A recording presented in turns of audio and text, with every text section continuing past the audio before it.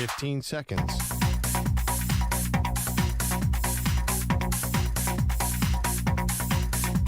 Break ends in 5 seconds.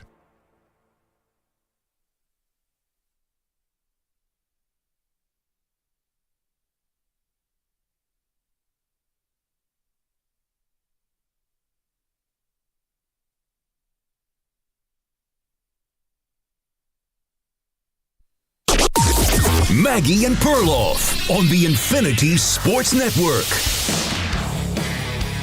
Congratulations, our friends in Boise have to be very happy this morning. The college football playoff rankings came out.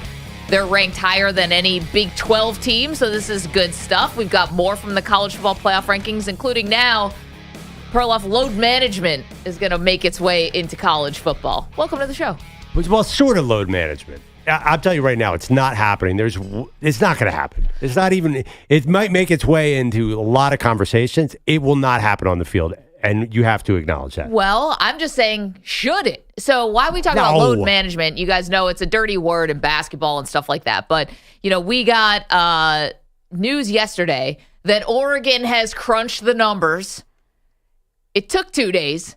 But they crunched every possible number, Perloff, and Oregon is definitely getting into the Big Ten title game. I mean, we all could have told you that, but they are getting into the Big Ten title game. So they have a bye week this week, then they play Washington, then the Big Ten title game, then obviously the college football playoff. Is there any reason for Oregon to play any of their players against Washington? Yes. Why? Because you lose all your momentum if you don't play them. Oh, momentum. That's not even a thing. Dylan Gabriel just got there. You think you can afford to sit that guy already? What if he gets hurt? You can't afford to get him hurt. And this is where the debate is going to go. And we can talk about this now with a lot of teams who are going to be clinching spots into the conference championship game, because I don't know about the guy who's the chair of the committee is named Ward Manuel. We know him. He's the athletic director for Michigan.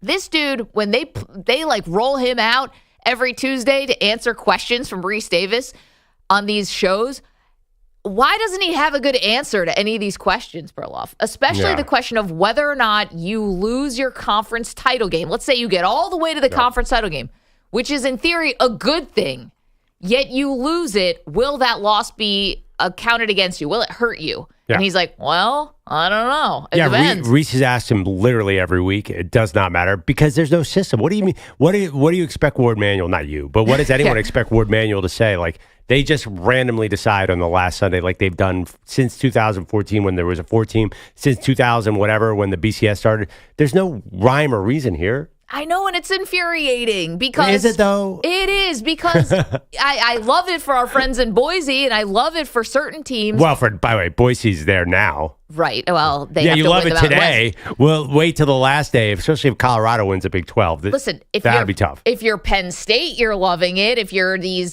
teams, eye test teams, you're probably loving it. But the thing about it is it's really, really frustrating because let's just address the elephant in the room. Indiana, major game this weekend against Ohio State at the Horseshoe. The idea that Indiana could lose this game by 2 touchdowns and still get into the 12-team college football playoff, knocking a team like Tennessee or something like that out of the 12-team is ludicrous. Their strength of schedule is weak. And this whole style points of how you lose is the most subjective thing that we have in sports. And so, to me, Perloff, Indiana was a nice story. And listen, if they beat Ohio State, then shut people like me up. It's a nice story, but it reminds me of the NCAA tournament. You love seeing Cinderellas in the first rounds, but when it comes to the end, you want to see Duke, North Carolina, and you want to see Kansas, and you want to see Kentucky. This is what it's reminding me of. It's getting a little too late for Indiana, because it's not their fault. They just did not have the schedule this year that would warrant them being one of the top 12 teams. Totally agree with you, except I do wonder, who are they knocking out? They're not knocking out Kansas, or they're possibly knocking out Tennessee. Yeah. Who is so boring this year. You're talking about blue blood? Yeah. That Tennessee isn't that? Well, Tennessee beat Alabama, so. Yeah, Tennessee beat Alabama. Tennessee is not Josh Heupel's Tennessee. This team is is boring as all get Well, out. they're a defensive team. They When play is it- defense. They It's used not to be a crime. 3 years ago. They were the number one offense in the country, and now they just grind games to a halt. So I don't need to see Tennessee. I think. By the way, that being said, like there's a lot of time left here, and to think that just because this ranking has things a certain way, we know based on the history of these committees that they can flip flop at will. Well, yeah, I mean, look at every Florida State last fan. year. I get that, but here's the thing about them, and yeah, there's like a lot of time left for things to change around. Is it because Indiana is ranked 5? So how far are you really going to tumble when you are ranked 5 and we're 3 into this thing? How far did Miami tumble when they lost? They went, 7 spots? EJ, you Yeah, should it fell at 9, I think. So 3 to 9. And by the way, you can fall 6 spots in a heartbeat. Miami, did you fall a spot? You were idle this week and still fell a spot because Alabama beat Mercer 1,000,000 to nothing. It's like it does not make any sense. It really doesn't. Well, of course not. But there's a lot of time left too. I think that some of this always sorts itself out. Okay, but here's the thing about that. I get that you're saying it, and I may even tend to agree with you, I guess, but Indiana is not a group of 5 team. We're not talking about Central Florida here or something like that from years ago when they were, remember, claiming to also be like a national champion because they went undefeated. Indiana actually is a member of the Big Ten. That's the Power 2.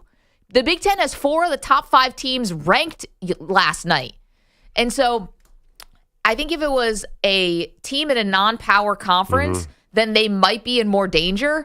Indiana isn't a Power 2 conference, but the schedule broke so well for them this year that they didn't have to play any of the top teams in the conference until this weekend when they're playing Ohio State. And they even got lucky there because they're coming off a bye week. Like, things are setting up very well here for Indiana. And to be fair to them, they're taking advantage of their opportunity. But you're asking me if they're a top 12 team in college football? Come on, guys. Depending on how they lose, that's what we're talking about.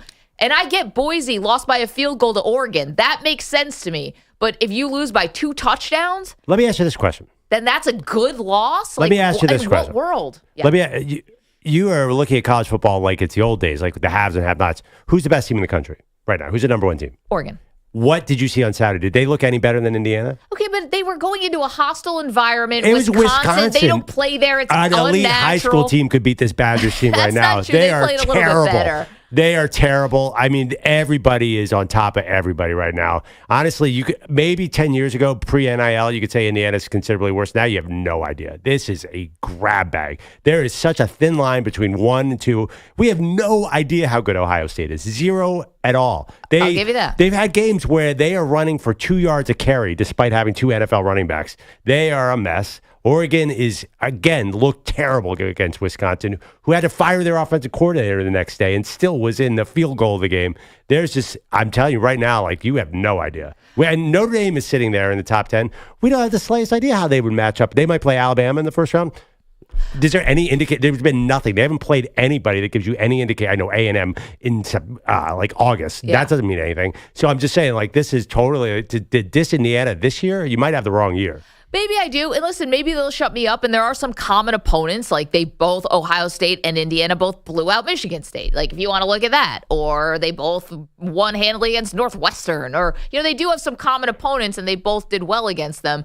So, yeah, maybe it's me. Maybe I'm the wrong one. But I just find that you're going to keep, like, whoever thought this was going to be the SEC Invitational was totally wrong, number one. But number two, I think just to keep out a team that has such a significantly higher strength of schedule because you're still just looking at the loss column, to me, doesn't make sense. That's not, you can't claim that and also claim the eye test. Yeah, my opinion. Okay.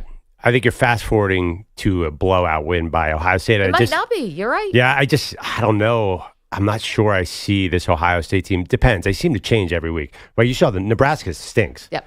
And Ohio State. Oh, and by the way, Indiana destroyed Nebraska. Yeah. So for that, and Nebraska destroyed Colorado. Opponent. Yeah. I mean, this is a chaotic football year. Thank God there are 12 teams. Can you imagine trying to do this for 4? Our heads would explode. Well, they did for many, many years. We haven't even talked about BYU. Major drop for BYU yesterday. They dropped 8 spots. Now they're below SMU, who they beat. So figure that out. But still, They are below because they lost to Kansas. I think also, too, teams like BYU and SMU probably going to have to win the conference. Probably. That was revealed on the show last night. I don't know what all those numbers, percentages, if they're exact science, but BYU and SMU have to win. And but here's the thing. SMU is at the top of the ACC, and if they win that, does EJ's Miami Hurricanes still get in? I think it's very hard. You think one team from the ACC is getting in, so no Clemson, no Miami. I think it's going to be hard for Miami. Isn't that what they said on the show last night? That was a big point of debate. Maybe. Depends. Also, too, we have 2 weeks of games, so there's a lot that can happen. That's true. EJ, how are you feeling about your Miami Hurricanes? Better or worse today? Same. I don't think there's really much of a difference, right? I mean, Miami knows what they got to do. You got to win the last 2 games and then win the ACC championship, and then you don't have to worry about anything. If you lose one of these games, then panic time comes, of course, unless you win the ACC championship. So I'm not too worried about the Canes. The schedule's very easy to end the season. Syracuse at the end is a little weird. But Maggie, the anti-fun coming from you when it comes to Indiana is honestly, I was feeling sick this morning, is why I came in a little late. Now I feel more sick. I feel sick again. Wait, you're sick? I feel fine now. Okay. No, it was more of a temporary thing. But like Indiana's 10-0, Maggie. Manny's moving. No, Indiana's 10-0. We're I talking about you're talking about getting them out of the 12-team playoff. What are we talking about? Okay, here's the thing. I'm on Indiana. Everyone loves Indiana. They're not just a basketball school anymore. It's not that I don't love fun. It's just resume time. When we're talking about whether it's going to be a difference if they lose by 2 touchdowns or 3, and Perloff might be right. Maybe they win this game. Maybe they cover. Maybe they look awesome. Maybe it's a last-second heartbreaker. Okay, then I'll revisit. But let's just say they do lose. The spread's, 14.5 or 13.5? Let's say they play to that. I just don't see how that, along with their resume, says slam dunk, automatic, you're in. But I think my frustration, though, is why is it always the little guy, so to speak, where their losses are weighted so more than the heavy hitters? Like Tennessee lost to Arkansas. Yeah. Arkansas is awful. Yeah, they're not good. They basically have 2 head coaches. Both of them don't work. They've had a bad season. They've had a disappointing season. Everybody's gonna be fired at the end of the year. But we're giving Tennessee the edge because they're Tennessee. We think they're good. Like they Georgia, beat Alabama. Georgia has 2 losses. I know they're talented. Okay. I know they have a great win. But like at the end of the day, isn't the goal to win games on your schedule? Here's the thing, and it's a good point you're bringing up. But all those other teams outside Indiana, you want to talk about Tennessee, you want to talk about Ole Miss, you want to even talk about Penn State, whatever. They have something else that they did that was impressive. What does Penn State have? Well, I guess their schedule. Take Penn State out. Penn State bothers me more than Indiana. Yeah, I know. Penn State's a lightning rod on the show. Put them to the side for a second. Yeah. Let's talk about Tennessee or any of the other teams that you want to bring up. They have another thing that they did. Another thing. Like you might say Tennessee, they lost to Arkansas. Well, they beat Alabama. So they have another thing. What does Indiana have? If they lose to Ohio State, what's the other thing? They beat up on teams that everyone else also beat up on? They have the 0. They have the 0 column and the L column. That's their other thing. But if they lose to Ohio State, then they're not going to have that thing. Well, yeah, but then will they have a 1 and the other teams will have 2 losses, some of these teams we're talking about. Like, it's, again, I just feel like we're giving these teams a break where you can play bad 2 or 3 weeks in the season. And because Indiana, we think their schedule is bad, we say, well, therefore, you have 1 bad game against a team that was ranked number 2, then you're out. Like, I don't understand. Like, Georgia, they have tough losses against Alabama, and we're like, well, Alabama's really good, so we'll give them a break. Alabama loses to Tennessee. Well, Tennessee's really good, so we'll give them a break. If Indiana loses to Ohio State, that's like, sorry, you're done. Doesn't matter. You beat everyone else on your schedule. Like, I don't get that. I just don't think you have another signature moment because it's not beating Michigan by 1 score. I'm sorry. Michigan no longer matters. They didn't hold up their end of the bargain this year. But I just feel like I guess my question with Indiana, though, is like, what else would you have wanted them to do given this schedule? Like, they have blown out everybody except for Michigan. And Michigan, this is the biggest game of the year. And you're not going to play great every single week. Like, to me, if Maggie, that's the case, then they had no chance to make the college football play from the beginning. They should have just not played college football this year. Listen, you want to make the same case for Texas, that things just broke right for them in terms of the schedule. Yeah, and that's the problem, because these conferences now, and I'm not dodging your question, I'm just giving up a reason why.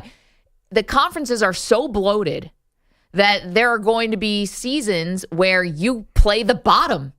And Texas has that this year, where they dodged all of the heavy hitters in the SEC.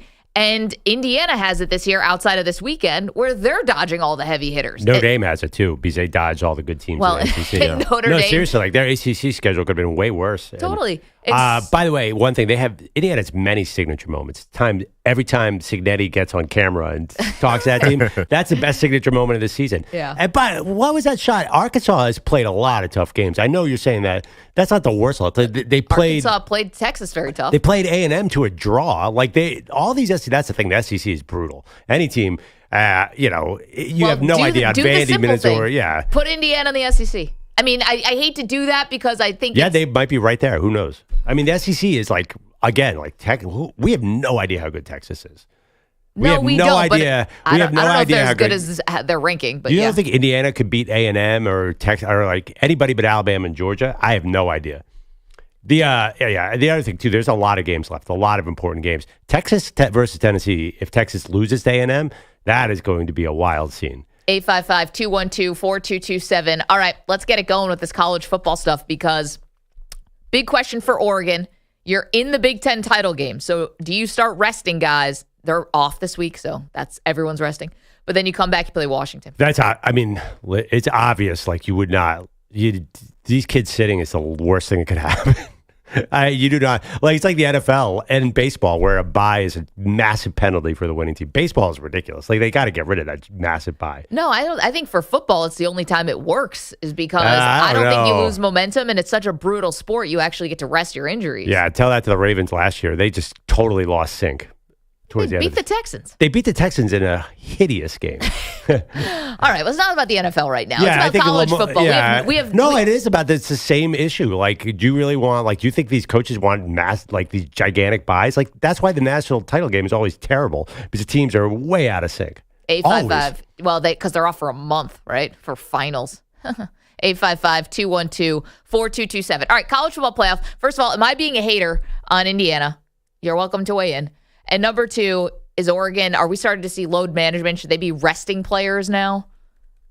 And any other gripes you have? Yeah, number three, will Boise State stay in the bye spot? Or especially if Deion wins, will they jump Deion over him?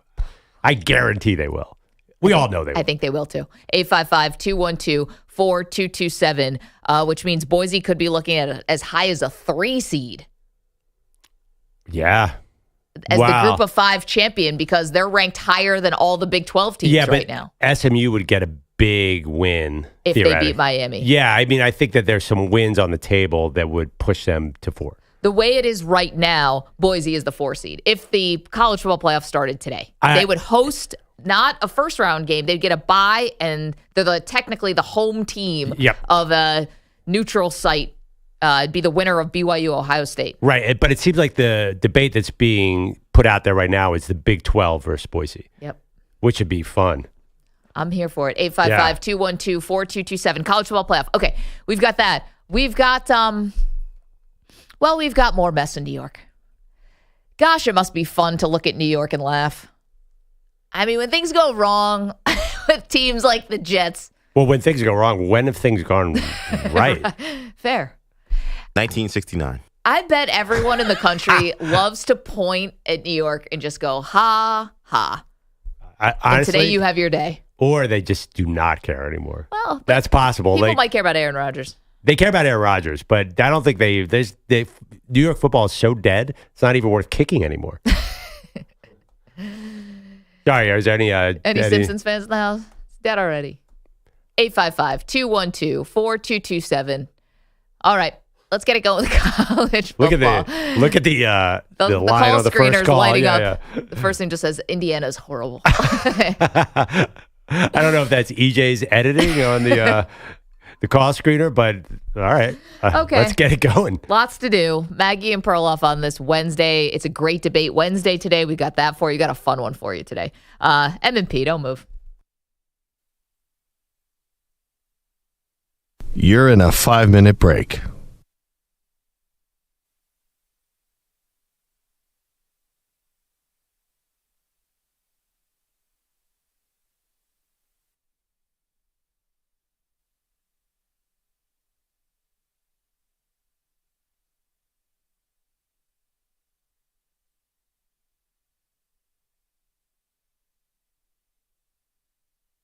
4 minutes, 30 seconds remaining.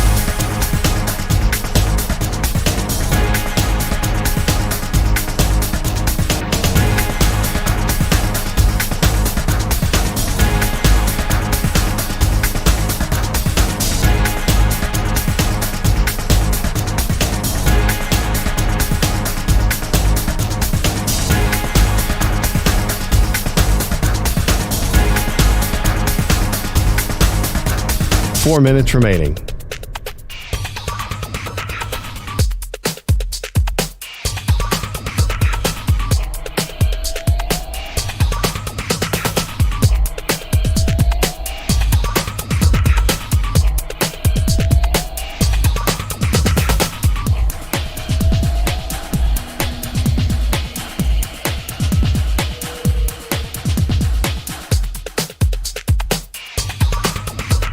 Three minutes, 30 seconds remaining.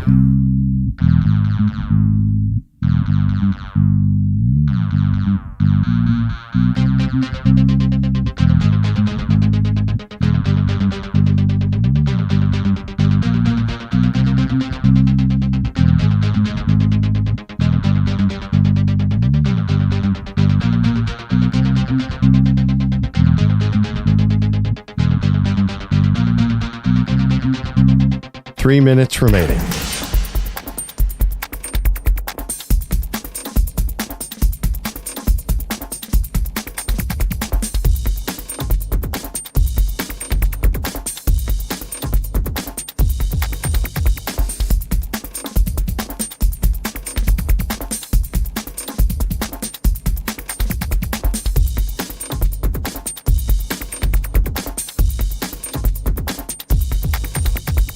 Two minutes, 30 seconds remaining.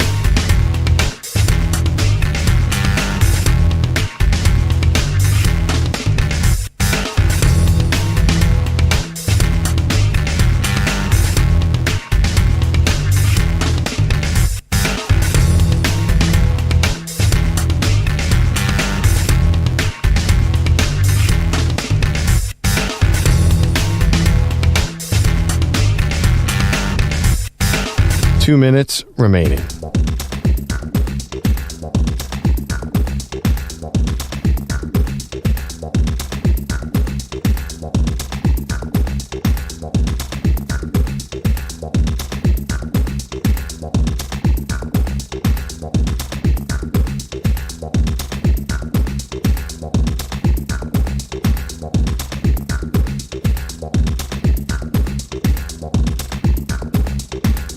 1 minute, 30 seconds remaining.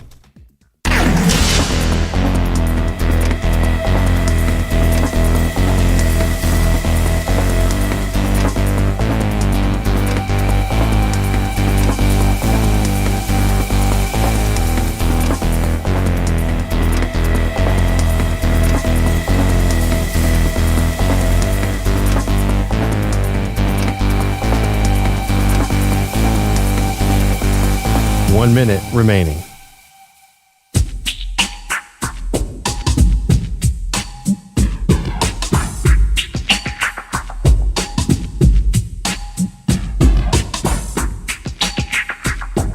.45 seconds remaining.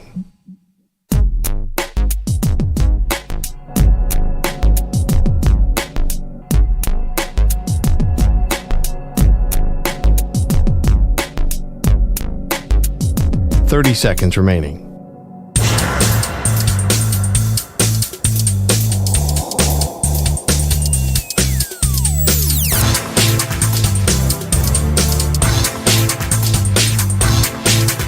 .15 seconds.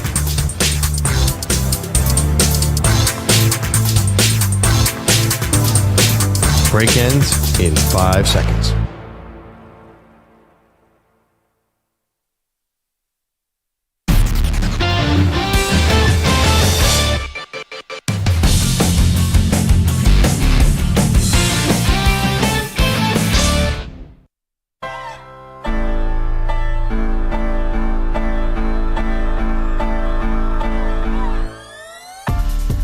Welcome back, Maggie and Perloff. You probably hear a little, I don't know, pep in our step, a little energy. That's because there was not much sports on last night, so Maggie and I went to bed early. Yeah, it's amazing. Yeah, we're ready to go. If you want to call in about the college football rankings, the chaos at the front offices of the NFL, we got answers for you. Like, we are shot out of a can today. We're not on drugs. This is just well-rested Maggie and Perloff. Now, this launched a whole debate about sleep patterns in the break. Now, the thing is, when you do a morning show, 6 to 10 Eastern, I think sleep is an important issue. And all the health experts and all the J.J. Watts, they all say, like, the key to being in good shape is to get a lot of sleep. Basically, if you're a vain person, you want to sleep a lot because it helps you keep weight off. So sleep's a big deal. Yeah, that we wouldn't know about that. I mean, we're doing whatever the health experts are telling you to do. We're generally doing the opposite because we usually get no sleep. Last night happened to get some sleep. Yeah. So it feels amazing. But I think what's cut down the exact middle of the show is, does the TV keep you awake or does the TV help you fall asleep? Because we're telling here that we're even split through couples. Like, it makes me fall asleep, makes my husband stay awake. You, what, Perloff? There's no TV on in our bedroom. My wife goes to bed before me. But also, too, I've read 100 articles on sleep, and the first thing they all say is turn the TV off before you go to bed. Every single article. So I like that you're smarter than all the sleep experts. I am. I did my own research. The TV is on. I wake up every night to like turn it off at like 1:15 and go right back to sleep. Aren't you almost awake at 1:15 for this? Part of the day. I got another hour left. Yes, like split down the middle. And so put the poll question up. Does the TV keep you awake or does it put you to sleep? We already know about EJ's because we knew about the hotel room that Andrea stayed in where EJ insisted on keeping the TV on to watch Miami at like midnight. I was called a jerk because 1 out of 365 days in the year, I kept the TV on at night. One game. Called a jerk. And the fact that you could have watched that game on your iPad in the corner and you had to keep the TV room, that was not cool, dude. It was the biggest comeback of the year. Like Andrea the best cares game of the year. about Miami versus Cal. You could have watched on your phone or your iPad. Then What's I watched the difference? it on a beautiful 65-inch screen. Shout out to that hotel. Do you know how much a 65-inch screen? You know how much light that emits in a hotel room? It's basically like the summer equinox. The bat signal. Darius is in Dallas. Wants to talk about the college football playoff rankings. You think a team's getting disrespected, Darius? Oh, it's most definitely. I will start off by saying I'm biased. I'm an SMU alum. I've called in a few times. Good to talk to you guys again. And I played football at SMU, but I just think not only SMU, I just feel like in general, how could you have what they call a Power Four when two of the conferences are getting disrespected like they're a group of five? There's no way that the Big 12 and the ACC can only get one bid and these other leagues are getting that many. I feel like they should have a automatic champ and second place team from all four of the major leagues interesting. Be automatically in, all right? And they get you to 8. And then you'll have 4 at-larges left, 3 from the Power 4 conferences, and then you give 1 to the group of 5. Because at this point, it's like, if Miami or SMU continues to win out and they play each other in the championship game and one of those guys not make it, it's crazy. SMU at that point will only have 2 losses, and Miami, if they were to lose in the championship game, I think they would have 2. Maybe 2. So, 2 as well. So it's like that just doesn't make any quality sense. I haven't really looked at the Big 12 in the same type of fashion, but the fact that BYU has 1 loss and they already been dropped as far as they have, it's just not. It's not a Power 4 conference. You might as well say it's really only 2 power conferences. You're absolutely right. Everybody else is just. There's a haves and the have-nots, Darius, within the Power 4, and they've made that abundantly clear with these rankings, where you have the Big 10 with 4 out of the 5 top teams. And Darius is absolutely right. The fact that the ACC might be a 1-bid conference when it's technically a Power 4 conference does not square. No, Thank you, Darius. Can I make one quick point? Sure. Because I really feel like if Clemson was in the same position as SMU, it would be more of a 2-bid lead, because SMU is, we're trying to get our legs underneath us, and everybody don't really know or kind of know what we're going to do with this.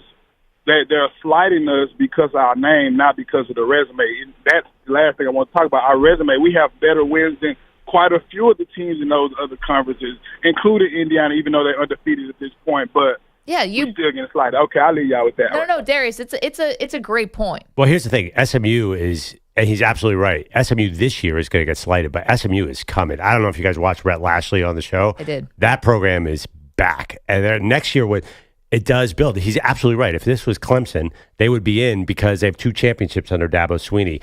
Rhett Lashley and SMU next year is going to get more respect. Unfortunately, it builds. Same with Indiana. You're dissing Indiana left and right. Indiana next year will get the benefit of the doubt. Unfortunately, that's how college football works. And he has a really good case. I mean, the brand is a thing. Yeah, I mean, SMU's brand used to be elite. I'm sure he was well paid back in his days in Dallas. He's third part of the Pony Express. I could hear he's like, hold on a second, let me look at my all diamond watch here that I got from back in the day. But no, there's a lot of money at SMU. It's such a good point, the way that the reputations wax and wane. And he's 100%. If Clemson brand was there, that's why I think I can't wait to see what happens with the Big 12 versus Boise, because that's an interesting battle of brands too.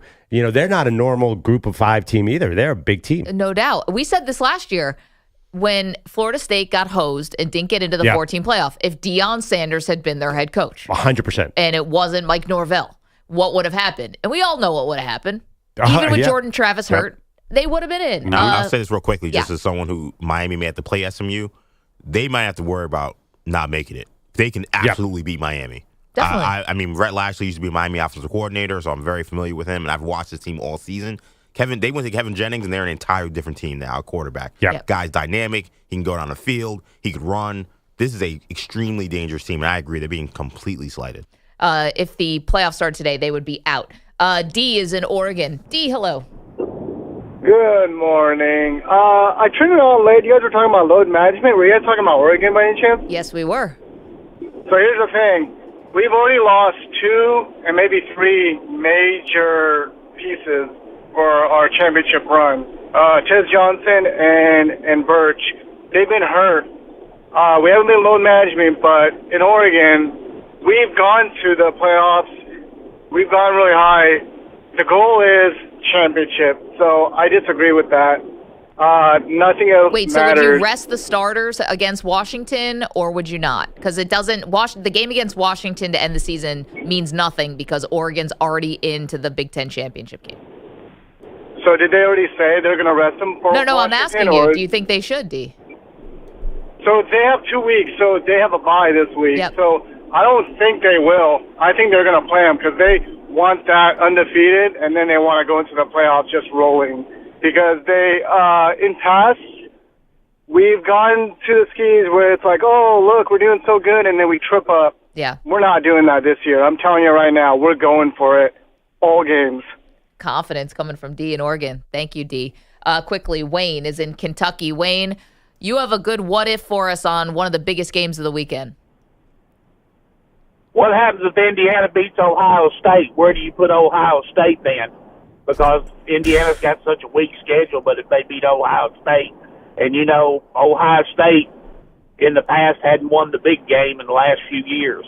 You know Ohio State's in, Wayne. We all know Ohio State. I mean, remember the whole 14 playoff started by Ohio State jump frogging everybody. It's a gigantic brand. They've about 16 NFL players. They are getting in.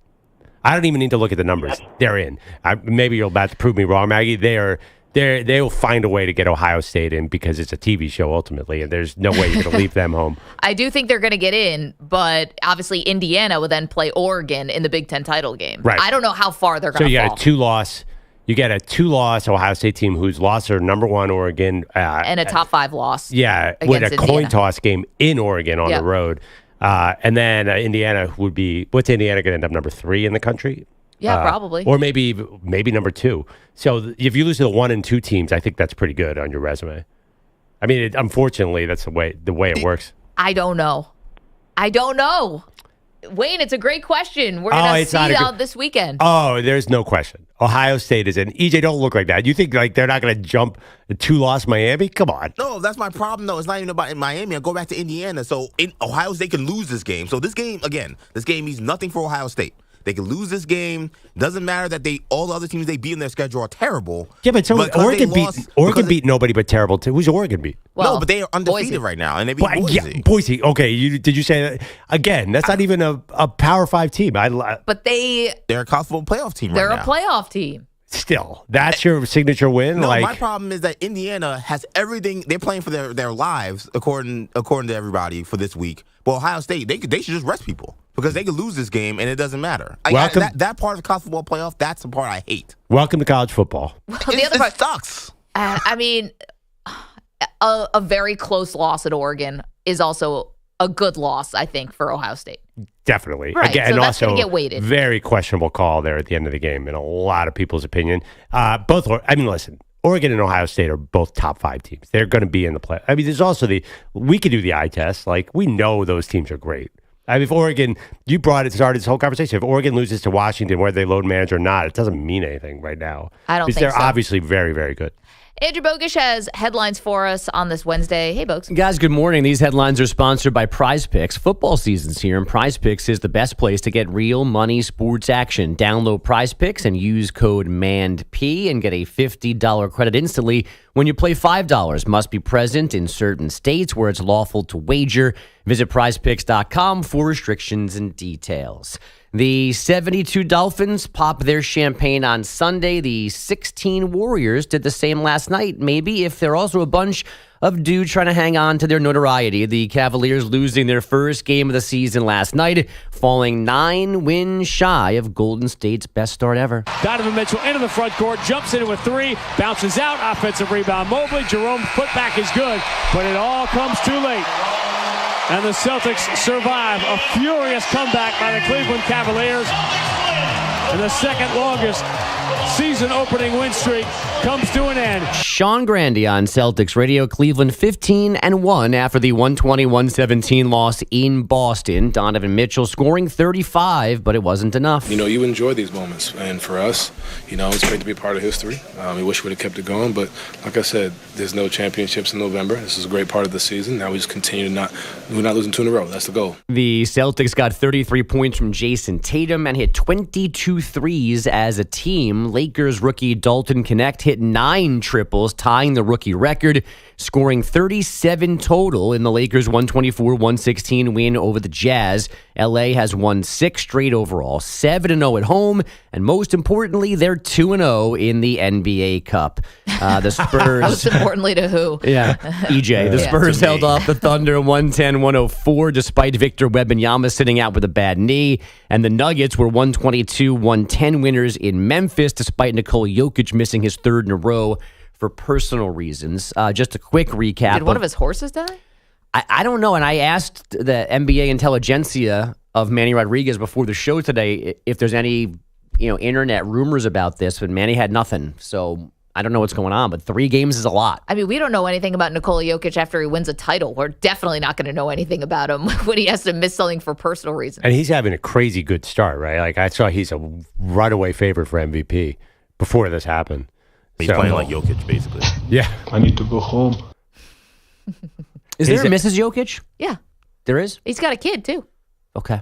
He's at a career high in points, rebounds, and assists by a mile on everything this year. I think he's doing everything. Maybe I assume this was load management, but 3 games in a row is a lot to load manage. And to say personal reasons. Has anyone seen the brothers? Yeah, good question. Oh, those my God. Those 2 dudes. Yeah, I would mess with those guys. By the way, and Wemby's knee, that's not real, right? That's load management. I don't know. You're the Wemby whisperer. I don't know. I just, yeah. No one has the pulse less I think he didn't finish a game, so no, I think he got hurt. Oh, boy. This is 2 in a row that he sat out? In the middle of the in-season tournament, this is going to hurt. It's okay. They got my guy Charles Bassey, so we're good. You can't go to Perloff for Wemby news. He thought Wembanyama was going to be a bust. He might be one of the greatest players of all time when this whole thing is done. Do you realize how much weight those knees have to support? I mean, how much height? 14 pounds.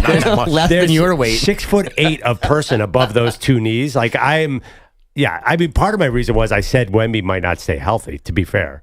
Yep. Because I watched, a lot of big men have issues, and he's the biggest of all. You'll say he couldn't shoot. What is his shooting percentage? I know he has some games. Like, what is his 3-point shooting percentage? We're not doing that again. Seriously. The guy that chops up more 3-pointers, of course he's going to hit some. Do you want to drive twice to San Antonio and apologize to him? I love all you guys who worship Wembanyama. Have you watched a lot of Spurs games? Have you? Last night. They won by 20. Got him. Yeah, No, they didn't end up winning by 20. They were leading by 20. I think they won by 6. He didn't play, did he? No. So, like... Wait, he just had 50, and he said it didn't count because Corey Kispert was on the court. Wait, EJ, he just said he didn't play, right? This whole rant began with him not playing. Yes. So, He's like, just double checking.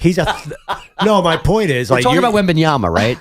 You're saying I don't know anything about Wembanyama. You're like, well, the Spurs killed somebody last night. I'm like, yeah, but Wemby wasn't even on the court. That's true. By the way, he's 33% from 3, 32% last year. The guy's a Improvement. chucker. He's a chucker. Men's number 1 Kansas down to UNC Wilmington last night, 84-66, giving Bill Self his 800th career win. The Boston Bruins firing head coach Jim Montgomery amid an 8-9-3 start. The Bees don't currently have a playoff spot. As for the actual games last night, the Flames down the Islanders 2-1 in a shootout, and we had overtime in Pittsburgh. Braden point back for Geeky. Geeky across the blue line right circle. Iceland Moser open. Left corner point. Steps in front. Score! Braden Point! Braden Point wins it for the Lightning! Good morning, Dave Mishkin. Braden Point scoring to give the Lightning a 3-2 win in OT in Pittsburgh. Guys, back to you. Bogish, thanks so much. Coming up, Micah Parsons said something that sounds kind of ridiculous. We'll play it for you next. M&P. You're in a 5-minute break.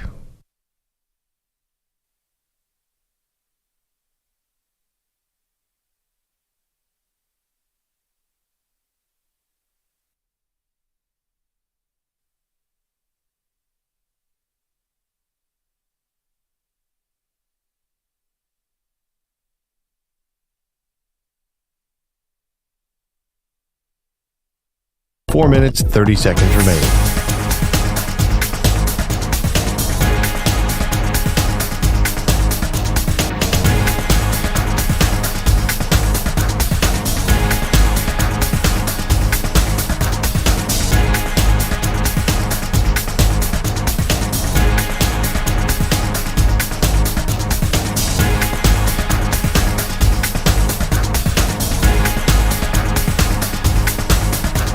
Four minutes remaining.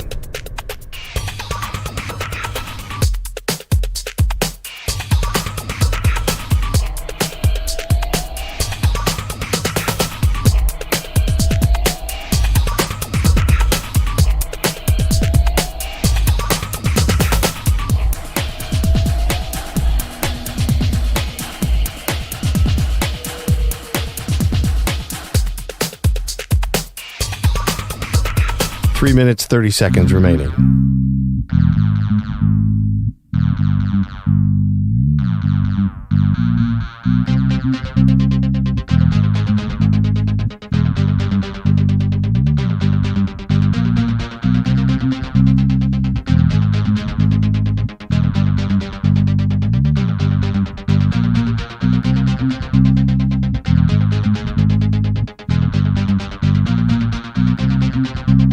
Three minutes remaining.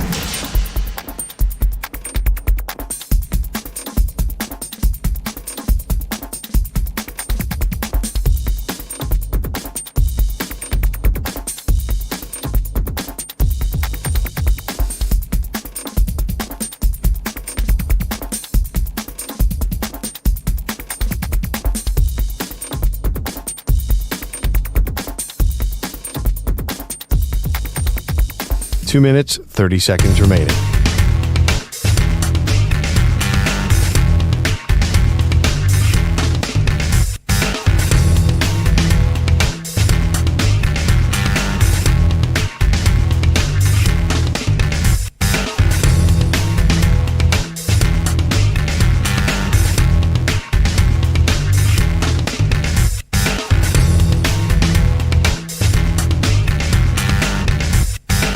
Two minutes remaining.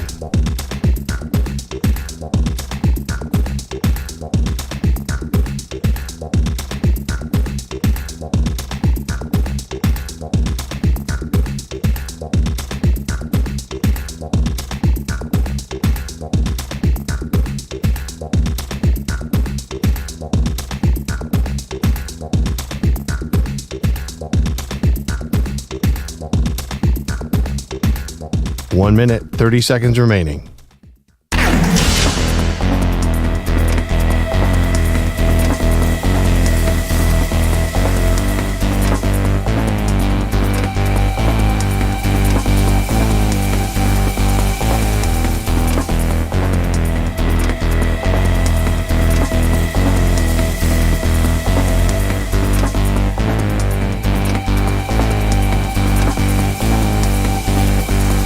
One minute remaining.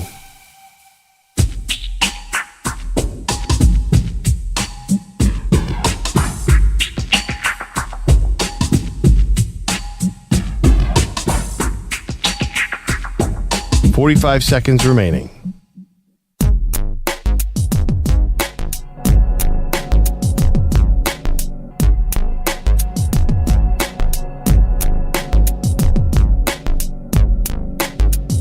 $30 seconds remaining.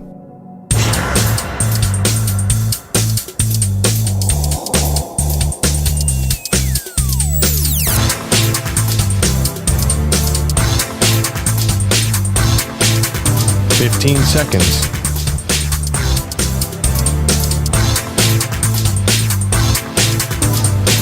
Break ends in 5 seconds.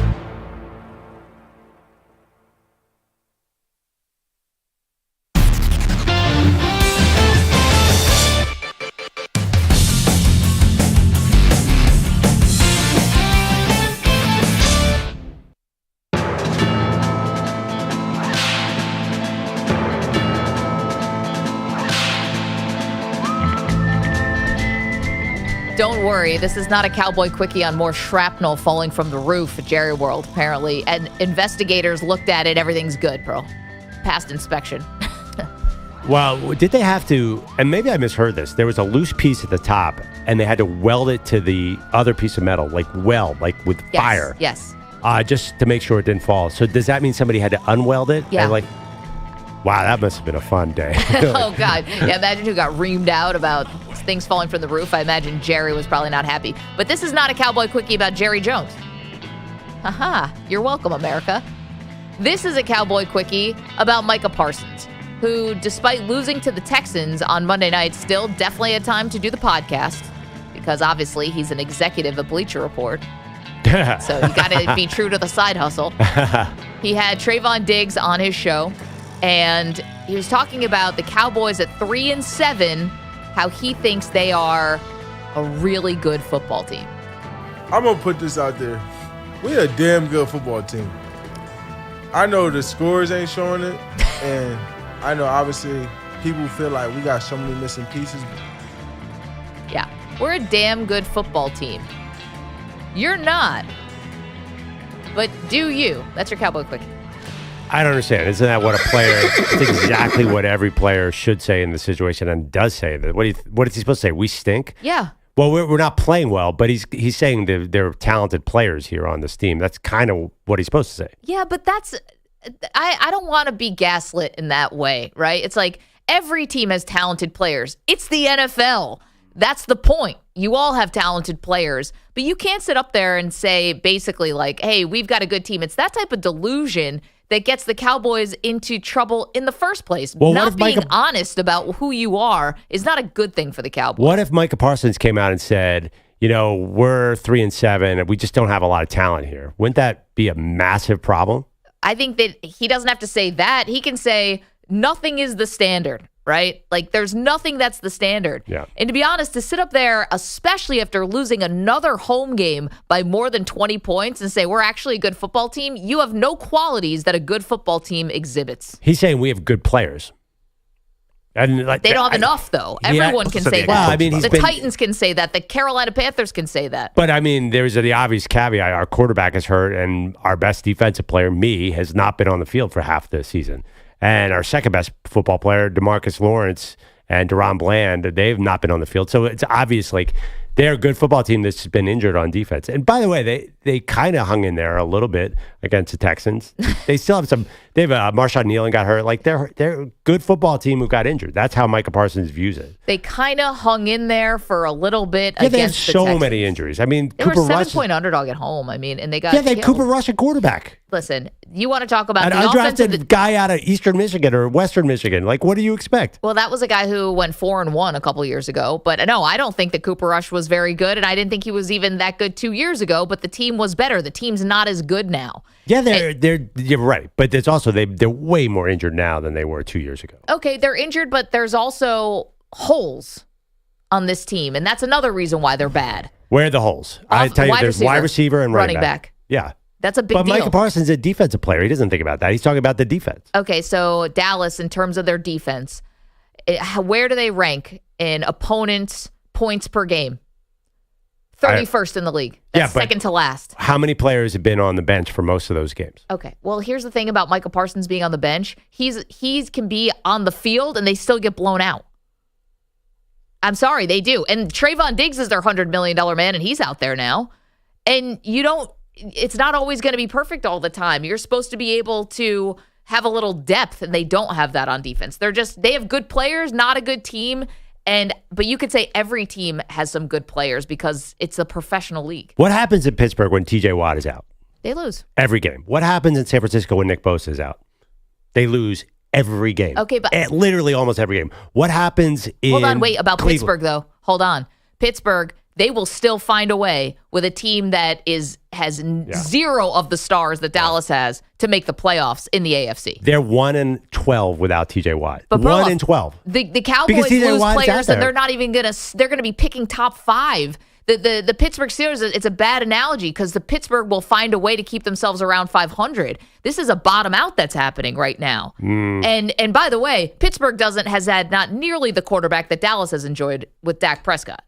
Well, Pittsburgh's been cobbling it together since Big Ben left. Pittsburgh's had better health. I mean, this has been a devastating series of injuries on Dallas' side. And I'm sorry, that's the bottom line. They were losing when Dak Prescott was healthy. Yeah, but look at from day one, Deron Bland never showed up. Lawrence went out almost immediately. Parsons has not been healthy all year long. I don't know exactly what's going on there. You could go, they lost Marshawn Nealon, then Sam Williams got hurt, who was going to be a monster this year.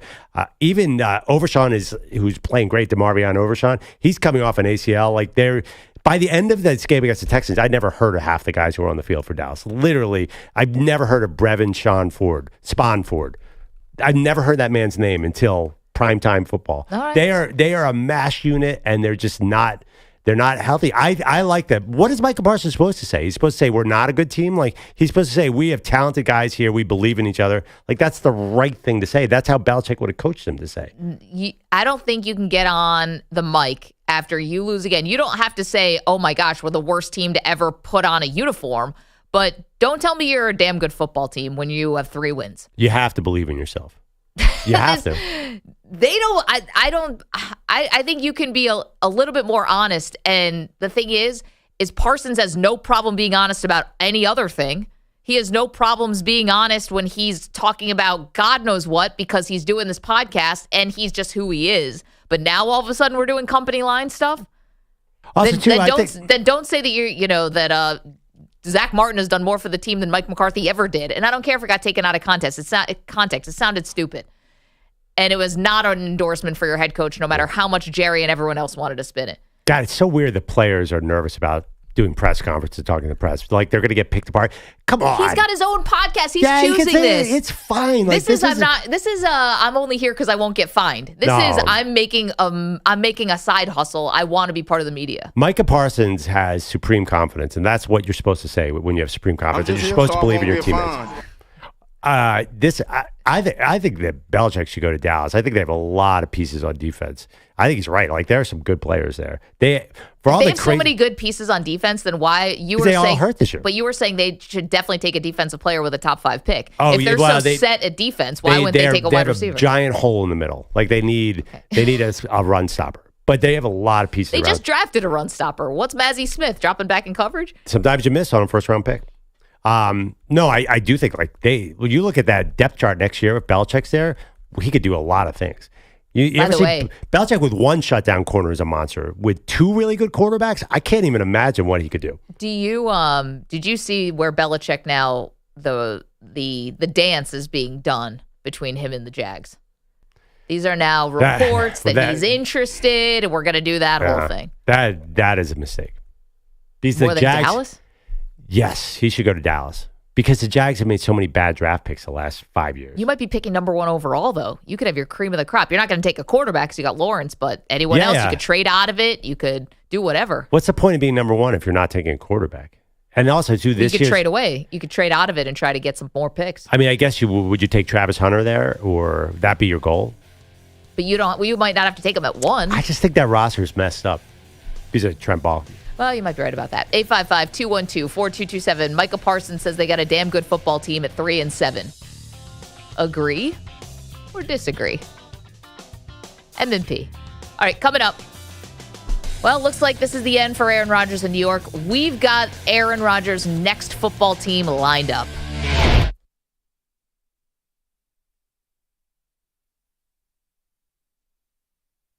You're in a 5-minute break.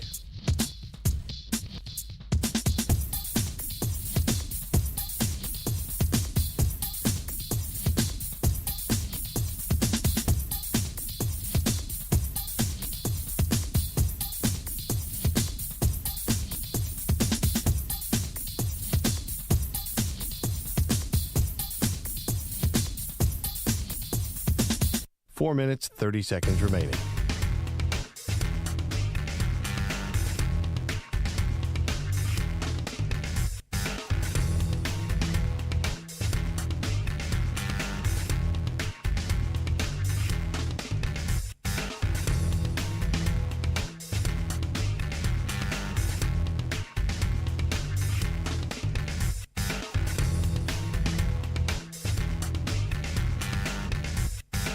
Four minutes remaining.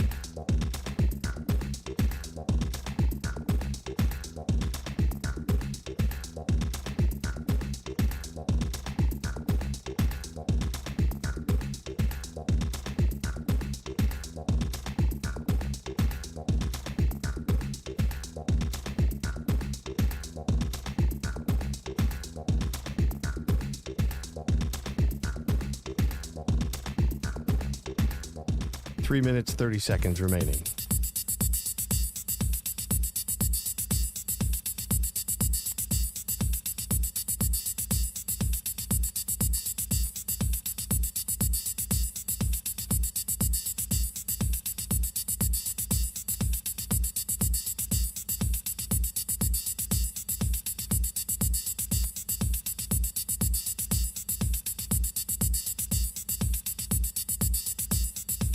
Three minutes remaining.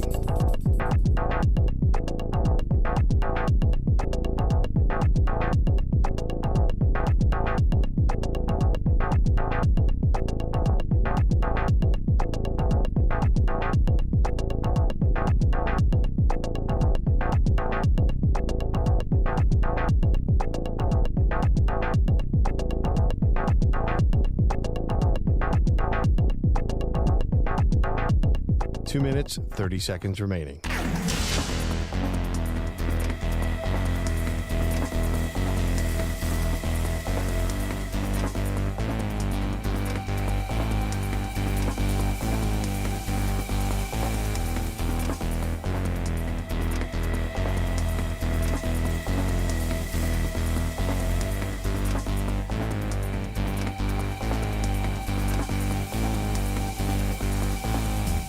Two minutes remaining.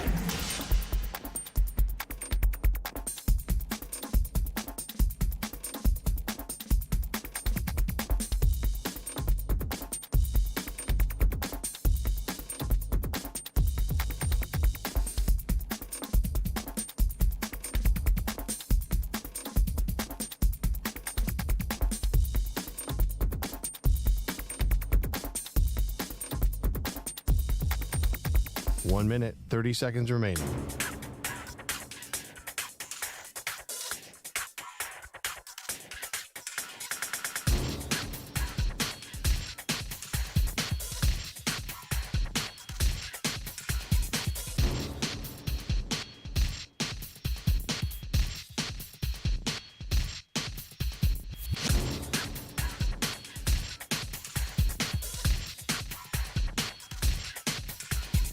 1 minute remaining.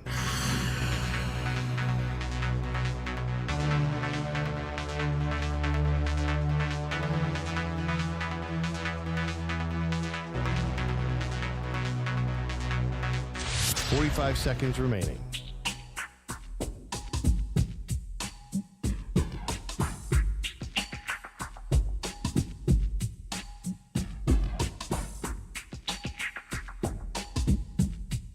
$30 seconds remaining.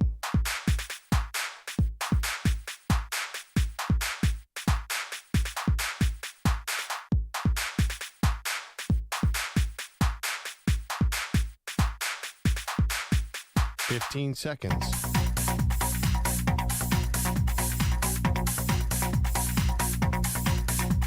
Break ends in 5 seconds.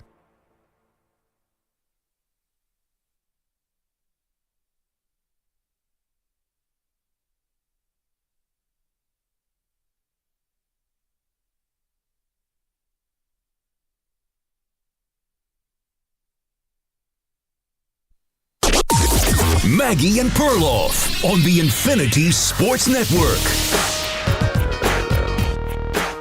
Boy, it never gets old to point and laugh at the Jets, does it? Welcome to the show. Maggie Gray, Andrew Perloff. We're not pointing at EJ necessarily. It's not your fault you're a Jets fan. I'm pointing right at EJ. EJ didn't do He's anything. right in front of me. We're not pointing at EJ. We're pointing at the Jets, and we're laughing at them because 6 weeks after they fired their head coach, which was kind of a head-scratcher move, they decided to fire their general manager yesterday. So you move heaven and earth. You bring in Aaron Rodgers. You bring in all of Aaron Rodgers' buddies. His offensive coordinator, he's had to be demoted. Devontae Adams, they both look lost. The season is totally off the rails at 3-8. It's not good. The owner said this was the best team that had ever been assembled of the last 25 years. What did he say? Ever? Maybe since the 60s, since Joe Namath? Yeah, he said ever. Ever. Then the architect of this roster that you love so much, that had Super Bowl aspirations, that general manager is out the door. By the way, firing a general manager at week 11, like, what is a general manager? It's after the trade deadline. There's no draft prep. Like, but send that dude home. I'm happy for Joe Douglas. He doesn't have to be in that building because there's really not that much to do. You're 3-8. Yeah, I mean, listen, in some ways, you kind of want to get a jump start on your next general manager because you want to be evaluating the roster as much as you can in the rest of this lost season. And then, obviously, you want to have plenty of time to get your staff in place before the draft and be comfortable and all of that stuff. The timing of Joe Douglas being hired, if people remember that, if anyone cares, was actually way more curious because they kept the last GM until after the draft and then fired him 2 months into the season. Made no sense. Didn't make sense. Firing Salah was the dumbest thing of the year because he would have won at least 3 of these games. The defense has fallen apart. Especially they fired him right before. Who was the team? Is it Buffalo that Salah owns? Or like there's some teams that Salah just has figured out, and they're like, nah, we don't need you. We're good. And now Jeff Ulbrich has to be the defense coordinator, and the head coach clearly can't handle that. It's not going to be talked about because Rodgers takes so much oxygen, but firing Salah when they did was maybe the dumbest move of the year. Yeah, and I think that Rodgers can say, I had nothing to do with it, and maybe he didn't because it looks like Woody Johnson, the owner of the Jets, is just on one right now. He's going rogue. He really is, but to be fair, could Rodgers could have saved Robert Saleh? I don't know anymore. I don't know anymore either. I mean, I'm actually going to call you out. You thought that Woody and Aaron were teammates on this whole project. Now it doesn't seem that way at all. Well, the only reason I thought that is because Woody Johnson said he called Aaron Rodgers the night before he fired Robert Saleh. So I was putting some dots together. Maybe Aaron Rodgers wasn't lying when he came on McAfee the next day and said, I didn't know. He didn't tell me. I still don't believe that. But it turns out that the general manager apparently did not know that the owner was going to fire the coach. Right.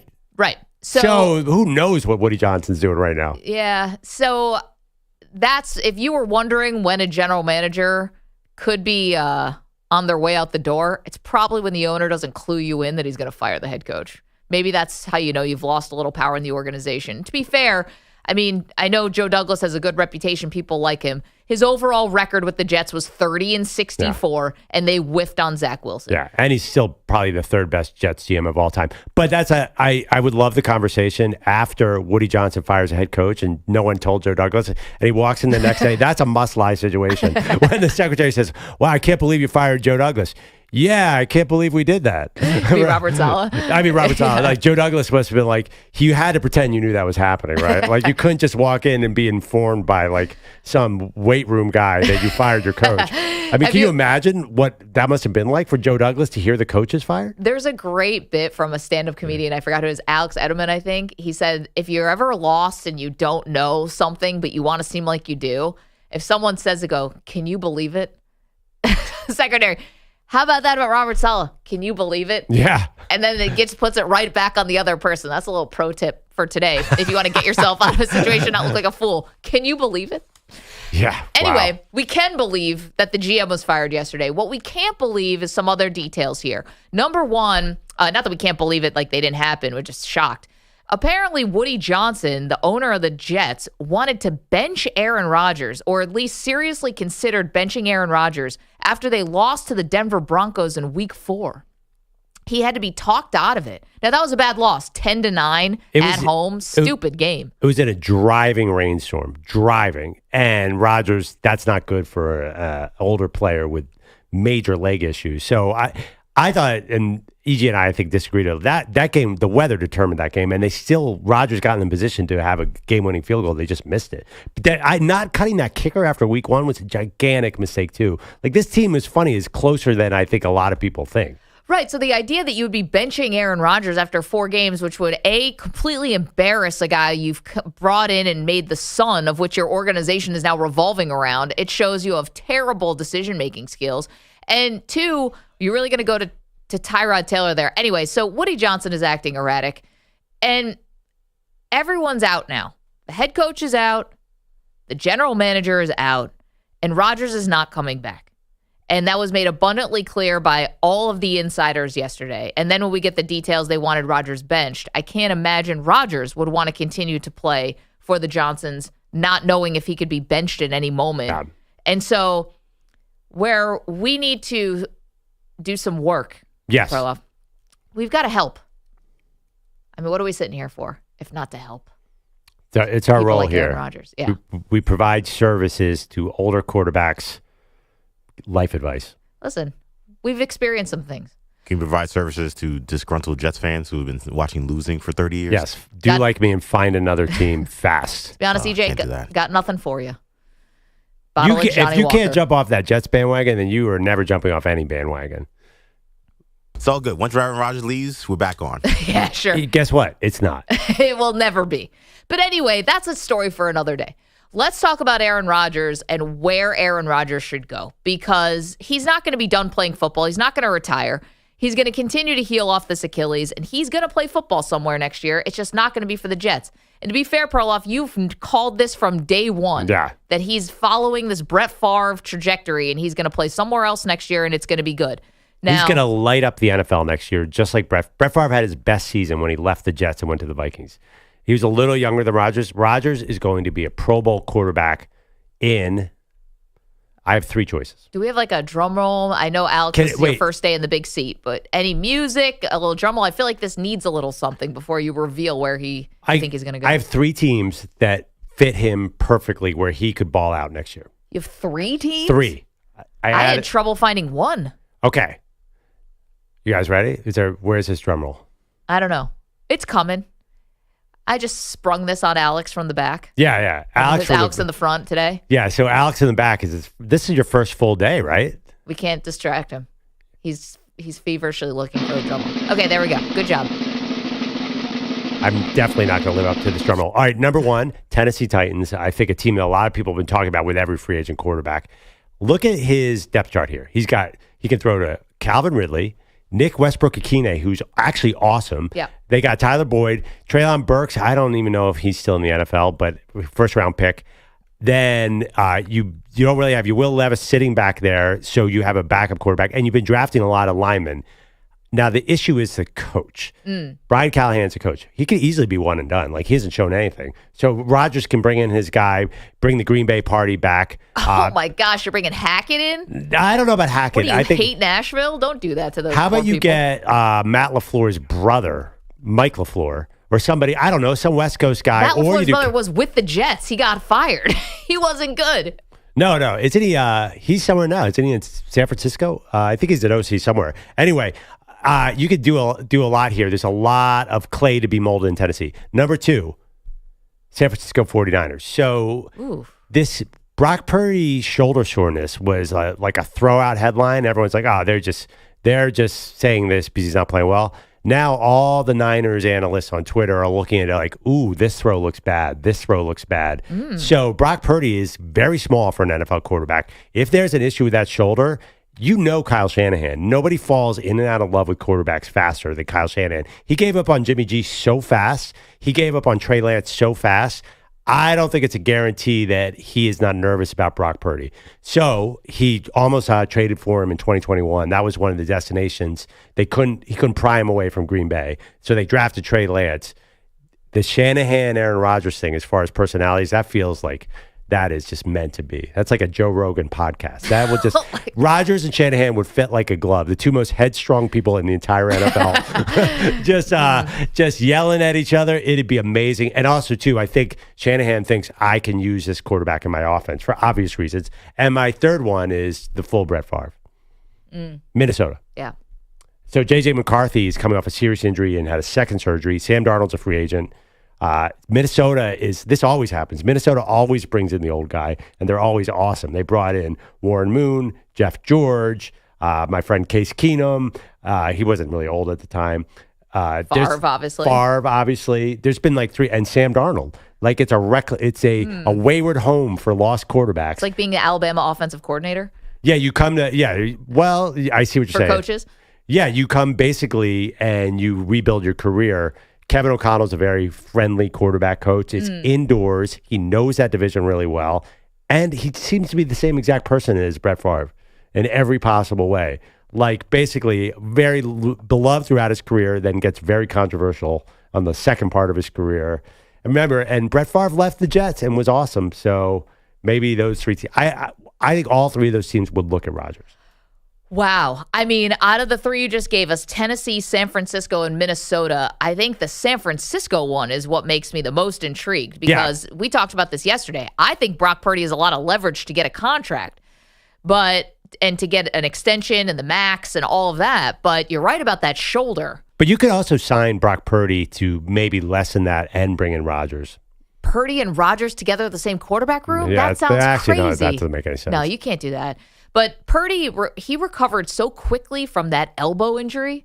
Remember you and I interviewed him at the Super Bowl? And couldn't he's like, even pick up the mic. Yeah, he's like, I'm going to have surgery soon. And then all of a sudden he was just awesome and didn't miss any time. And this guy might just be a quick healer. San Francisco is certainly intriguing. Oh, I know. Would that be amazing? I mean, that would be even more content than when Aaron Rodgers went to the Jets. All right, Alex from the back. I'll take the drum roll as well. I've got one name for you. We're deciding and helping Aaron Rodgers pick a new football team for next year. Miami Dolphins, y'all. Ooh. There's the first most delusional team in the entire NFL, probably the Cowboys. Second most delusional team in the NFL, it's a tie between the Jets and the Miami Dolphins. Both of these teams think that they are way closer than they are. And they both think that they're quarterback away, wide receiver away, away. Like they're not, but they will think that they are. And I think that Woody Johnson and Stephen Ross, the owner of the Dolphins, similar degree of meddling here. Like if Aaron Rodgers is going to get a job, he needs to go somewhere he can directly appeal to the owner, and the owner is going to say, "Okay, let's bring him in. You know, we haven't had a quarterback with this much pedigree since Dan Marino, and you can sell him on all this stuff." And to be fair, I know they just gave Tua a big contract, but Tua's healthy for now. Yeah, what about that contract? Well, Rodgers, I don't think, is playing for a lot. He has no more guaranteed money left on the Jets deal, from what I read, and I think he might be willing to play ball a little. And I think if Tua gets hurt again, a lot of that stuff gets taken care of in terms of like insurance money and stuff like that. So I'm not ruling out Miami. Who starts in that situation? Aaron Rodgers does. Ooh. Like in my scenario here, I'm not trying to wish ill will on Tua. I'm just thinking if Tua gets hurt again, if he gets another concussion this season, which is not out of the realm of possibilities here, in fact, probably pretty likely, then maybe you got to bring in Rodgers and Tua sits out for a season and totally lets his brain heal. Right. And where do old people go? To retire? South Florida, baby. Florida, Arizona. And I think the Cardinals are probably pretty okay right now. So I like Aaron Rodgers to Miami. EJ, can we put a poll up with Perloff's 3 suggestions and my 1 suggestion on where Aaron Rodgers does play? Again, Perloff said Tennessee, San Francisco, Minnesota. I put Miami.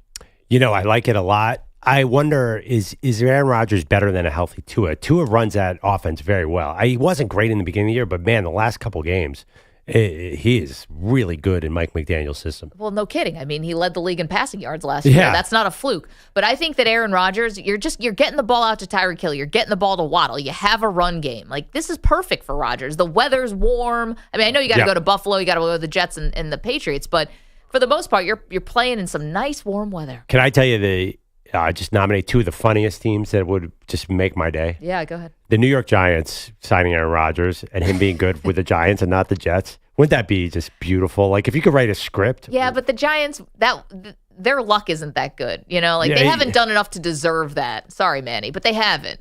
They're their own train wreck. Like, for the Giants to be pointing at the Jets fans and laughing, that's the Spider-Man meme right now. I'm just saying, because the Giants definitely have a gigantic void at quarterback. I assume they go draft, but Aaron Rodgers is obviously familiar with New Jersey. I mean, he can figure this out. And the other one, does live close to the facility. I guess you don't have to move. We could just sort of consolidate all the media attention in one place if Dak is not healthy and he went to Dallas. That would be just gorgeous. Wouldn't that be amazing? Do you keep McCarthy then? Because that's Rodgers' former coach? I keep hearing about McCarthy and Rodgers being reunited. I thought they didn't like each other at the end. I didn't think they did either. But then they kind of kumbaya'd a little bit when the Cowboys played the Packers. Also, too, are we not taking retirement seriously enough? Maybe Schefter kind of hinted that maybe Aaron Rodgers is thinking about the end because he's talked about retirement before. Yeah, and he'll go into the darkness and he'll come out and he'll decide he wants to play. I don't think he's going out like this. The guys who talk about retirement often don't retire. So I agree with you. I just think that maybe if we were doing an overall poll, that should be an option. It's possible. I mean, he's really beat up. And by the way, I don't think it's possible. Can I defend Aaron Rodgers for 1 second? You read all the bad stats. The guy on no legs is still not having the worst season I've ever seen. The worst season of his career. Yeah, but he's got, what is his TD interception ratio? 17-7? That's pretty amazing for a guy who really cannot do 4 steps without limping. That's a little defense of Aaron Rodgers. Honestly, 17 touchdowns, 7 picks, 63% completion percentage. Perloff, he got Garrett Wilson. He got to bring in Devontae Adams. He's got Alan Lazard. He's got all the people. Now he's got Alan Lazard. You were killing him for having Alan Lazard. No, but Lazard in the beginning of the season was actually a pretty good weapon for him. They have chemistry. He got to handpick basically the entire offense. I'm not giving him a pass now. Now it's like 17-7. It should be way better. He should not be out on the field. The man is injured. Well, that's not our problem. 855-212-4227, because he is on the field. And if you're on the field, you're going to get judged. And I don't think retirement is anywhere close to being on the table. He'll probably flirt with it and mention it to McAfee or something, but I don't think that's real. Too much pride. Also, too, and nowadays, quarterbacks do play till they're a lot older. And here, I honestly think he's going to feel much better next year. It's going to be he's coming off a major, major Achilles tear, and we've underestimated that from day one. You can watch the show if you'd like, youtube.com/Infinity Sportsnet, twitch.tv/Infinity Sports Network, and at Maggie Gray on X. And I'm not going to curse here, even though Abe Drinkin in our chat did curse. Don't worry, I'm not going to. But he said a retired Aaron Rodgers is going to get involved with some pretty weird bleep. Amen to that. Who knows what this dude has up his sleeve when football's not a distraction? Maybe a presidential ticket again. I wonder, just a piece in the administration. Is he with Woody as an ambassador to something else? No, Woody wanted to bench him. I think that is not going to go. Does that go underneath RFK? Do you think Aaron Rodgers gets a job in the Health and Human Services Department? Very possible. He's going to decide the future of Fruit Loops. He is Fruit Loops. He's going to legalize low levels of acid, right, or something like that. Yeah, no, you're right. That's where he's going. But honestly, he should be That being said, all this Aaron Rodgers talk, I know it's all negative. He'd be a great broadcaster. He was so much better than Tom Brady. I mean, it's night and day how good he is on talking football. Yeah, no, he'd be a great broadcaster. I don't think that's where he's going, though. I think it's possible. You think he wants to be a cabinet member so he can, legalize low levels of ayahuasca? Yeah, probably. But I think you don't think he's going to be a broadcaster, right? I just think that money to Brady is definitely like, at the end of the day, every human being is motivated by money. If somebody offers him $45 million, I would put it on the table. Especially with all these streamers coming up, it's like throwing money away like it's nothing. Maybe you don't think Netflix or next. Amazon or somebody would offer Aaron Rodgers $50 million a year? Maybe. 855-212-4227. All right. Those are the 4 guesses where we think Aaron Rodgers will be playing next year. Perloff gave 3, Tennessee, San Francisco, Minnesota. I gave 1, the Miami Dolphins. What say you? Again, 855-212-4227. All right, what we love about this time of year, football's in full swing, both the NFL and college, but also the NBA. And guys, gals, you got to get on Prize Picks when it comes to the NBA. All you do is pick somebody and go more or less on the projection. It's literally a thumbs up or a thumbs down. Add that with a little NFL thumbs up, thumbs down, more or less. College football, more or less. Soccer, if that's your thing. Prize Picks is where you can get access to all of this fun stuff. It's basically daily fantasy sports, and Perloff's obsessed with it. I mean, not everybody is into the in-season tournament as EJ, so sometimes you need a little extra reason to watch. Will Clint Capella go over 9.5 points tonight? I am saying no, so I'm tuned in. It's a really fun way to add to your sports night. They have flex pay, so if you lose, if one of your picks doesn't hit, you could still cash out. All you have to do is download the Prize Picks app today and use the code M&P, and you get a $50 credit. And you get a $50 credit instantly when you play just $5. That's code M&P on Prize Picks to get a $50 credit instantly when you play $5. You don't even need to win to receive the $50 bonus. It's guaranteed. Prize Picks, run your game. Must be present in certain states where it's lawful to wager. Visit prizepicks.com for restrictions and details.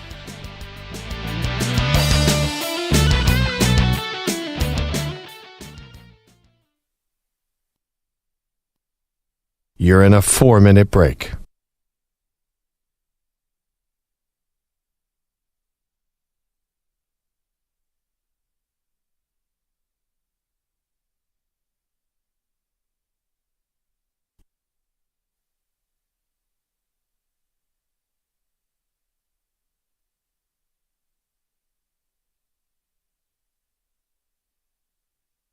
Three minutes, 30 seconds remaining.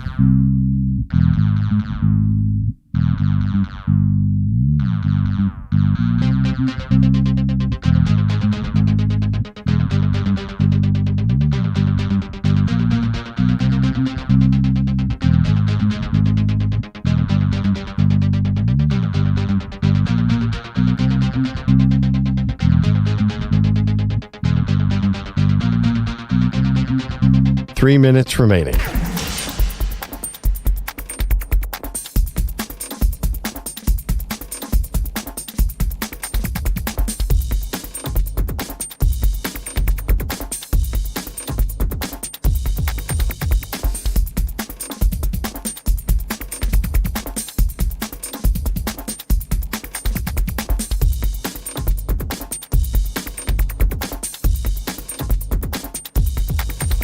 Two minutes, 30 seconds remaining.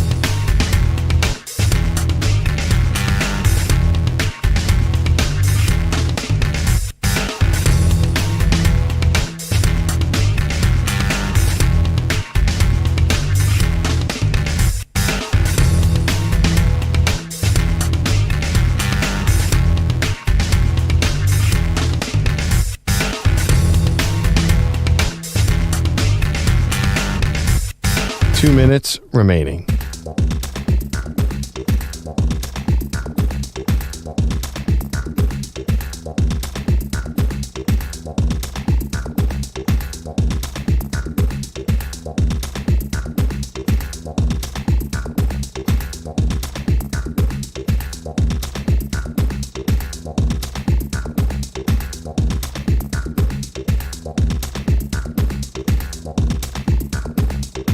One minute, 30 seconds remaining.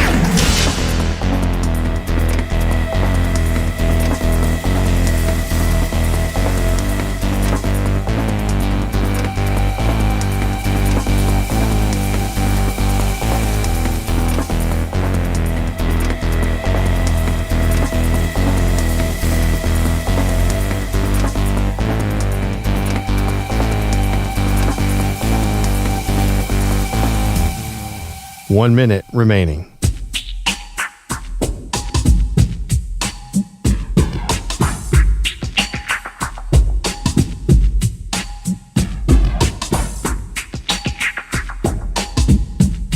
$45 seconds remaining.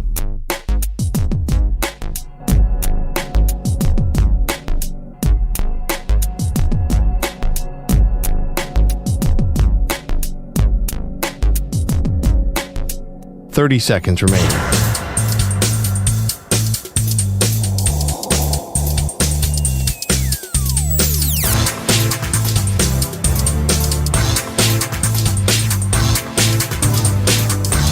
$15 seconds.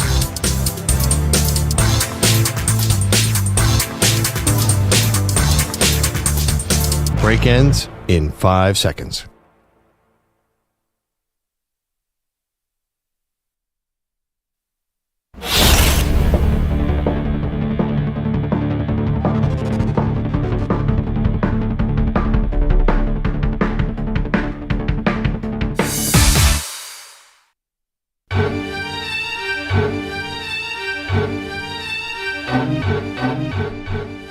Welcome back, Maggie and Perloff.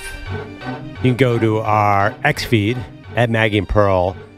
Whose destination for Aaron Rodgers do you like more? Mine, I got 3 choices. I don't know how. I just took them. Minnesota, Tennessee, or San Francisco. Maggie is trying to push the Miami Dolphins semi-retirement home for Aaron Rodgers' next team. I do think there's a couple other options. You never know. They're going to bring a new GM. Maybe the money is just so ridiculous that they just want to keep Aaron Rodgers. The owner seems to be out on him, or maybe he retires. Maggie, you are not buying either option. Is even a 1% possibility? I mean, 1% sure, but no. Which of those two options seems crazier to you? That he would ever come back as a Jet, or that he would just retire? That he would come back as a Jet. That thing is so over. It's over. And the more details that come out of just how dysfunctional it was with the Jets, the fact that the owner wanted him benched after week 4, which would have totally embarrassed Rodgers and been terrible for the locker room, I imagine. I mean, after 4 weeks. So if all that is being said, don't you have to bench him now for the season? Oh, that's a good question. So, yeah, he probably shouldn't play again. If you are really waving the white flag on the year, or the white flag's been waved on you, rather, 3-8, you're not bringing him back next year. You have to be going for the highest draft pick. To be fair, playing him is probably the way you lose. If he's really hurt, but he keeps going out there, then Tyrod Taylor, the backup, might mess around and win you a couple games. Yeah, also the injury issue. Like if he gets hurt badly again, and you have to pay him next year. But that's why I'm not totally ruling out, because I don't think they're benching him. I have not seen one inclination of that. Like they should though. If he's really out, kind of like Russell Wilson in Denver, then they should just do it right now. Well, how about this? I mean, if you think he's hurt, a lot of people think he's hurt beyond just like coming back from the Achilles. Just use it as an injury thing and put him on IR. Couldn't you see an IR thing coming for the Jets? I get what you're saying, but I have not heard that. There's been 600,000 reports on this situation. Has anyone said they're benching him? They've said everything, every other word that can be printed has been printed on Aaron Rodgers and the Jets. So if they play him, that means that it could be worse. Gonna be honest, kind of a leaky boat over there with the Jets, huh? You're right. No one can go to the bathroom without 4 reporters knowing what happened in the stall. I mean, it is not exactly a tight ship over there. So they have a bye, and then they have a home game against Seattle. So I think ownership's like, well, don't put in Tyrod Taylor for that. We need people to come out to this game. And then maybe they bench him. But I don't think so. I think there's a lot of season left. Can we do a mini show bet on this that I bet he goes on IR? Okay. I don't want to shave an eyebrow for this one. I just want like an orange juice bet or something. Maybe you have to wear a Rodgers jersey for a day. Ugh, where am I going to get that? There's got to be one laying around here. There's got to be one. Doesn't Boomer have one? I'll wear it, Aaron Rodgers. By the way, I'm an Aaron Rodgers fan. The guy's a sick quarterback. His legacy is going to be amazing. Nobody could throw the ball like Aaron Rodgers. Makes me sick how much you love him. I mean, I loved him as a player. You didn't love him in Green Bay? Oh, I mean, he was a great player. I'm saying how you still defend him makes me sick. Perloff actually came up with another team in the break that we had not thought of, which is Seattle. Yeah, I just worry about I have bad knees. When you go out in that moist weather, I think that'll be bad for Aaron Rodgers. That's why I like your Miami pick. Bones I like your Miami pick. But Seattle, I don't know. Just you're old. It's like you wake up, it's cloudy. Are you really going to want to go to PT in the offseason? I see that being too dark. And well, as rainy. someone, I grew up in a place that had the second most cloudy, rainy days, only second to Seattle. You get through it. Yeah, no, It's just seasonal depression, but you get through it. Oh, good. There's happy lights for those guys. You get through it by getting tricked into headshots at any mall you go to in a big city. Well, to be fair, I had already left Binghamton at that point. No, you basically drown your sorrows in buffalo wing sauce. And it's not a bad move. Try it. That actually doesn't sound that bad. Not bad. Bogus has headlines for it. I'm sorry, Perloff, did you want to say one more thing? Wait, but Maggie and I spent the whole morning connecting assistant coaches to Aaron Rodgers. Ryan Grubb has zero. He's been nothing but a Kalen DeBoer assistant his entire career. No, but the general manager of the Seahawks was a Green Bay executive. But you need Aaron Rodgers to know the offense. So why would Aaron Rodgers know the Washington Huskies offense? I'm a little... He does watch a lot of sports, that Rodgers. Yeah, actually. Wait, is that true? Yeah. Have you ever heard any of his interviews? He knows everything that's going on in sports. He must watch 12 hours of college football. Huge NBA head. Loves the NBA. He's a part owner of the Bucks. Yeah. Well, okay. There you go. Maybe it's like, that last year with Penix, I could work with that guy. But I don't understand any connection to Mike McDonald and the Seahawks staff. Probably not. Bogues, what's going on in the world? Your headlines are sponsored by Prize Picks. Football season's here, and Prize Picks is the best place to get real money sports action. Download Prize Picks and use code MANDP and get a $50 credit instantly when you play $5. Must be present in certain states where it's lawful to wager. Visit prizepicks.com for restrictions and details. MANDP. As expected, Georgia is back in the CFP top 12 after beating Tennessee last weekend. The Bulldogs are ranked 10th, seeded 11th, and would play at Penn State in round one. The Vols, meanwhile, dropped 4 spots to number 11 overall, but don't have a spot in the actual bracket, partly because number 14 BYU needs one as the Big 12 rep. Oregon, Texas, Miami, and Boise State would get first-round byes in this projected bracket. The other opening matches, or matchups, I should say, Ohio State, BYU, Notre Dame, Alabama, and Indiana, Ole Miss. Get ready for this one. The Lakers played Connect 9 last night against the Jazz. Connect dribbling. Gets it to LeBron. Back to Connect. Open for 3. Good again. That ties the NBA rookie record for threes in a game. 9 threes to be exact for Dalton Connect. The call from John Ireland on Lakers radio. The rookie scoring 37 in the 124-116 win over the Jazz. You'll be shocked to hear that LeBron wants credit for Connect. The internet call me a liar all the time. It's just that lie about it. So, what am I now? Bim said it. I watched him. I watched Tennessee a lot. I did not think he was going to fall to us. I thought it would be impossible. I have no idea how that happened, but very grateful and very happy that he's here. Yeah, LeBron also said, the front office didn't find Connect. The other 16 teams in front of us bleeped up. Can I ask you a question? I mean, I actually had the same thought. I'm like, how did Dalton Connect fall? He was so obviously the best player in college basketball last year. Because he wasn't 18 years old from Europe? The age bias, wasn't it? Yep. Also, can you just say you watched a lot of Tennessee if you watched them go to the Elite Eight?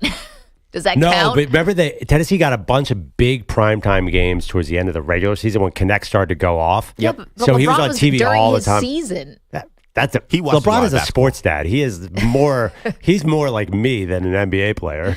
He sits on the couch every night, social media away. I'm not trying to poo-poo this from Dalton Connect. That's a really nice evening, and LeBron can take all the credit in the world for it, or what have you. The rookie record for threes, not going to have the staying power, I think, of some of these other great records in sports. Like we've been talking about Ovechkin passing Wayne Gretzky for goals scored. Do you know the other people? It's not a good list. I think Yogi Ferrell is on the list. Yogi Ferrell is on the list. Shout out to Indiana. Talking about Indiana a lot today. Keontae George is on the list. Who's this other guy? Rodrigue Beaubois? Roddy Buckets. Dallas. Rodrigue Beaubois. Buckets. That's what they called him March back in the day. 27th, 2010. He was nice, too. I don't know what happened. Maybe he wasn't nice. Where is he? Maybe there weren't enough buckets for Roddy. But anyway, I think this is, the more threes, the NBA's and basketball has become a 3-point game.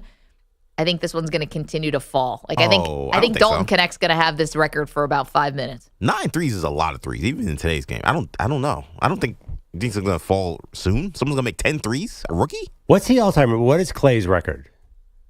In a game? 14, I think. Yeah. 14. 10 threes in a game is a lot. That's not like even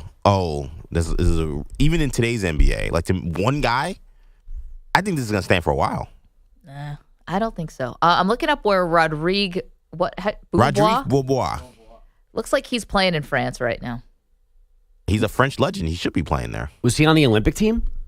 No, he's probably too old. I'm seeing a article called 11 NBA one-hit wonders that you completely forgot existed. That's unless you're EJ. He had a playoff game against the Spurs, an elimination game they lost in Dallas, and he was going off. He used to be really good. He's one of those players I legit do not know what happened. He's in Europe. Rodrigue Beaubois, Mike James is on this list. I can't believe you have Bismack multiple Biyombo. Rodrigue Beaubois memories. I used to Aaron love Brooks. those Dallas Maverick teams. Anyway. That Don Nelson era. Dan Dickau. I mean, he's more just a Gonzaga. college legend, though. We don't forget him from college. Just he didn't have a good NBA career. By the way, I'm looking at Dog Connect. The guy is a really good. She's shooting 52% from 3 this month. He is really good. Like, how he fell to the Lakers? Was it some sort of deal that the commissioner made with Bronny James? Like, you'll get Bronny, but you'll also get Connect. Anyway, I think also the defense too. There's concerns about that. Yeah. Somebody. I'm totally like, who cares about defense? It's the NBA. Yeah, they'll find a defensive guy. That's what D'Angelo Russell's there for, right? I'm just kidding. The Celtics gave the Cavaliers their first loss last night, 120-117 in Boston. The Mavs hammered the Pelicans 132-91 with Luka scoring 26. And the Nets rallied from 17 down to beat the Hornets 116-115. Men's college hoops at a top 25 showdown. Number 6 Purdue took a 76-58 loss at number 15 Marquette. That ends the Boilermakers' 39-game non-conference winning streak. Cleveland's Stephen Vogt and Milwaukee's Pat Murphy voted managers of the year yesterday. Tata Martino is done as Inter Miami's head coach, reportedly stepping down for personal reasons with 1 year left on his contract. And from the NHL, the Rangers, a 4-3 win in Vancouver, and the league-leading Jets took care of the Panthers 6-3. Mark Scheifele, a hat trick for Winnipeg. Guys, back to you. So does Messi get to pick the next coach, right? Apparently there's a press conference. He's not Aaron Rodgers. Right. But he's bigger than Aaron Rodgers. That's true. Yeah. I mean, he's got like a piece of Apple's deal with the league. I mean, yeah, you would think. Rodgers sitting in Montclair, New Jersey right now, twiddling his thumbs. Messi's got real power. No manager would make Messi better. He's already the GOAT. Fair. Right, but there's no way. He gets to choose like the personality, right? Like who he wants. His guy. Because there's definitely no way that this is not connected to Messi somehow. This guy stepping down. I always think stars and head coaches are connected when it comes to stuff. But if they're saying personal reasons, then that could be anything. Is this guy friends with Messi? Are they? He used to be his manager a long time ago. Where? At Barcelona. Yeah. And was he already there before Messi, or did that? No, he joined after Messi joined Inter Miami. Okay. So he was hired for Messi. Yes. Gotcha. He was the Mexico manager, and he was terrible. Yeah, sorry, Manny. So it seems like Alex from back knows his football. Alex's my sport. Sweet Got spot. it. Yeah. Okay, There you soccer. go. At 10:03 yesterday, Alex was cursing at a computer screen because of some match here. I'm Iranian, and there was the World Cup qualifying. We were playing Kyrgyzstan. And you lost? No, we won, barely. Yeah, thank Who's God. your Premier League team? Arsenal. Oh, okay. Alex had a mysterious hat that was delivered to him Yeah, yesterday. someone sent me an Arsenal cap from, I've never gotten a package here, and this is my first one. And it was an Arsenal cap. I'm like, who sent this to me? We met you 2 days ago. That's awesome. You're getting mail here? Yeah, I've never gotten anything in 12 years. He's getting a hat from a secret admirer within 7 days.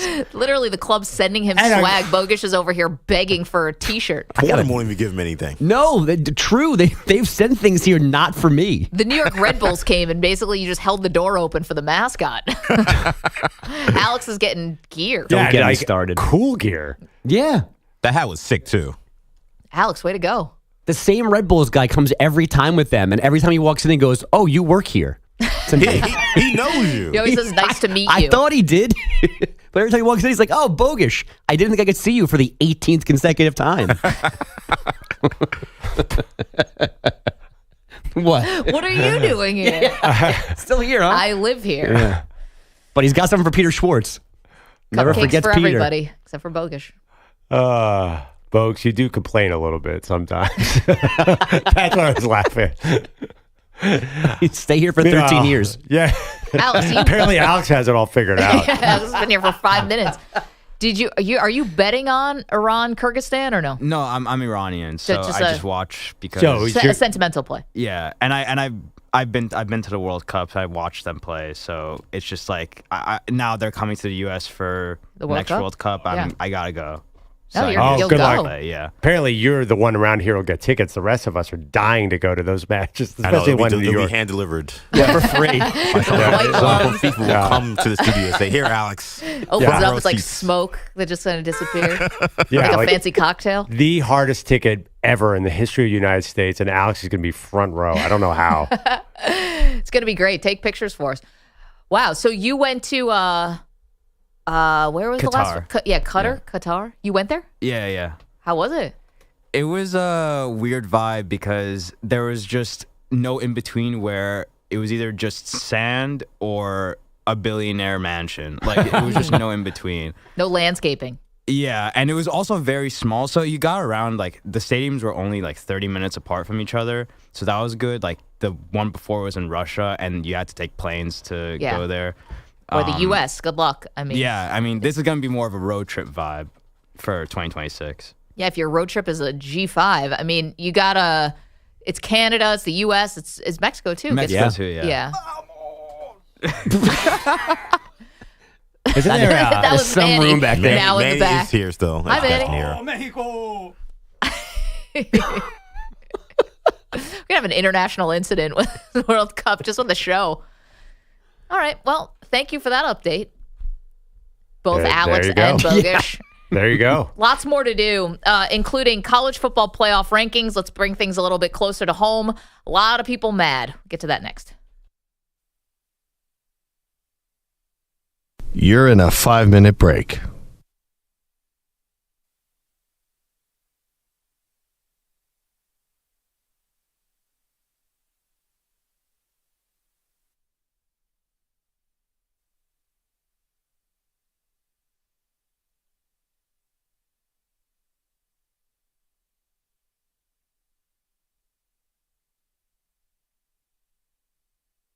Four minutes, 30 seconds remaining.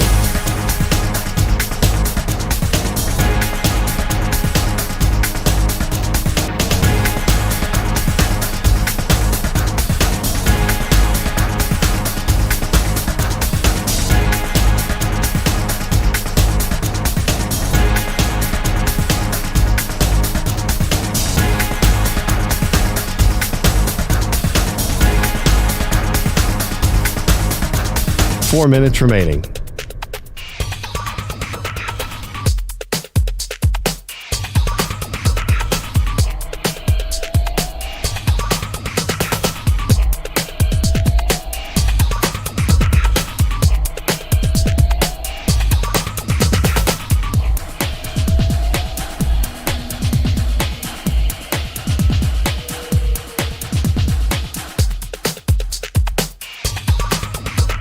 Three minutes, 30 seconds remaining.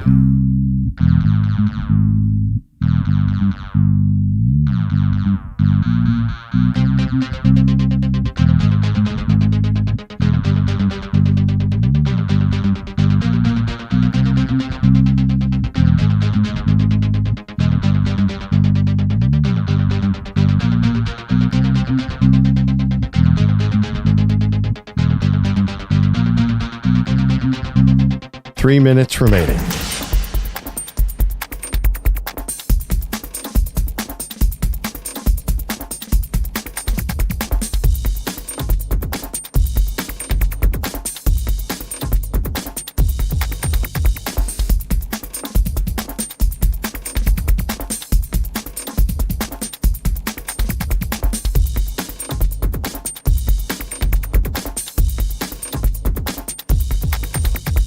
Two minutes, 30 seconds remaining.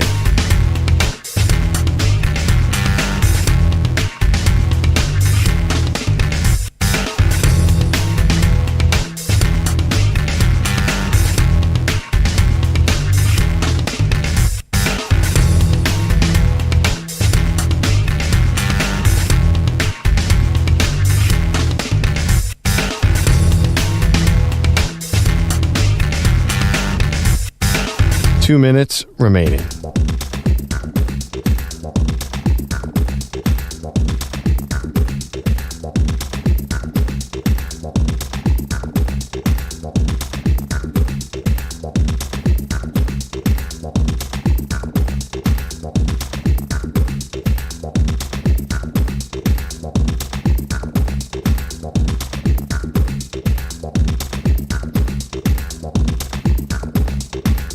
One minute, 30 seconds remaining.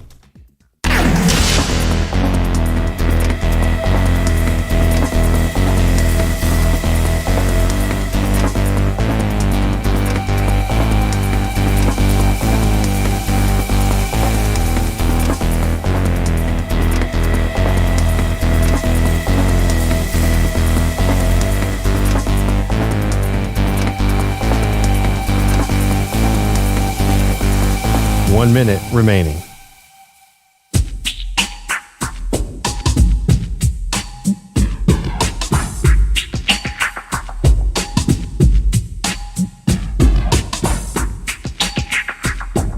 .45 seconds remaining.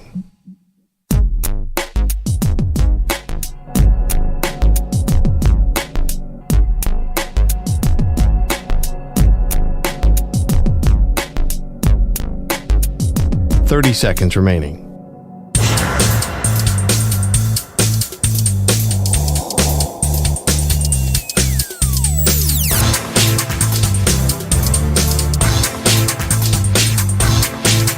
.15 seconds.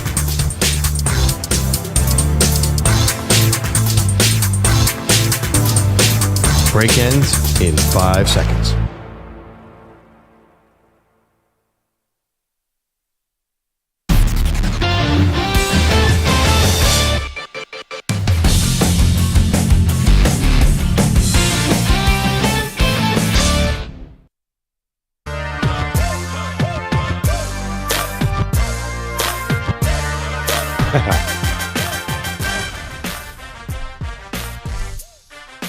Never gets old. Welcome back. Maggie Gray, Andrew Perloff. College football playoff rankings released last night. And all right, I'll be the bad guy. If Indiana loses this game to Ohio State this weekend, and I don't care if it's 1 touchdown, 2 touchdowns, 100 touchdowns, whatever it is, if they lose, they no longer have the resume, Perloff, in my opinion, to warrant being one of the 12 teams in the college football playoff. Now, if they win, great, shut me up. I'm over. I'm done. You would have beat Ohio State in the horseshoe. Well, that, I'm over. But if they lose, I don't really care to what degree it is by, because there's nothing else that Indiana's going to be able to fall back on to say, okay, a close loss to Ohio State and also this, because the rest of their schedule, quite frankly, is just not what we think of when we think of a Big Ten schedule. They got a couple lucky breaks, not their fault. They beat the teams that were on their schedule, but it's like a Big Ten schedule in name only because it's all the bottom teams in the Big Ten. That is the Big Ten, though. It's same with Penn State. 7 of the bottom 8 teams? Yeah, but I mean, look at Penn State and look at Oregon. They basically, there's no one to play except for the top. It's a very top-heavy conference. But that being said, Tennessee could lose again. They go to Vanderbilt. Let's see, Ole Miss. Like, there are a lot of teams. Ole Miss is an interesting one at Florida this weekend, so but I still think they'll win. There's a lot of upsets in November in football. There always are. So we do not know if Indiana could sneak in that way. But you know what? I like the agendas that everyone is accusing I know you don't have an agenda except for your random Hoosier hate here. No, I have no agenda. I didn't go to a school that had football. But I've got nothing. Last night, Joey Galloway gets on ESPN, famous Ohio State alum, and says that Indiana should sit their quarterback against Ohio State because the machine that ESPN uses on that show says Indiana's going to get in anyway. Now, the quarterback has been hurt. He had thumb surgery like 3 weeks ago. Yeah, Curtis. So it makes sense for Curtis Rourke to sit. And then everyone's blaming everyone thinks Greg McElroy is just a Alabama advocate on that show. So he's basically saying, don't give Illinois a top 25 spot because that strengthens all these Big Ten teams' resume. It is such a great college football thing that everybody's got an angle. And not necessarily us because we don't have a Big Ten or SEC school that we root for. I mean, I have several bandwagons I root for. No kidding. Maggie went to a college that doesn't have a college football team, so we can be objective. You can trust us. I get your take about Indiana, but if they play this game close, which I think they will, because Ohio State's been playing a lot of teams close. Yep. They are not the Ohio State of 3 years ago where they just get out there and just blow out teams like when they had CJ Stroud or when they had Justin Fields.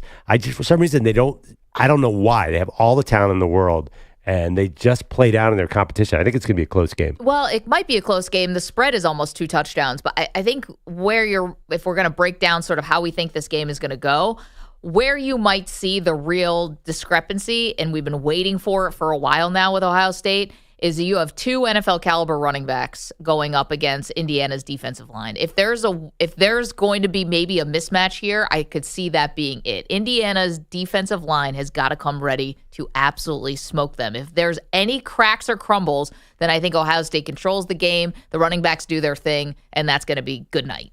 That's the biggest matchup I'm looking forward to.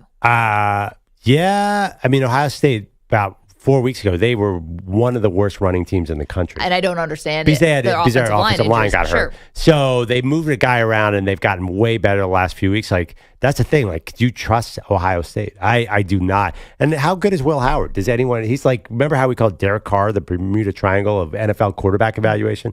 Does anybody know how good Will Howard is? Like, how will he hold up in a tense moment? I don't know. EJ reminded me that the center for Ohio State just tore his Achilles. Yeah, rough. Well, so maybe that does swing things a little bit back towards Indiana. That's a massive loss. As you guys said, the offensive line's been a problem for a while now. Now you lose your not only in terms of run game, but also picking up blitzes, calling out the signals. Is a big loss. Man, maybe this thing does get a little bit closer. But again, let me give you one stat. Against Nebraska, Ohio State wins 21-17. They rushed the ball 31 times for 64 yards. This is college football. Like, you should be, if you're a good team, you should be getting 6 yards or a carry at minimum. And this is Ohio State, who used to run up and down the field like lightning. They are off this year. That game in particular was scary times because I think if Dylan Raiola from Nebraska, if he just had a little bit more experience, I don't think he throws that pick at the end. I think he's driving them down to win the game. Really, they lost about 24 yards on that drive. They were headed the exact. He scored on the drive before. I mean, the guy's a true freshman going into play in Columbus, Ohio, one of the toughest places to play in college. He's a mess. I mean, they're getting worse and worse as the season goes along. That's been up and down. 855-212-4227. So Indiana is one part of this college football playoff equation. The other is the math department at the University of Oregon crunched the numbers, and they realized that Oregon makes the Big Ten title game no matter what. Mm-hmm. Okay? So why would you play any of your players, including your quarterback in Dylan Gabriel, in the final game of the season? Oregon has a bye this week, then they play Washington. You're already in the college, the Big Ten title game. Why risk getting hurt? Yeah, I think I just think that would screw up your team. And they, as I mentioned earlier, Dylan Gabriel just got there. Like, any more experience would be good here. You're right. The result probably doesn't matter. Although you never know. Say that Oregon loses to Washington, which could happen even with Dylan Gabriel. I mean, Oregon played Wisconsin, who's not good, to a standstill. And then they lose the Big Ten title game. Then they're sitting there at 5, presumably. Is there a chance that an SEC team jumps them there? I can't do the math. Probably not. But even so, that's not the kind of thing you want to mess with. With the respect that the Big Ten is getting, I don't think that would be possible. But here's the thing, though, and I'm not trying to like scare people or whatever, but this is how load management becomes a thing, and these are the calculations. Because Dylan Gabriel is no longer going to. I don't think he's going to win the Heisman, right? Like it's pretty much feels like it's kind of out of reach for him. It'll be either Travis Hunter or maybe Cam Ward or I don't even Genty or Ashton Genty. Yeah, right? it's right now that Travis Hunter is 1 and Genty is 2 in the Vegas odds. Okay, so if Dylan Gabriel was still right there for the Heisman, I almost get it a little bit more. Now the only thing you are playing for is the college football playoff. And if there's anything happens where he gets hurt, your chances definitely take a dip. So I don't know. It's a conversation. You got to have it if you're Oregon. I mean, listen, Joey Galway's getting murdered for the Indiana comment. This is Indiana does no cushion, in my opinion. Well, yeah, they might because but they're ranked ESPN fifth. said they're but fully cushioned. So, yeah, I do not think that's a good idea. I just think as far as like vibe and momentum and culture and like, no, you can't sit Dylan Gabriel. The season's shorter than the NFL. It's not like you can load manage here. But here's the thing. Like, there's a Indiana also is fighting against, I don't want to say reputation, but something like that, right? Where it's a basketball school. They haven't had this much football success since the 60s. I mean, Oregon doesn't have to fight any of that. Oregon is a football school. People do believe that they have a good team. Have they won it all? No, but it's not a shock that they're the number one team in the country. It's stunning that Indiana is here sitting at 5. They still have like a mental aspect to get over in terms of proving how real they are. There's only 2 teams with zeros in this ranking on the loss column. It's Indiana and Oregon. 855-212-4227. What has you mad about the college football playoff rankings? Let us know.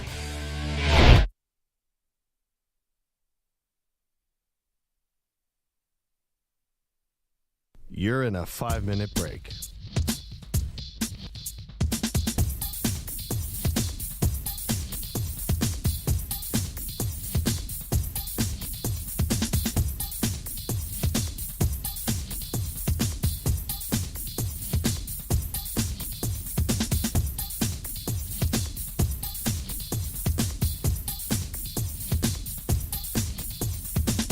Four minutes, 30 seconds remaining.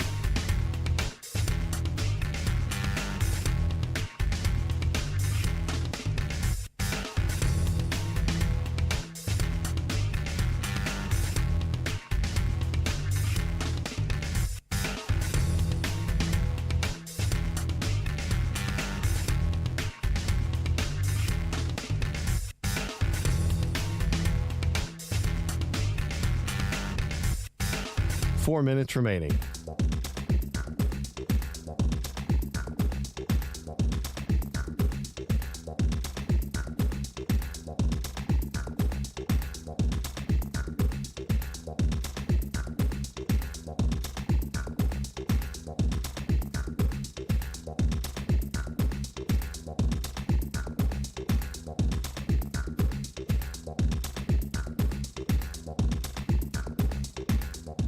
Three minutes, 30 seconds remaining.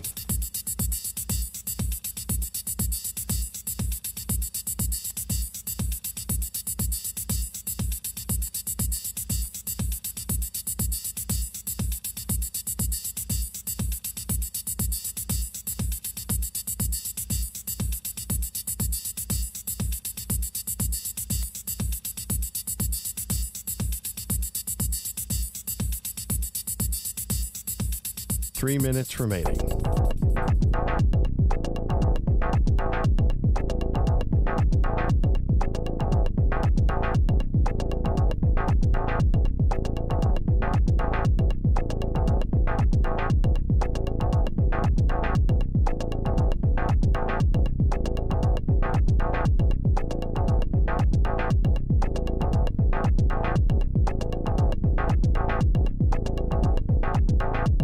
Two minutes, 30 seconds remaining.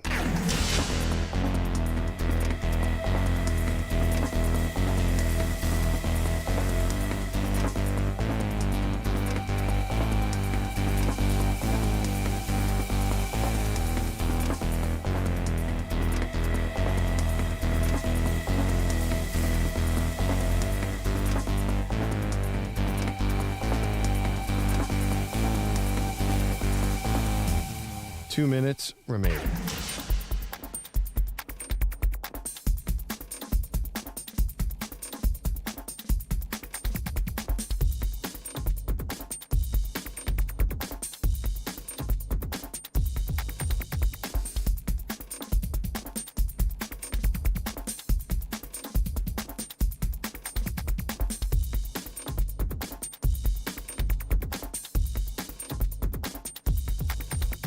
1 minute, 30 seconds remaining.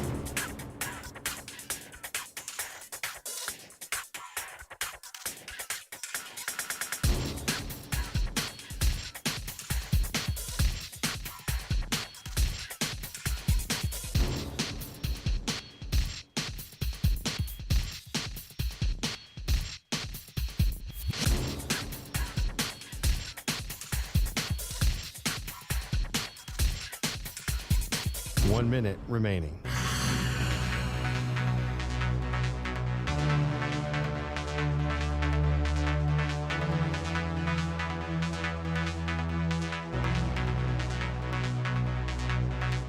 Forty-five seconds remaining.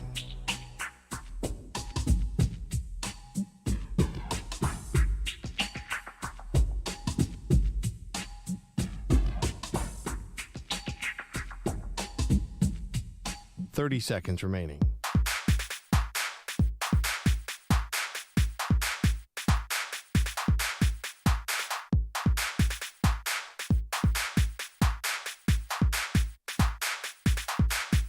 Fifteen seconds.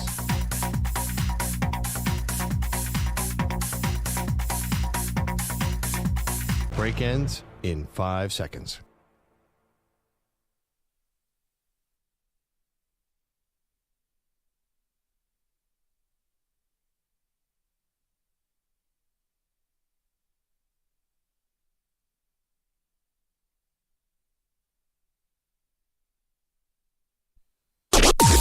Maggie and Perloff on the Infinity Sports Network.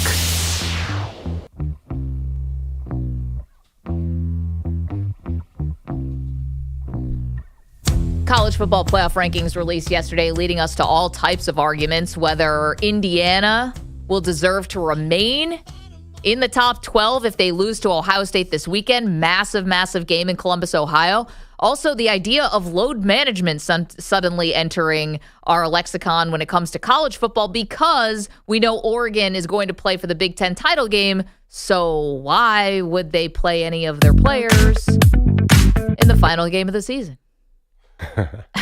And load management's not coming. My computer's on. Yeah. Load management's not coming into my lexicon. It's coming to your lexicon. Well, you're wearing a 76ers hat, so I think it's in all of our lexicons. But for the college football varietal, get ready. It's coming. It's here. Well, there's load management if you're preparing for the draft. Like, you cannot.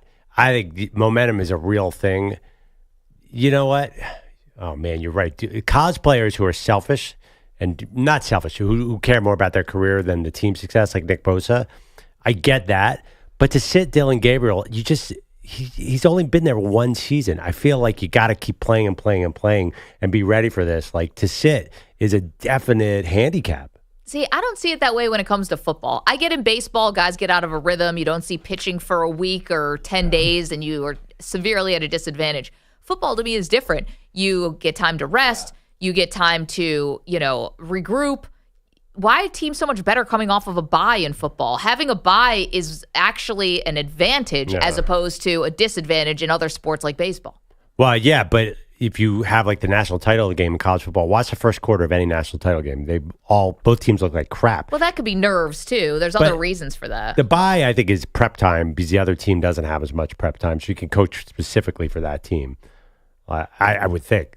Whereas in these games, it's going to be the same amount of prep time for the playoff games. Both teams will presumably. Well, actually, Oregon could have 2 weeks off because their bye is this week, and then they would have Washington. I don't know. Game of the season. I just think like that's not college football. These guys they're young. A lot of the guys are transfer portals. Like, you really got to keep this thing going. To disrupt what Oregon's doing would be crazy. And I don't think they're going to do it. I think there's a 0% chance this happens. I would think. It's a conversation for sure that the coaches have to be having, because what do you like better? What if something happens and your quarterback or your star running back or wide receiver, they get hurt in a meaningless game? Then you're really going to be kicking yourself. No, it's football. Read the internet about what Joey Galloway said about the Indiana quarterback. He is getting killed as a lunatic. And Indiana's in. It doesn't, people think he's out of his mind. Well, yeah, Joey Galloway last night on ESPN, they revealed the bracket, and he thought, well, Indiana's ranked so high. They're ranked 5th right now. There's 4 Big Ten teams in the top 5 in college football as we wake up this morning. that even if Indiana gets blown out by Ohio State, they'll still make the college football playoff, so they shouldn't start their quarterback. The thing is Indiana still has a lot to prove. I don't think that Oregon has the same amount to prove to people that they really belong in this 12-team playoff. And as we know, biases are playing into this with the committee. And luckily for Indiana, those biases, I think, are working for them because they're part of the Big Ten, even if their schedule is pretty weak. So I don't know. It's like a public perception thing that's different with Indiana than Oregon. You know what I think is also really interesting about the Big Ten is that I think Ohio State's going to be favored big time against Oregon because it's so hard to beat the same team twice. And the funny thing is they could play 3 times too. If you're Oregon, do you really want to beat Ohio State twice and then have to face them a third time? It is a very unique situation that you could have 3 matchups between the one team and what's Ohio State ranked? Are they 2? 2. So you could have 1 and 2 going against each other 3 times. And the Big Ten title game's in Indianapolis, closer to Ohio State. Oregon's going to travel. It was basically a draw in Eugene. I'm not sure. I don't know if Oregon's that strong a number 1 team right now either. And if they fall to 5, who would they play? What if they get an SEC team? That'd be really interesting. So if the college football playoff started today, your first round matchups would be Ohio State hosting BYU, Notre Dame hosting... Which will not happen. Yeah. Notre Dame hosting Alabama, Penn State hosting Georgia, and Indiana hosting Ole Miss. Boise, Oregon, Miami, and Texas would all get first round buys. But the crazy part about this, I was listening to our pal Josh Pate, who got some early lines from FanDuel, I think, who said that both Alabama, Georgia, and Ole Miss would all be favored on the road. And Ohio State against BYU would be a 2-touchdown favorite, and maybe more. But that's definitely not crazy. I think everybody knows Alabama and Georgia are they're right there as the 2 best teams in this field. Nobody's going to want to see either of them. I think is interesting is, and I don't know how much this would play in, but having some of these warm weather teams go play in this cold weather, I know, maybe you get lucky, you get an unseasonably warm day, in South Bend or something, but having Alabama play in a cold weather place this late in the season, I think would be kind of interesting. No? You think it would matter? Do you have any idea how good Notre Dame is? I don't. I do not. I mean, I think now that Jalen Milroe is I'm going to run every play, and he's going to run in the playoff, I think it'd be a very hard challenge for Notre Dame. No, I don't know. I also, too, we're in New York. You're Mr. Weather. This one suddenly doesn't interest you? We're in New York. It's November, and it's 68 degrees out right now. I just don't think the weather's going to be that big a deal. But I brought that up specifically for you because I feel like weather is your number 1 topic outside of traffic. Yeah, I don't know. It doesn't bother. I'm really high on Georgia and Alabama in this field. Way to go out on a limb. And also, too, Ole Miss and Tennessee, both of those, they have really good lines.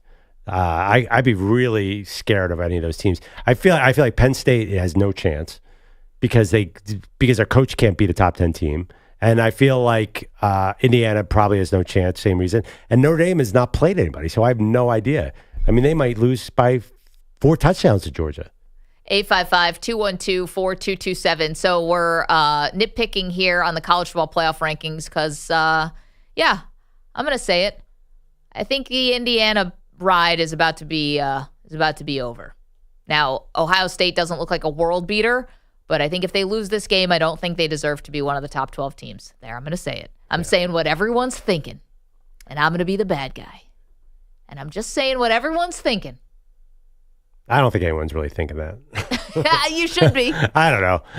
The strength of schedule is just not. It doesn't tell their resume doesn't tell the story of them being one of the 12 best teams in college football. I'm sorry. Yeah, but I mean, again, you look at Oregon, terrible schedule. Ohio State, pretty bad. Actually, a little better. Texas, terrible schedule. Penn State has played nobody. Indiana, as you mentioned, played nobody. Notre Dame is ridiculous how bad their schedule. I mean, honestly, if they played some version of Virginia and Purdue every week for 10 weeks. I don't even know why NBC is still airing them. So all these teams have played nobody. Every one of them.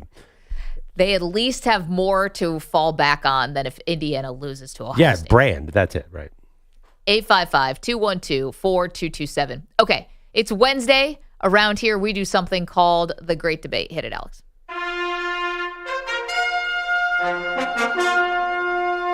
The Great Debate Series.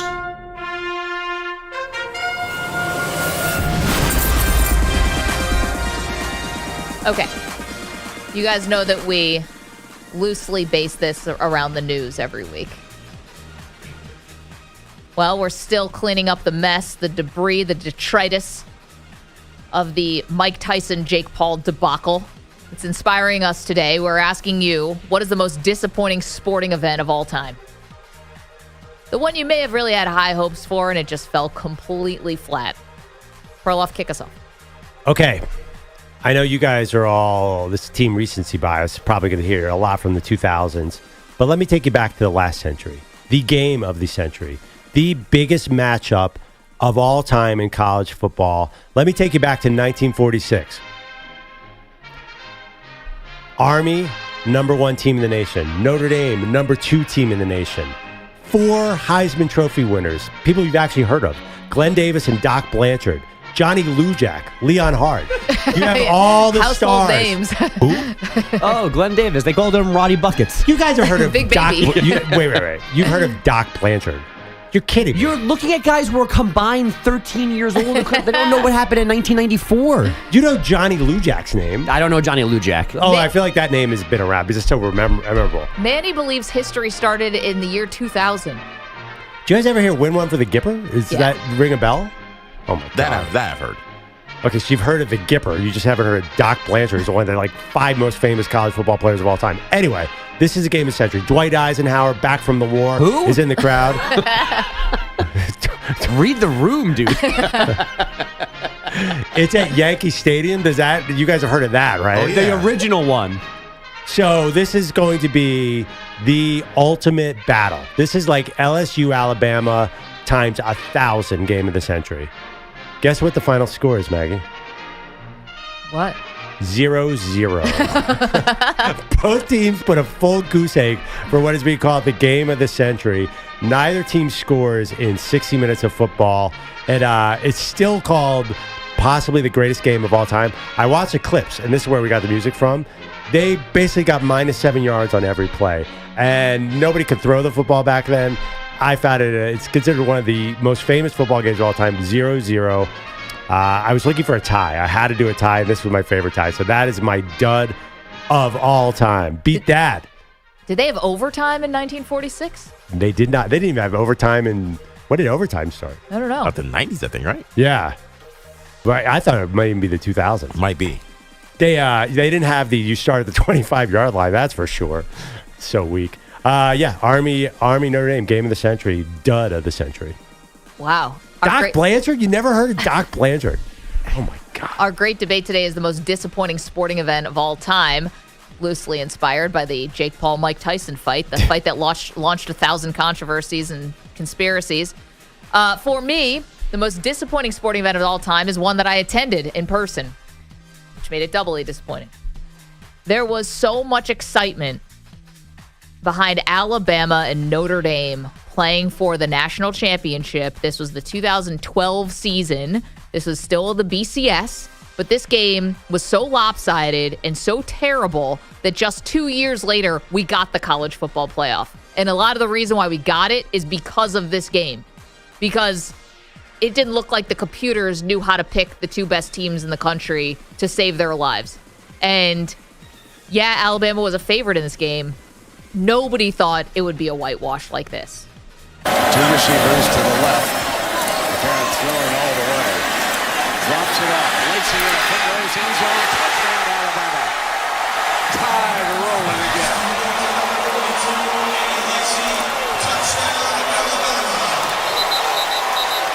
If this was a prize fight, they'd call it off. Yeah, Brett Musburger, if this was a prize fight, they would call it off. That was at 35-0 in the first half. The final score, 42-14. The most famous person to come out of this game, Catherine Webb, A.J. McCarron's girlfriend at the time, now wife, who Brett Musburger said something about her being so beautiful, and she was in the crowd because this is how bad of a game it was. Don't forget also, this is Manti Te'o in this game, and afterwards we found out that his whole story of playing for his deceased girlfriend was a catfish. This game had so much going on and yet so little going on. 42-14, the most disappointing sporting event I've ever seen. And Gojo was part of it, too. Love Gojo. Mike Golick Jr. was in the game. Not a big fan of this game. All right, Bogus, probably go to you first, then we'll go to EJ. It was the summer/fall of 2007. Manny was 10 years old, and the New York Mets had a 7-game lead with 17 games left. Did I say that correctly? A 7-game lead with 17 games left. It seemed mathematically impossible to not win the NL East that year, but it was very possible, although all they had to do was win one more time on the last day of the season, and they had Tom Glavine, future Hall of Famer, 300-game winner, on the mound, and this happened. And Ross lifts one to right, a long run from Millage over toward the line. He won't get there, and it rolls all the way to the wall. Hermida will score. Cabrera is right on his heels and heading home. Castillo's throw. Castro can't handle it. Heading for third is Ross. Glavine makes the throw there and throws it into left field. Ross comes home to score, and it's 4-0 Florida. The wheels come off early. Wow. They called it the Army Notre Dame baseball version after that. It was only 4-0 at that point. It was 7-0 Marlins after one inning. The Mets lost that game 8-1. The Phillies won again that day, so they made the playoffs, and the Mets completed one of the greatest collapses in sports history. Yay. Disappointing. The next year was also equally disappointing. Which is, again, in true Met fashion, they doubled down. Double down on disappointing when you lose. It was the final game of the season, final game of Shea Stadium, and they decided to do all the festivities after the game. Bad idea. Don't do that. Whoopsie. Because they lost, and it was epic, and everyone was ticked off. Okay, the most disappointing sporting event of all time. EJ, go ahead. So I really feel like, I know Pearl usually calls his shots about winning something. I'm going to call my shot and say I'm winning today. Because my pick was not only disappointing when it happened, it then crescendoed into one of the most disappointing eras of a team's history. And we're talking about the New York Jets, and we're talking about being present here. So the most disappointing sporting event ever was Aaron Rodgers' Monday night debut against the Buffalo Bills. Protection breaks down and time runs out. Down goes Rodgers and the sack for Leonard Floyd. And now Rodgers sits down. A loss of 10 on the play, and hopefully the Jets are thinking that's the only loss on that play. But here's a little better look as far as what might have happened for him to go back down to the ground. And he's coming out of the game. As Bogus told me, maybe he should have just stayed down. So Aaron Rodgers tears his Achilles, which is not funny. You know, it was a terrible injury to watch. But, I mean, all the hoopla. It's September 11th. Rodgers runs out of the tunnel, holding the American flag, spotlight on him. They got the LED lights all over the stadium. He's doing a little handshake with Sauce Gardner. It looked like something from a movie. And it was a movie, all right. It was a horror movie for Jets fans because 4 plays into his Jets career, he goes down with a torn Achilles, out for the year, ruins that Jets season. Rodgers comes back this year. He's been a disaster coming back this season. I think this is the pick because not only was that event awful, it actually crescendoed into a terrible disappointment of Aaron Rodgers' whole time with the Jets. So I'm going with Aaron Rodgers' debut on Monday Night Football as the most disappointing sporting event ever. Don't be a freaking weirdo. Man, you could have put Russell Wilson's debut with Denver in this category as well, though. I do. 64-yarder. Yeah. Rough. I think Nathaniel Hackett present at both of those. I'm voting for EJ's pick because I have to. The amount of hype and what actually ended up happening, the difference was amazing. It was just everyone was so fired up for that. The flag. You couldn't write if you wrote that script, Hollywood would be like, that's too stupid. That would never happen. But it's the Jets, so nothing's too stupid. Manny, the most disappointing sporting event of all time is what? I will take you back to an event that happened in our backyard, your neck of the woods, Miss Gray. That was Jersey. Super Bowl 48 in East Rutherford, New Jersey. The first cold weather Super Bowl outdoors. It was going to be awesome. Nothing quite like a 50-degree day in the New York City metropolitan area in early February for the Super Bowl. Funny enough, I was kind of hoping for snow that day. We got a massive snowstorm the day after the Super Bowl, so that's fun. Yeah, that's how you knew the NFL controls the weather. Put that all aside. Very well then. Peyton Manning, Russell Wilson, very fun. Very, very fun. 12 seconds into the game, this is what it sounded like on Westwood 1. Manning is in the shotgun from his own 14-yard line. Moving left to right. Oh, they snapped the ball. Manning was going to say something. The ball bounces into the end zone. It bounces out of the end zone. A flag was thrown. And they rule a safety, but a flag is down at the 7. Illegal motion. offense, number 18, moving toward the snap. Penalties decline. Safety. That foreshadowed one of the worst, following 48 minutes of football. Yeah. A 36-0 lead for Seattle at one point. Does that interest anybody in the world? Hey, what was No. that center's first name? That was Manny Ramirez, who overthrew Peyton Manning on the first snap of the game. Yeah. 43-8, the final score. That game sucked. It did. Does anyone remember who was the Super Bowl MVP of that game? Malcolm Smith. Yeah. Great trivia question. Bruno Mars halftime. The only good thing. Yeah, with the Red Hot Chili Peppers playing without their instruments plugged in. Who are you Wasn't fooling?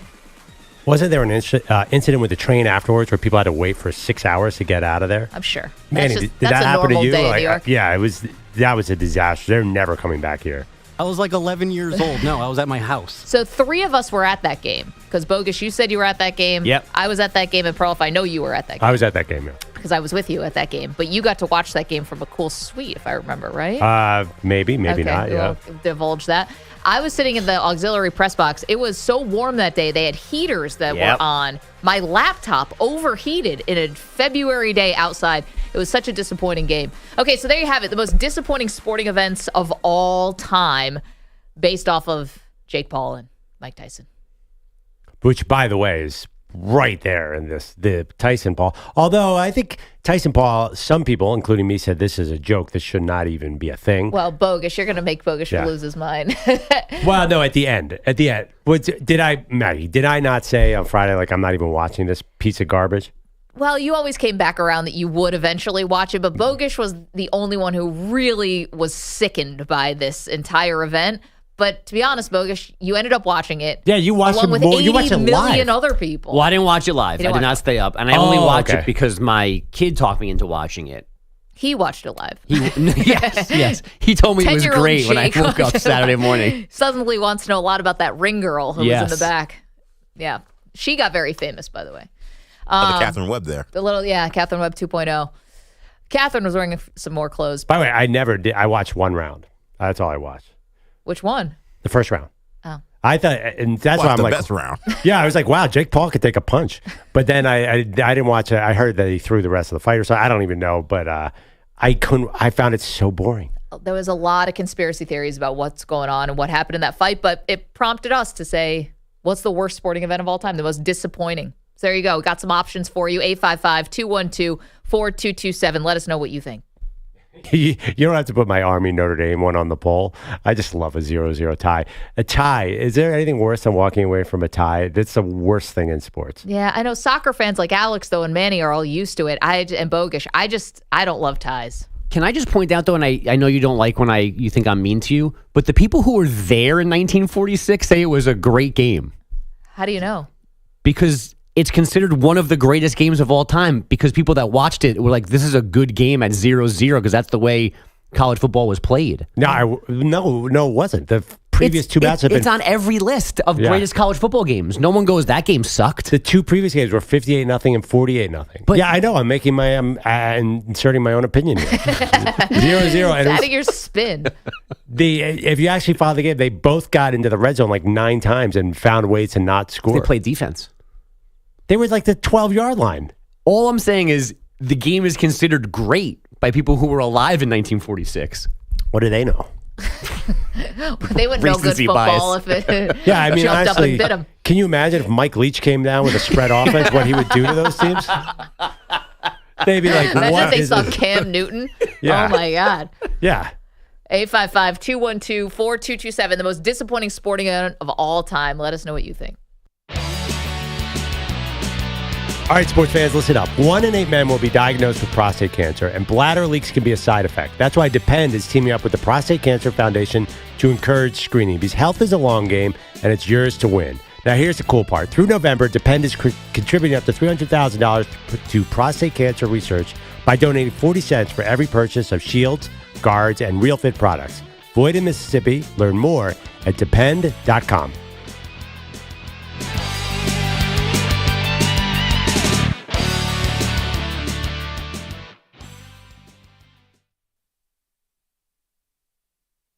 You're in a 4.5 minute break.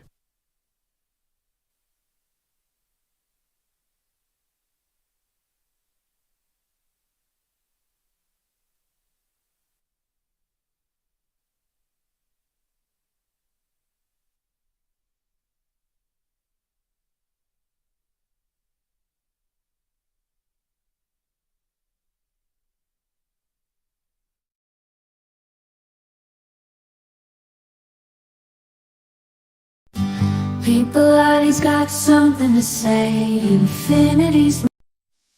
Bielotti's got something to say. Infinity's mice. He's feeling the dismay. No NBA on NBC. What a shame. Just JJ Redick's wine ain't the same. Peter Bellotti is getting upset. Maggie, Perloff, can you hear his plea? Bring back the NBA on NBC. Set his spirit free. He misses Mar. Co-stars and the crew, those were the days. Pete cries out boo, boo. Bring it back, or can't you see? Bring back the NBA on NBC. Let it be.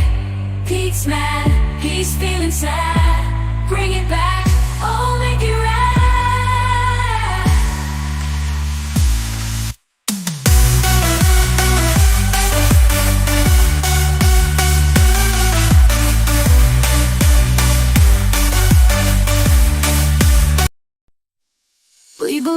Manny and EJ, they're diehard Knicks fans. Living in the Big Apple, they're part of the grand plan. But they just witnessed the crushing defeat. 76ers taking the victory, man. That's hard to beat. Sitting in the studio, talking about the game. Maggie and Perloff, it ain't all the same. Perloff's a Philly fan. It's hard to stand when your team's on top and your heart's in your hand. Man, Manny and EJ, they're lost and confused. Knicks played hard, but it wasn't what they used to. Every missed shot, every turn, oh, they saw leaving them shot. They can't believe what they're in for. Manny and EJ, roasting Tom Brady, we took it too far. But Maggie don't care, she's a superstar. Said the kids need to learn to laugh at the pain, so we'll keep on joking. No need to explain. We may have crossed the line, but who's to say? Maggie's teaching her children to handle it her way. Making light of the struggles, finding joy through the tears. With a sense of humor, they'll conquer their fears. Ha ha ha, let's laugh it off. Put a smile on your face. Ha ha ha, bring on the joke. Bogle sweeps. He's got the road trip. Peter Belotti's got something to say about Tom Brady and a roast.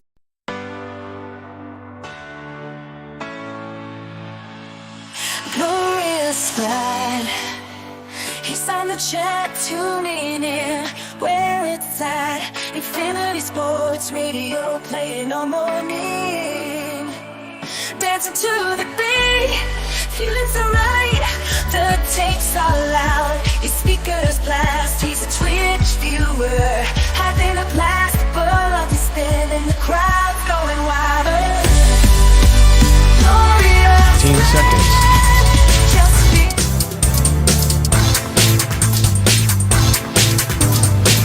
Break ends in 5 seconds.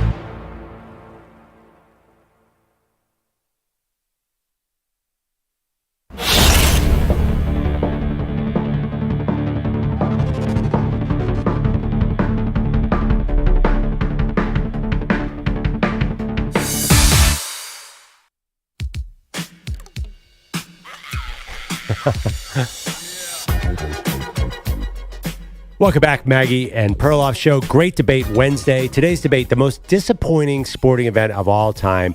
The hook is the Mike Tyson-Jake Paul fight from Friday night that a lot of people found quite disappointing. So the theme is something that was built up, and did not deliver. I went, of course, with the 1946 Army Notre Dame game, as everyone expected. Who could forget? Yeah, Maggie, you also went with the Irish. I did. I went with Notre Dame falling short to Alabama. And when I mean fall short, 42-14, the national championship game. It was a snooze. So many people had high hopes for Notre Dame in that game, and they fell flat. Bogish went with the Mets collapsing, 7 games up with 17 to go, missed the playoffs. EJ? Aaron Rodgers' Jets debut on Monday Night Football. Brutal. And Manny Rodriguez went with? That was Super Bowl 48 when the Seahawks pummeled the Broncos. Man, we got a lot of doozies here. Sean is in Oregon. Sean, the most disappointing sporting event of all time was what? And I'm going to go with a little bit larger sporting event. The sporting event I'm talking about was the largest grossing gambling sporting event in history. It was the richest boxing event in history. And 91 seconds after that fight, Michael Spinks never fought again. It was when Tyson Spinks fought in 1988. I was 18 years old. That fight, there's a bigger buildup than all the other games you guys are talking about. Those guys were on the cover of Time magazine, People magazine. It was the biggest thing ever. All the celebrities you guys talk about, they were there. All the big timers were there at that fight. That was the biggest thing there ever was. That was Tyson at the very top of his game. Well, Sean, if Barbara Streisand wasn't there, then it never happened. We already covered that last week. She might have been there. She might have. Sean, it's a great one. 91 seconds, so famous that, Spinks just gets knocked right on his back. There's a couple boxing matches we can put here. I was also present for Mayweather-Pacquiao, which was wildly disappointing. They built up that fight for 5 years, and it turns out Pacquiao was hurt. Mayweather-McGregor. In my house. Yeah. It's snowing in my house. You guys can come out and go skiing this next weekend. Yeah. Sean, I'm glad to know it's snowing somewhere. It's not snowing here, or barely raining for that matter. Anyway, we'll talk about the weather another time. By the way, I understand why Michael Spinks never fought again. That was what Tyson in the late 80s was so terrifying. Not in the 2024, though. Yeah, it's different when you're 58. Yeah, Tyson, a little bit. A little different. Bogish has headlines for us. Hi, Bogish. These headlines are sponsored by PXG Golf. Staying long and straight in the golf course is easier than ever with PXG clubs. Take your game to a whole new level and save $10 per club at pxg.com/football and use code football. Indiana, Ole Miss, Notre Dame, Alabama, Penn State, Ole Miss, and Ohio State, BYU. I said Ole Miss twice. Correct it on your own. Those are your first-round matchups in the new CFP fake bracket. BYU is number 14 in the top 25, but gets a spot as the Big 12 leader, knocking Tennessee out of the field for now. The Vols dropping 4 spots to 11th for losing to Georgia. Oregon, Texas, and Miami and getting first-round byes again, now joined by Boise State. The Broncos, the Mountain West leaders, are ranked 12th, but that's higher than those Cougars, so they get the first weekend off. Injury news now from college football. Ohio State starting center Seth McLaughlin reportedly suffered a season-ending torn Achilles in practice yesterday. The perfect start is over. The Cavaliers taking their first loss in game number 16, 120-117 in Boston. Head coach Kenny Atkinson already thinking big picture. We have a lot to store in the bank, a lot of stuff we can improve on. A lot of stuff I felt like I said before, we could have been, I could have been better prepared on both ends of the ball. So credit to them. We'll have another shot at them soon. The Cavs got 35 points from Donovan Mitchell, but the Celtics hit 22 threes. Jason Tatum scored 33. Dalton Knecht had 37 9 threes, and the Lakers 124-116 win over the Jazz. LA's won 6 straight and is 7-0 at home. Jamal Murray scored 27 in the Nuggets 122-110 win in Memphis, and the Spurs topped the Thunder 110-104 without Wemby, who is nursing a sore knee. Men's number 1 Kansas downed UNC Wilmington last night 84-66. Hunter Dickinson with 15 points and 15 rebounds. So the Mets have added an outfielder whose initials are JS, but it's not Juan Soto. Instead, they trade a minor league reliever to the Rays for outfielder Jose Siri. Same. Basically, he did tie for the league lead among center fielders in defensive runs saved last year, but he also hit 187. Awesome. Mets manager. Is that bad? It is not good. Mets manager Carlos Mendoza finishing 3rd in NL Manager of the Year voting. Milwaukee's Pat Murphy won it over San Diego's Mike Schilt. Cleveland's Stephen Vogt took home AL honors. Today is the Cy Young announcements. MVP handed out tomorrow. And as usual, we finish in the NHL where Connor McDavid had 2 goals and an assist. And the Oilers 5-2 win in Ottawa. And the Ducks won their third in a row, 3-2 in Chicago.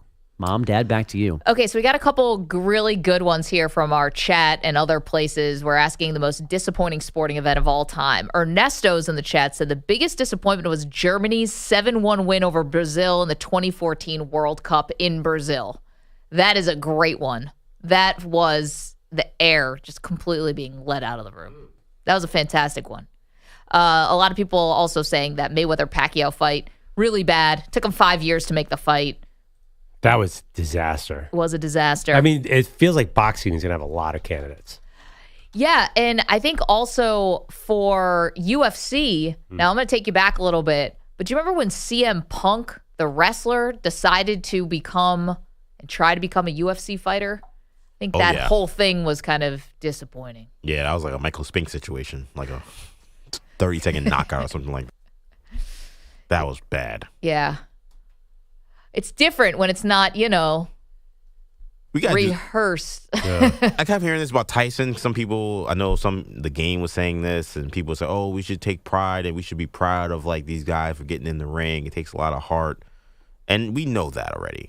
Like, I don't want to, we can't be giving flowers to the people who show up and then just get destroyed or don't really fight and say, oh, let's give them praise for showing up. We don't do that for any other sport. Like CM Punk, and I love CM Punk. I'm a huge fan as a wrestling fan. But everybody's like, well, you know what? He got in that ring. He got in that octagon. I'm like, come on, man. The guy got knocked out in 10 seconds. You can say, hey, this was not for him. It's okay. Even in combat sports. I really like that, a lot of people would think, young people today, all about participation trophies, all about, hey, just showing up, doing your best. EJ, going against the grain here to steal from McLovin. Not good enough just to show up. How can we say what Mike Tyson did on Saturday or Friday was great? Like, people were saying that. Like, that's crazy. I'm happy he didn't get hurt. I'm happy he came out in good health, it seems. But, like, that was not a good performance. Come on, guys. Who are these people? Because I heard 99% of people say he never should have been medically cleared. There were a lot of celebrities, particularly black celebrities, that were like, give it up for Mike Tyson for showing that the old guys can go out there and hang with a 29-year-old for 8 rounds. I think also the broadcast was doing that. The broadcast was doing it, but they obviously have an angle. Like they're trying to sell you that you didn't just waste your last 4 hours of your life. But I mean, famous boxing ones. Any kind of, first of all, I'm looking at the second Liston Ali fight when Liston went down with no punch. Yeah, the Phantom Punch. 1 minute into imagine if you paid a lot to go see that and there was no fight. I think boxing is like, because you have to hype it. I'm thinking of the first Clubber Lang Rocky fight. That did not last long. Who could that did not last long. I mean, there was so much trash talk leading up to it, and Rocky just did not show up. The second one was good. I'm also seeing Denisio saying Kimbo Slice apparently had a bad one. Yeah, his UFC debut, I think, was also terrible. He got knocked out by some guy in pink hair, I think. Yeah, pink hair. I'd never forget that. I don't remember who it was. R.I.P. to Kimbo. Yeah, that's true. All right, so you guys can keep them coming, the most disappointing sporting events of all time. Ramon is our pal in Indianapolis, wants to talk about the college football playoff rankings. And I'll throw out a disappointing one, Maggie. I think you'll like this. The Houston-Buffalo game, that 35-3 lead, I'll never forget it. Houston, I was rooting for them then, and that was the most gut-wrenching game I've ever witnessed. That just hurt my heart. I know you all were happy in Buffalo, but that I'll never forget that game. Yeah. I'll never forget that. To be honest, Ramon, I thought you were going to go somewhere a little bit different with the Bills playing the Dallas Cowboys and some horrible Super Bowls that were massive blowouts that left some permanent scarring. That game, I'll never forget it because we thought Warren Moon, they were rolling, and boy, I tell you, Chris Ditchman said that the defensive coordinator told them to play zone, and he didn't do that. He played man-to-man, and he knew it was a problem. Great game. IU, I can't get it. I can't get IU and Penn State. They haven't played anybody. You're right. Perloff, me and my brother been debating all weekend. Notre Dame hasn't played anyone. It's like here we go, going back to the system again of just worried about wins and losses when that shouldn't be the criteria. Notre Dame doesn't play Clemson this year. They don't play Miami this year, and you got an ACC contract. I don't understand how you avoid. They don't play SMU, which is the leader in the ACC. I don't know how you avoid them. And then IU, even if this Ohio State game, this is the only competent team they play. The Big Ten is really, really pitiful.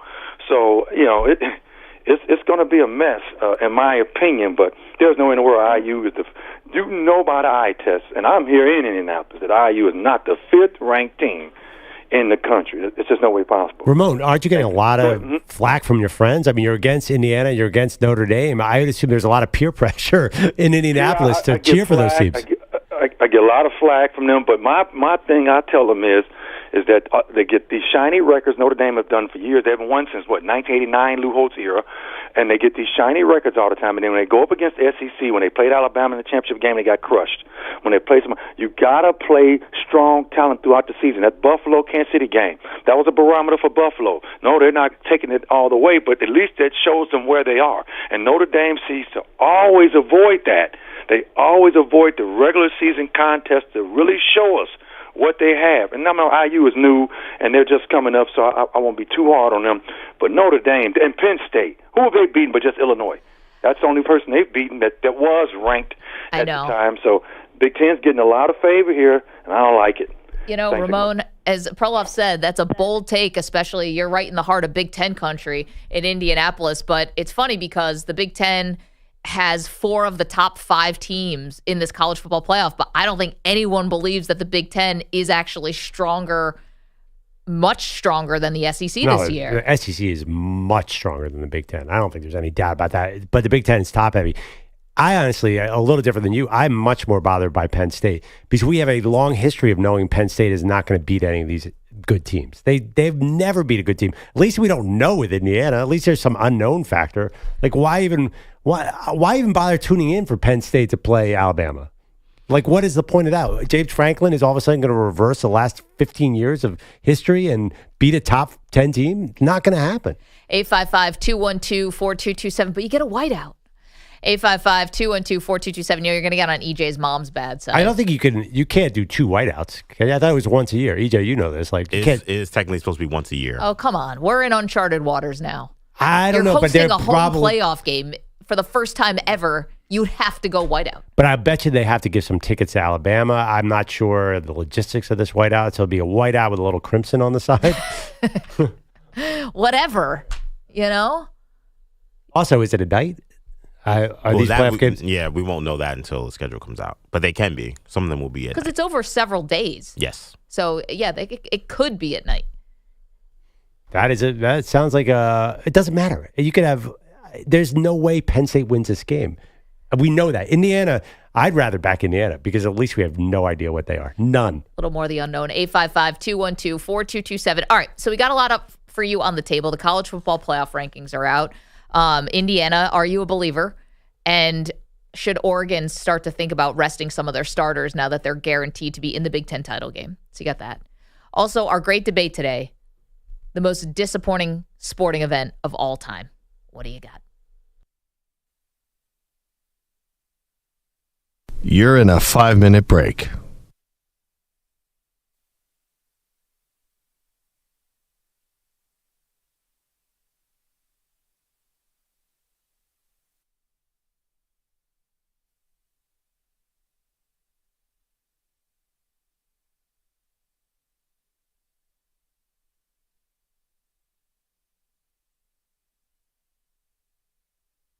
Four minutes, 30 seconds remaining.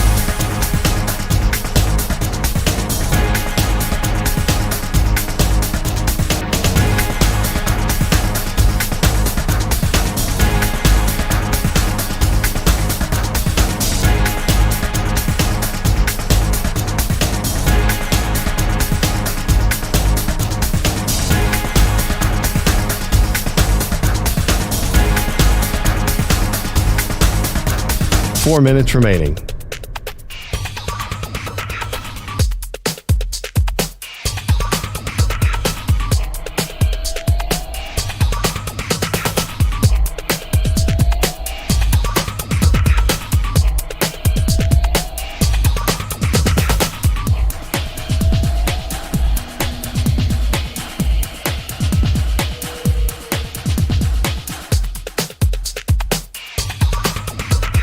3 minutes, 30 seconds remaining.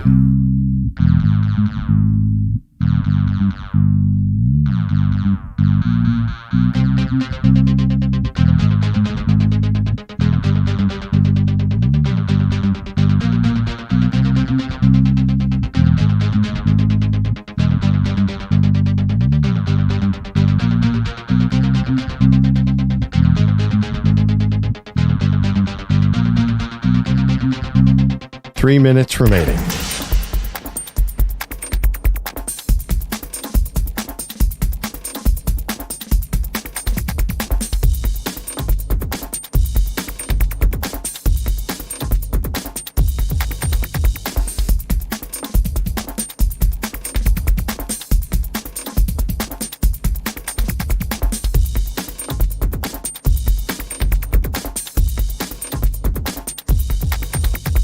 Two minutes, 30 seconds remaining.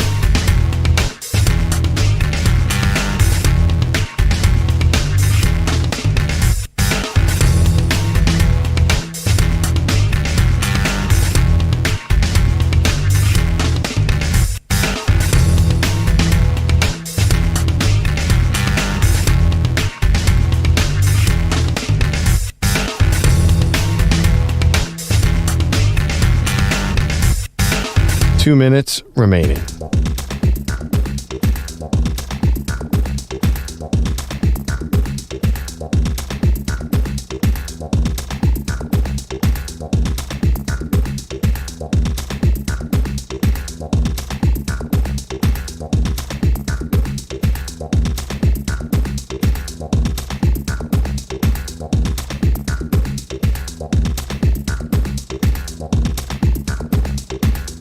One minute, 30 seconds remaining.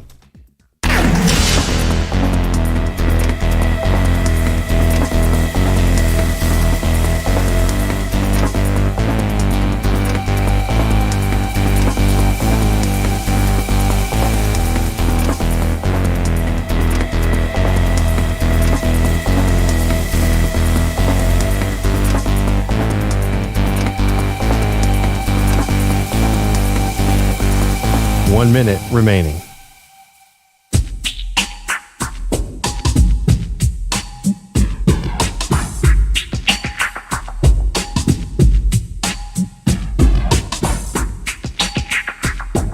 $45 seconds remaining.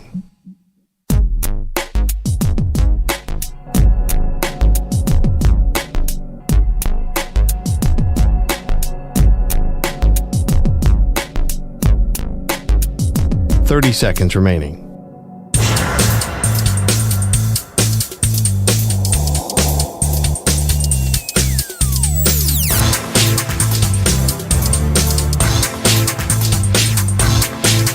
$15 seconds.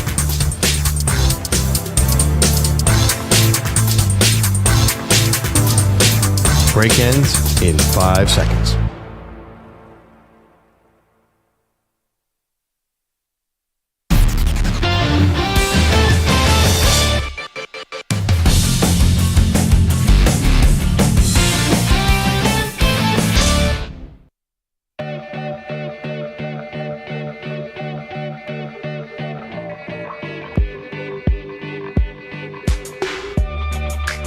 Welcome back. Maggie Gray, Andrew Perloff. On Wednesdays, we do something called the Great Debate, which is loosely based on the news. Today, we're asking for the most disappointing sporting event of all time, based loosely or directly off of Mike Tyson and Jake Paul. I don't answer with Jake Paul, Mike Tyson. Let's let that marinate for a little bit before we say the number one most disappointing. Definitely in the conversation, though. Without a doubt. Okay, let's go to Wilson, who's in California. All right, Wilson, the most disappointing sporting event of all time was what? Well, Maggie, you had to know it was coming. Yeah. Okay? It is the elephant in the room. And we're talking Super Bowl 25. Scott Norwood's wide right that would have won the Super Bowl against the New York Giants. Okay, Wilson, I'm going to disagree. You got the right team. You got the wrong Super Bowl. That was a crazy ending. The most disappointing one is them losing to the Cowboys 52-17. That wasn't even a game. The Cowboys blew them out so badly. To me, that was more disappointing than one of the craziest endings that we've ever seen.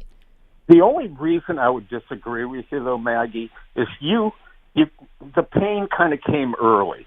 And as the game goes on, you have a couple cocktails, some hors d'oeuvres, with your friends, and it kind of buffers the disappointment. But when you see it right in front of you, right there at the end, and it's snatched away, that would be gut-wrenching for me. That's the only reason I disagree. But I just had you in mind, and I had to bring it up. And I kind of apologize for that one. No, it's okay. Yeah. Listen, the Bills could be on this list a couple different ways. I feel like that belongs on and I love that call, but the heartbreaking list is a little different than the disappointing list because you're right. The Bills had plenty of other options. Thank you, Perloff. But Always a foxhole the person. last one that they lost, nobody gave them a chance. By that point, we'd all given up on your team. Oh, the second Cowboys? Yeah, when Bills they won? snuck in, like they were barely a playoff team, and somehow they got through the AFC. That was bananas. Well, also, I mean, it was actually a little bit closer. The final score for that, I believe, was 30-13. Yeah, not nail biter in Bills terms. Thank you. Andy is in Michigan. Andy, what's the most disappointing sporting event of all time? So you could go down the list of all the Cinderella teams that have really disappointed, but I think the worst one was 8th-ranked Butler facing UConn in the 2011 National Championship game. That game was so terrible. Mm-hmm. Yeah. I think UConn shot like 9% from three the whole game. Butler shot 27, and Butler was playing good ball that entire year, and all of a sudden both teams just completely laid eggs. It was probably the worst national championship game I've ever seen in my life. I have the box score and I've got the Yeah. team stats pulled up. Andy, this is so much worse than I even remember. So the final score was 53-41. Yeah. This was not the Butler-Duke. It was coming off the Butler-Duke Championship game. game. Now, I have a special place in my heart for that Butler team because Andrew Howard was their star, and he's the only person I've seen play basketball on TV who could jump less than me. And he was unbelievable. He had I remember him. such a cadre of down low moves. He was amazing to watch. That team had no talent whatsoever. They had an NBA guard. Was he still Shelvin Mack. Shelvin Mack, Yeah. right. But generally, like that was the worst game. UConn sucked the life out of that game. So, yeah, UConn in this game shot 1 for 11 from three-point range. That's 9%. The Duke game, both teams shot pretty badly, too. Really? I just remember the Gordon Hayward almost won at the half-court heave. What was the final back here? That was also not a great game. Good finish, bad game. Was that game, I think, like 52-51, too? Or 52-50. Like, UConn shot 19 for 55 in this game, and Butler shot 12 for 64. Manny's face. You just look like you sucked on a lemon. It's a bad game. 53-41. Yeah, I mean, listen, college basketball has had its peaks and valleys in title games. I mean, let's face it, these last two UConn games haven't exactly been thrillers. UConn went through this whole tournament and didn't even get close. It won every game by double digits. I'm sorry, UConn versus San Diego State wasn't exactly Georgetown versus University of Houston. Timothy is in Michigan as well. Timothy, the most disappointing sporting event of all time was what? It's interesting how Notre Dame football has made this list. And mine is 1966, another game of the century between Michigan State and Notre Dame that ended in a 10-10 tie. And here's what made it doubly disappointing was at that time, you didn't realize exactly how much tinfoil you needed to put on your antenna to get the reception you needed for the game to come in. And it was in black and white. And mind you this, we not only had to get up and change the channel at the TV, we had to use a knob to do it.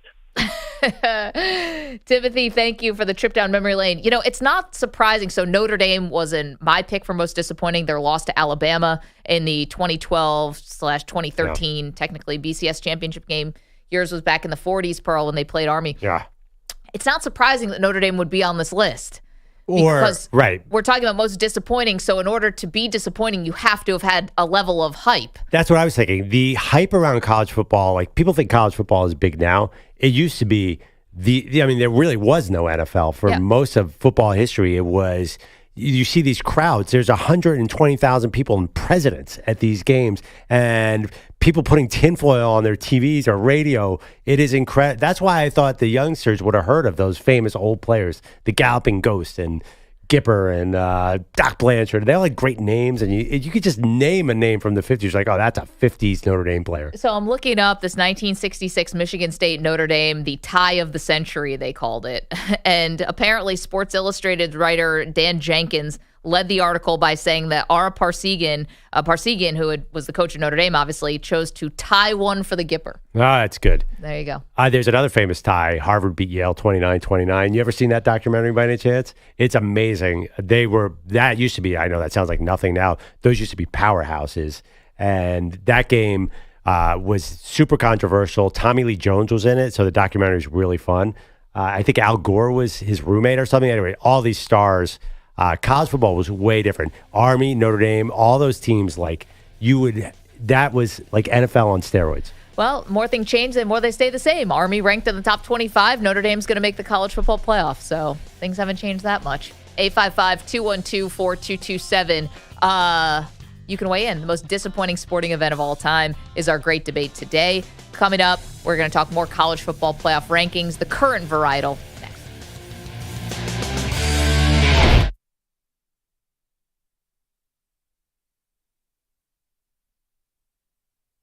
You're in a 5-minute break.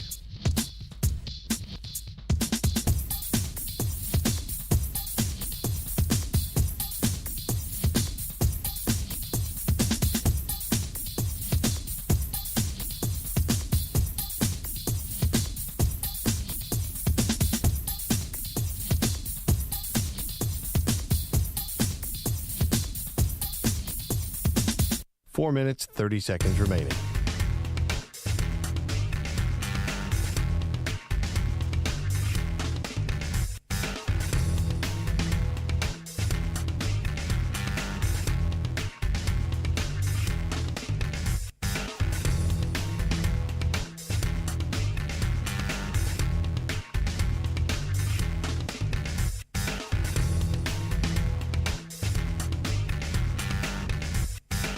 Four minutes remaining.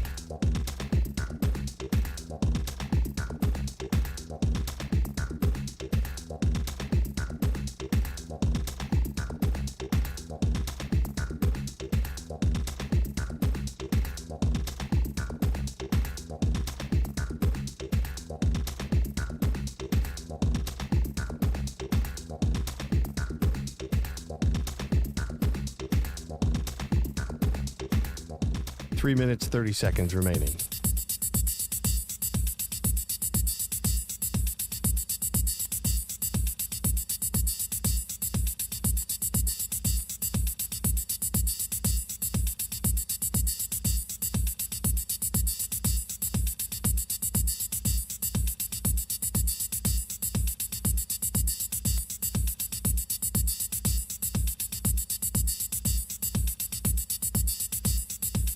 Three minutes remaining.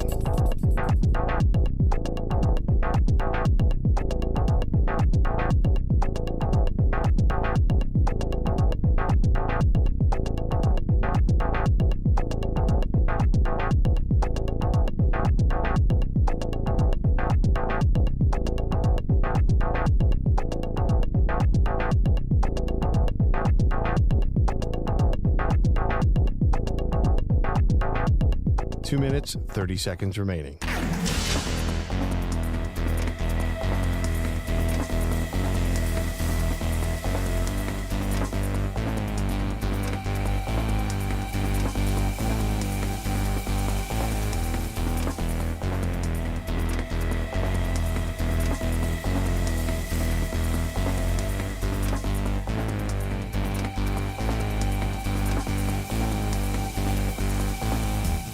Two minutes remaining.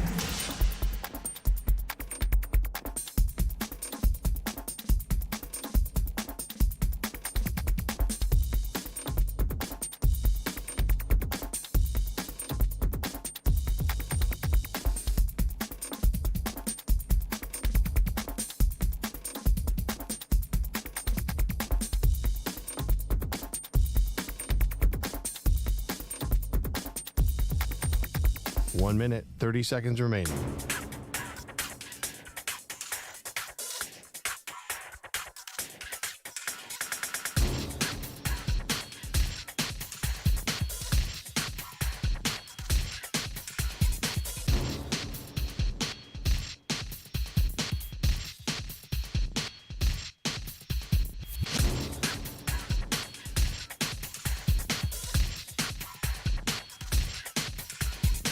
One minute remaining.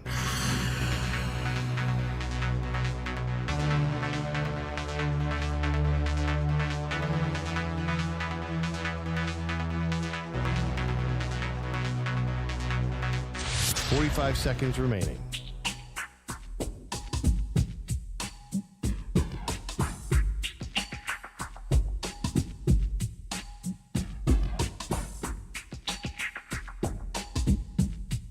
Thirty seconds remaining.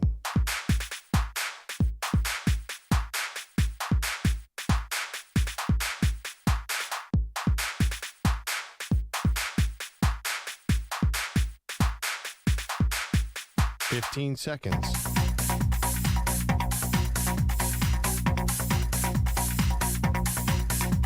Break ends in 5 seconds.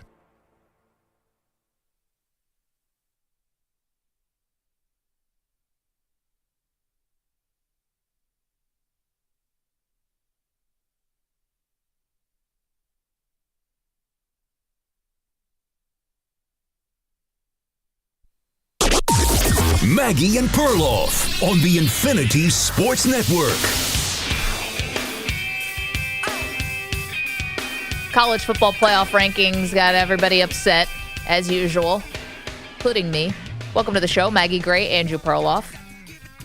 Just very curious how far this Indiana thing is going to go. They're top 5 again, so that's not a change. Big Ten has 4 of the top 5 teams in the entire college football playoff, Perloff, but they've got this massive game coming up against Ohio State, and the idea that, if you only lose by 2 touchdowns and not 3, or some weird magical number is going to make any of this better or worse, to me, it's either a loss of any kind, and then you go to the rest of the resume, and quite frankly, Indiana doesn't have a great resume, so if they lose badly to Ohio State, how does that make them one of the top 12 teams in the country? Well, we already saw Penn State lose to Ohio State. Why aren't you saying that about them? They haven't beaten anybody. Well, Penn State lost to Ohio State by 1 score. So you're saying it's the strength of the loss. And by the way, I'm not even up here caping for Penn State. I don't think that they have a really great resume either. And again, it's not necessarily these teams' fault. It's not Texas's fault that they are not playing the creme de la creme of the SEC. It's not Indiana's fault that they are not playing all the best teams in the Big Ten. But it is the reality. So when you're asking Ward Manuel and these other guys and ladies to try to come up with the top 12 teams, and they're telling you it's anywhere from resume to how many losses do you have to eye test to everything under the sun, apparently, is part of the criteria.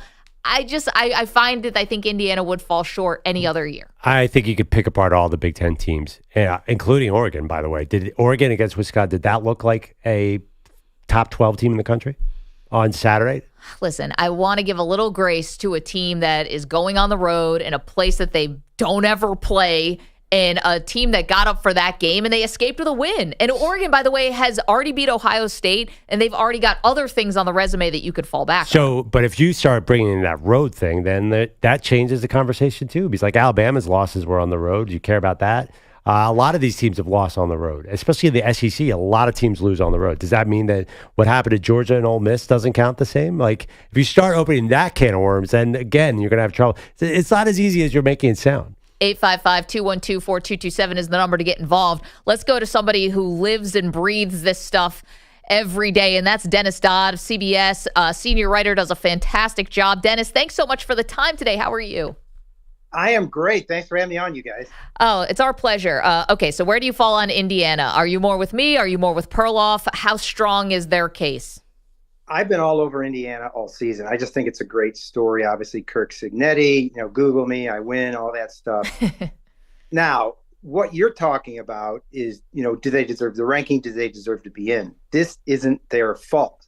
This is a product of conference realignment. This argument, not Indiana necessarily being 10. When you put 18 teams in one league and 16 in another at the top of the pyramid, you're going to have misses. With each of these leagues, talking about the SEC and Big Ten, miss over half their opponents in their league. I think it's 47% in one, 46% in the other. And the random draw is that my alarm going off. The random draw is that Indiana had, a better, easier schedule than some other teams. I lay back on the eye test for them. I think they're good because they lead the country in point differential. They're beating teams by 30 points a game. I think they're really good.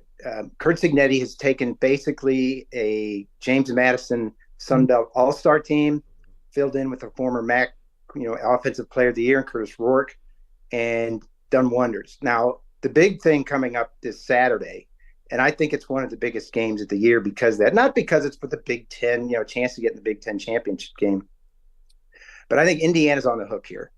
How close do they play this? If they get boat raced 49-7, we now enter the argument from our friends down south where you potentially got a team with 3 losses coming out of the SEC championship game going, look at the schedule we played, much tougher, can't even compare to Indiana. Indiana should be left out. And you've got a campaign machine, I don't have to tell you guys, that airs for 4 or 5 hours a day on its own network, pounding that drum. So I think it's fascinating how close Indiana plays. It'd be great if they won, it'd be a better story. But if they lose big, it's going to be a mess. Dennis, isn't there a reality to what I assume you're talking about ESPN or something, saying the SEC? Do you really think Ohio State, Penn State, Oregon, Indiana can be undefeated in the SEC? I don't think that's the point. I think that's the system we're given. I think the Big Ten's down, absolutely, in comparison to the SEC. But it's almost like, well, that's not our problem. They've got 6 teams that legitimately not only can win the SEC, but can win the national championship.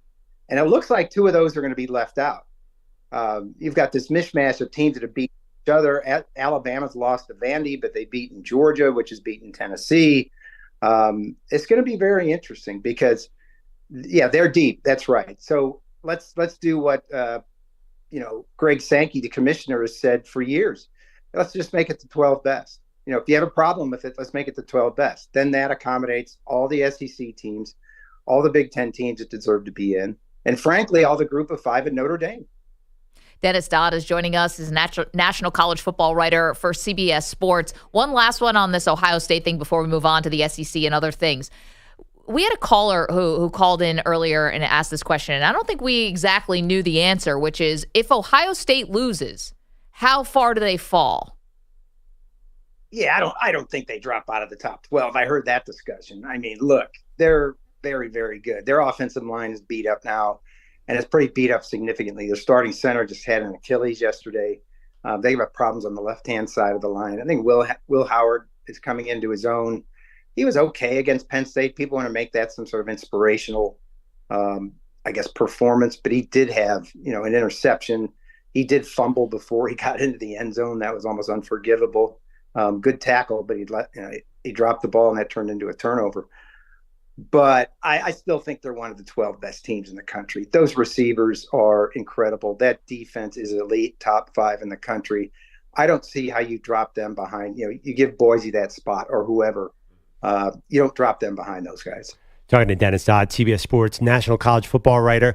You know what team people are talking about could possibly drop out and feels weird? What if Texas loses to Texas A&M? Is there a chance that they find themselves outside of the 12? Well, that's what I'm talking about. You've got, it's interesting. When the Pac-12 everybody had 2 losses, it was a terrible conference.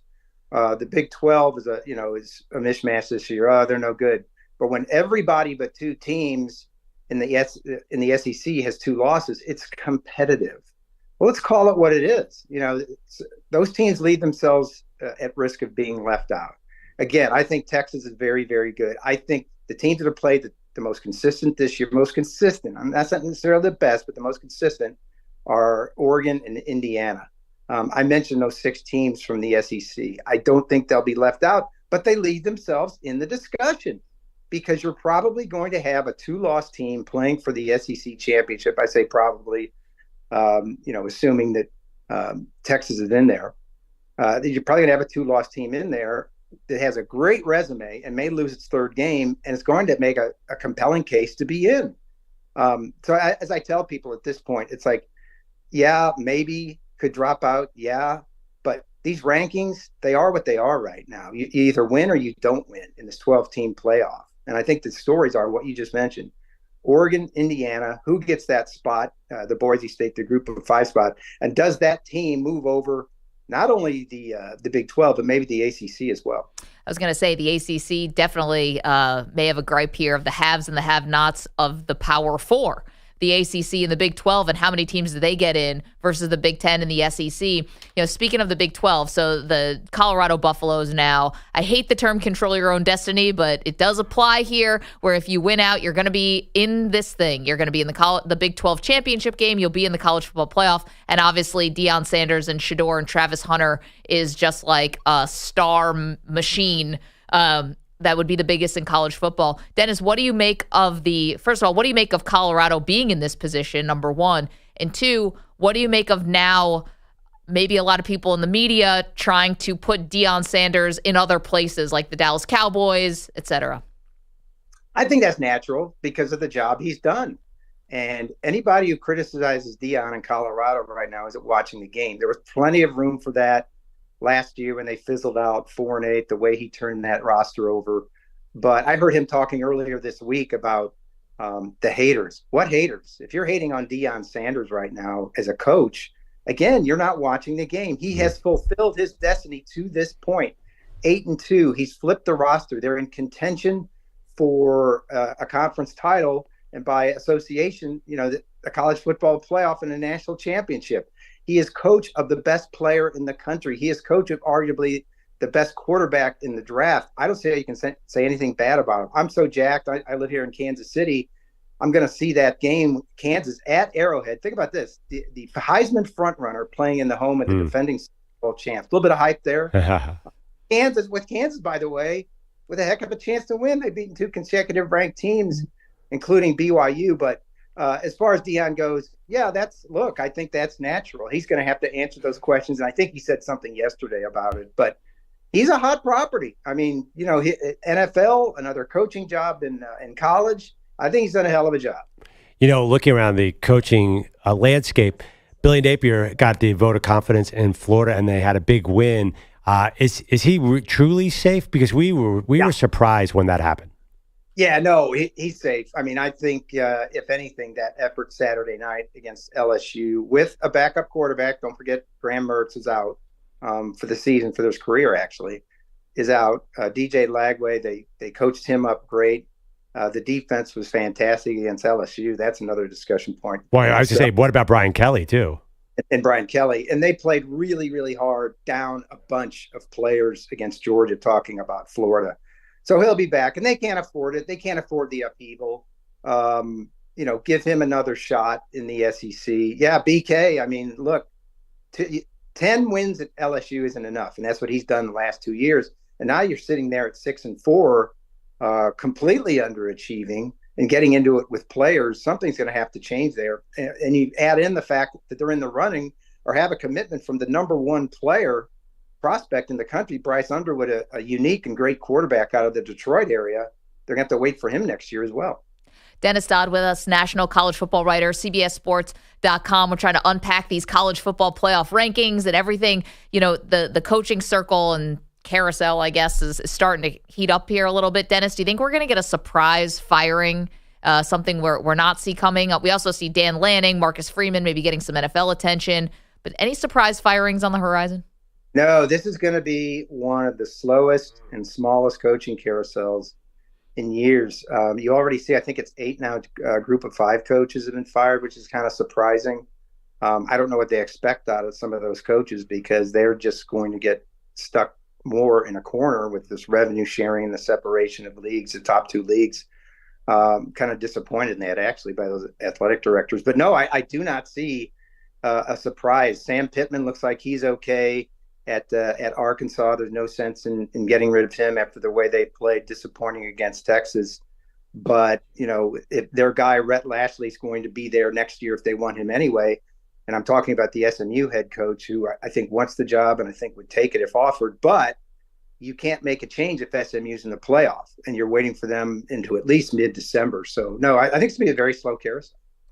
All right, Dennis, today is Great Debate Wednesday here on the Maggie and Perloff Show, and we're having people call in the biggest, most disappointing sporting event. We're getting a ton of college football, which I think speaks to the hype around some games. Do you have a nominee, most disappointing sporting event? I'll give you a couple, because we in this society continually fall for these hyped fights, whether it's MMA or boxing. I thought the caller on the Spinks-Tyson fight was in 1988. It was great. I'm from St. Louis. I remember the Spinks hype and the hype over that fight. And how many fights, MMA and boxing, have we spent good money after bad, paying for pay-per-view, and the thing lasts 30 seconds or a minute and a half? There's a lot of them. All right, that being said, I made my case on that one. Maggie, I get your 42-14 Alabama over Notre Dame in 2012. Have we all forgotten just a couple of years ago, Georgia 65, U 7? Now, as a sports writer, I think a lot of us spent the time running up to the game trying to convince ourselves it would be close, but that was manifest what it was supposed to be. Georgia at the top of its game, TCU, a great story, but not quite there. And then the other part of that was right when SoFi opened. It was in LA. And it was one of the worst rainstorms I've ever seen in Southern California. It was raining sideways into the stadium. It's not a closed stadium. It's got a roof, but the sides are open. And people were slipping and falling and breaking bones, going to beer, popcorn. And then after the game, I remember being on the field. What did they spend? $5 billion on that thing? It was leaking. The rain was coming through the roof. That wasn't supposed to be like that. So that was overhyped. That was overhyped. Stadium and game. Yeah, at least it wasn't sheet metal falling from the roof like Jerry World. You did get a good Final Four that year. Can you, the Michigan the Ohio TCU, State game was good. great. Yeah, Ohio State. You had two amazing games. That's how it works. Yeah, that was great. Do you think you'll have blowouts in the 12-team playoff? That was a thing people were worried about. Yeah, I mean, look, when you go from 3 games to 11, there's going to be bound to be those, but there's so many storylines before we get there. I think some of these northern schools in the Big Ten can't wait for some of these schools in the SEC to have to play in weather in mid-December. I've heard that whispered. Can't wait to get these teams up here to play them. How does the Big Ten and SEC perform? How do these on-campus games go? We've got the January 1st. What is the January 1st games are quarterfinals. The Rose Bowl's a quarterfinal from now on, at least, how it should be. And who gets left out? And I think what the big thing people aren't talking about is there's a possibility here of 1 or 2 teams having to play 4 games to win a national championship, or at least play for it. Are we just forgetting these are college-age kids? Not all of them are Heisman Trophy winners. And the way this was sold to the presidents, I keep going back to this 4 years ago when I talked to some of the architects of this. You know what they told the presidents when they brought this up? It's like, what about these college athletes playing an NFL schedule? They took the average of all 11 games. In other words, 4 teams will play 1 game, right? In the first round, there'll be 4 losers, so they'll be out. So they took the average of games played by all these teams, and it ended up being like 1.2. No, that's not the point. Yep. The point is there's going to be wear and tear on these guys. Watch for this, guys. Watch for opt-outs in the playoff. And I'm talking about guys in the top 15 of the draft who have to make a decision between $30 million and maybe breaking an ankle. You may have to watch that. Wow. Can you imagine if Colorado got all the way into the college football playoff and all of a sudden Shador and Travis are like, we're not going to play. That would be talk about biggest disappointments ever. That might make our list. Yeah, I think they're going to play. Let me be on record as that. But I think it's a decision they have to make. Well, their dad's the coach, though. I mean, that one's right. Travis Hunter. But again, the number 1 draft choice. I go back to Bryce Young. Yeah. It's been in place. And actually it was, number 1 is that I don't know what the slot is for number 1. Is it 60 million, 30 million? I can't remember. But the agent and the family are sitting there going, I guess we're going to play and risk 4 games and try to come out of it healthy. Because the upshot of this is the insurance these kids have. Yeah, you can get paid, but you ain't going to get paid $30 million. It's going to be more like $1 million, because I don't know if anybody out there knows. Insurance companies aren't in the business of writing checks necessarily. So there's a right there. All these guys have this bridge insurance. it pays off. You have to fight for it, but it's a percentage of what you would earn. I thought you were going to say because of academics, because Abdul Carter has a big geology final and that he can't play 4 games. Are you worried about the GPAs, or is that not a concern? I wrote something in April about that, like how we've just forgotten academics in this. And I talked to JT Daniels. Remember the quarterback? Oh, yeah. At four schools, USC, West Virginia, Rice. And he told me it didn't affect him, but the toughest thing was transferring credits. He transferred 3 times. And he said, well, like half of his credits didn't transfer, to the point that he had a really involved major at USC, and I forgot what it was. He ended up getting a degree at Georgia in psychology, with his nothing to sniff at. But at Rice, this is how good a student he was. He was on an MBA track at Rice. That was his eligibility. That's what he was doing. But I know a receiver at Arizona State who had to go from a complicated major to liberal arts when he got to Arizona State because the credits don't transfer. And nobody's talking about that because they're eligible. Yeah. Well, Cam Rising is getting a PhD, I believe, right? Next year at Utah. He will graduate as doctor. He better. Yeah. He's been on campus for so long. He told me when I asked him before the season, remember how Utah all got trucks last year? Every player, their NIL deal.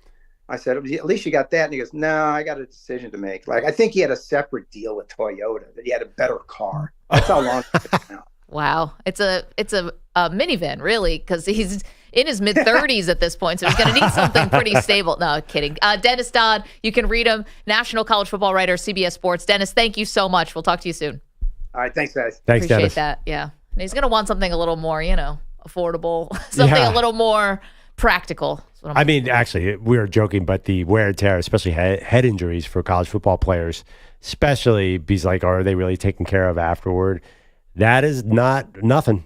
Well, and the NFL money is still massive. For the first rounders, it's still huge. And to be honest, if I'm a second round receiver, for example, I don't have that 5th-year option. So the odds that I get to my second contract, I want to start, when I get to the NFL, I want to start the clock so I can get my next contract. Definitely. And so there's a lot of reason for opt-outs, even in 12 teams. The counter argument, one thing, a lot of players at this level are all getting paid. So at least they're getting compensated for something. And, yeah, I mean, these 12 schools getting pretty good money for at least, that's way better than it used to be. 855-212-4227. See you guys on the phones. Let's get to it. The great debate today. The greatest disappointments, the biggest disappointments in sports history. It's Maggie and Perloff. Don't move. You're in a 5-minute break.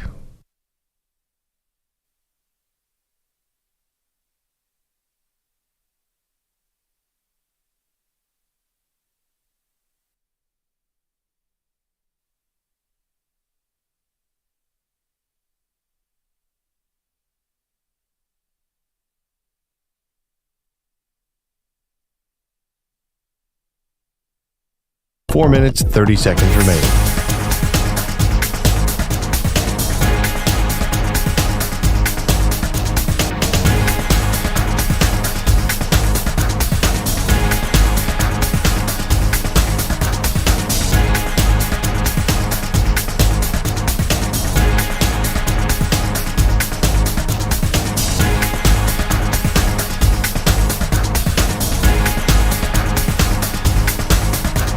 Four minutes remaining.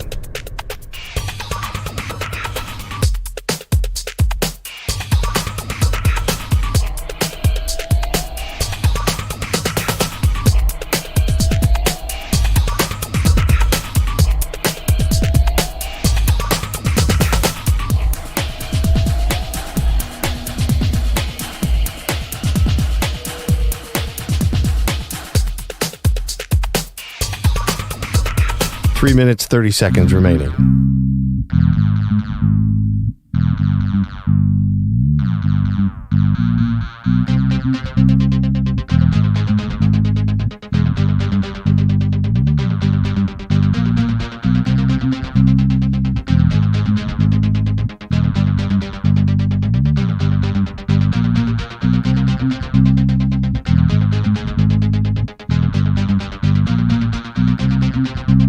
Three minutes remaining.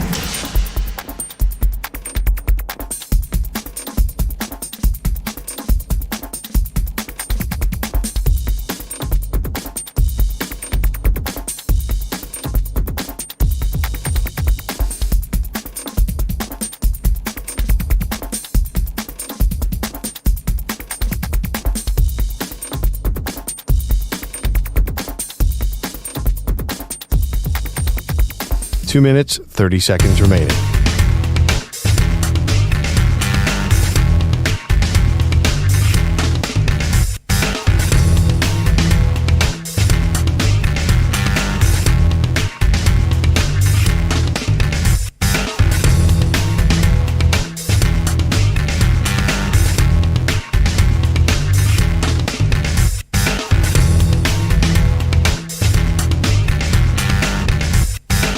Two minutes remaining.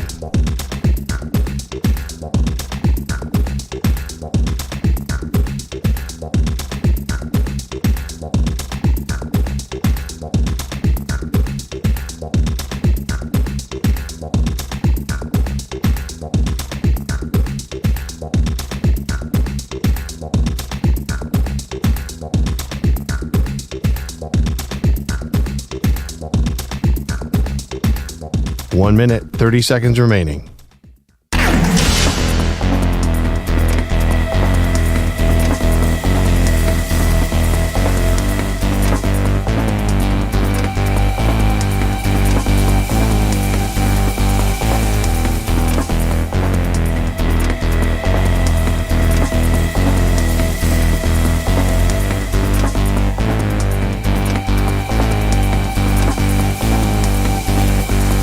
One minute remaining.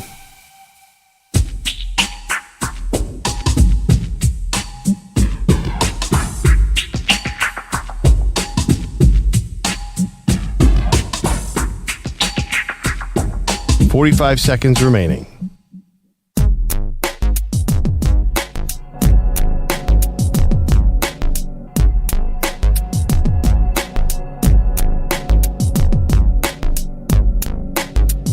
.30 seconds remaining.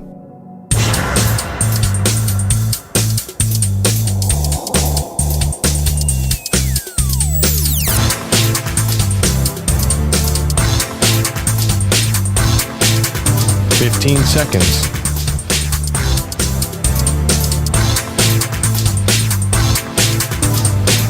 Break ends in 5 seconds.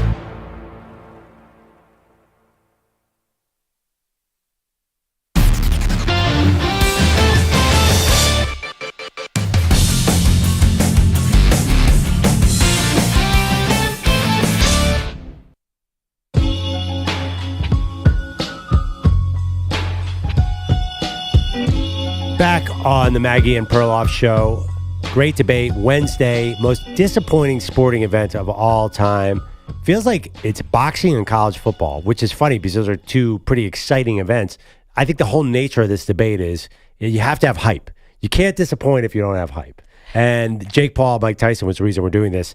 That had a lot of hype, and man, did it disappoint. It did. People felt really like one got pulled over on them too. This was more than just disappointing. You know, I picked Alabama beating Notre Dame in the national championship game.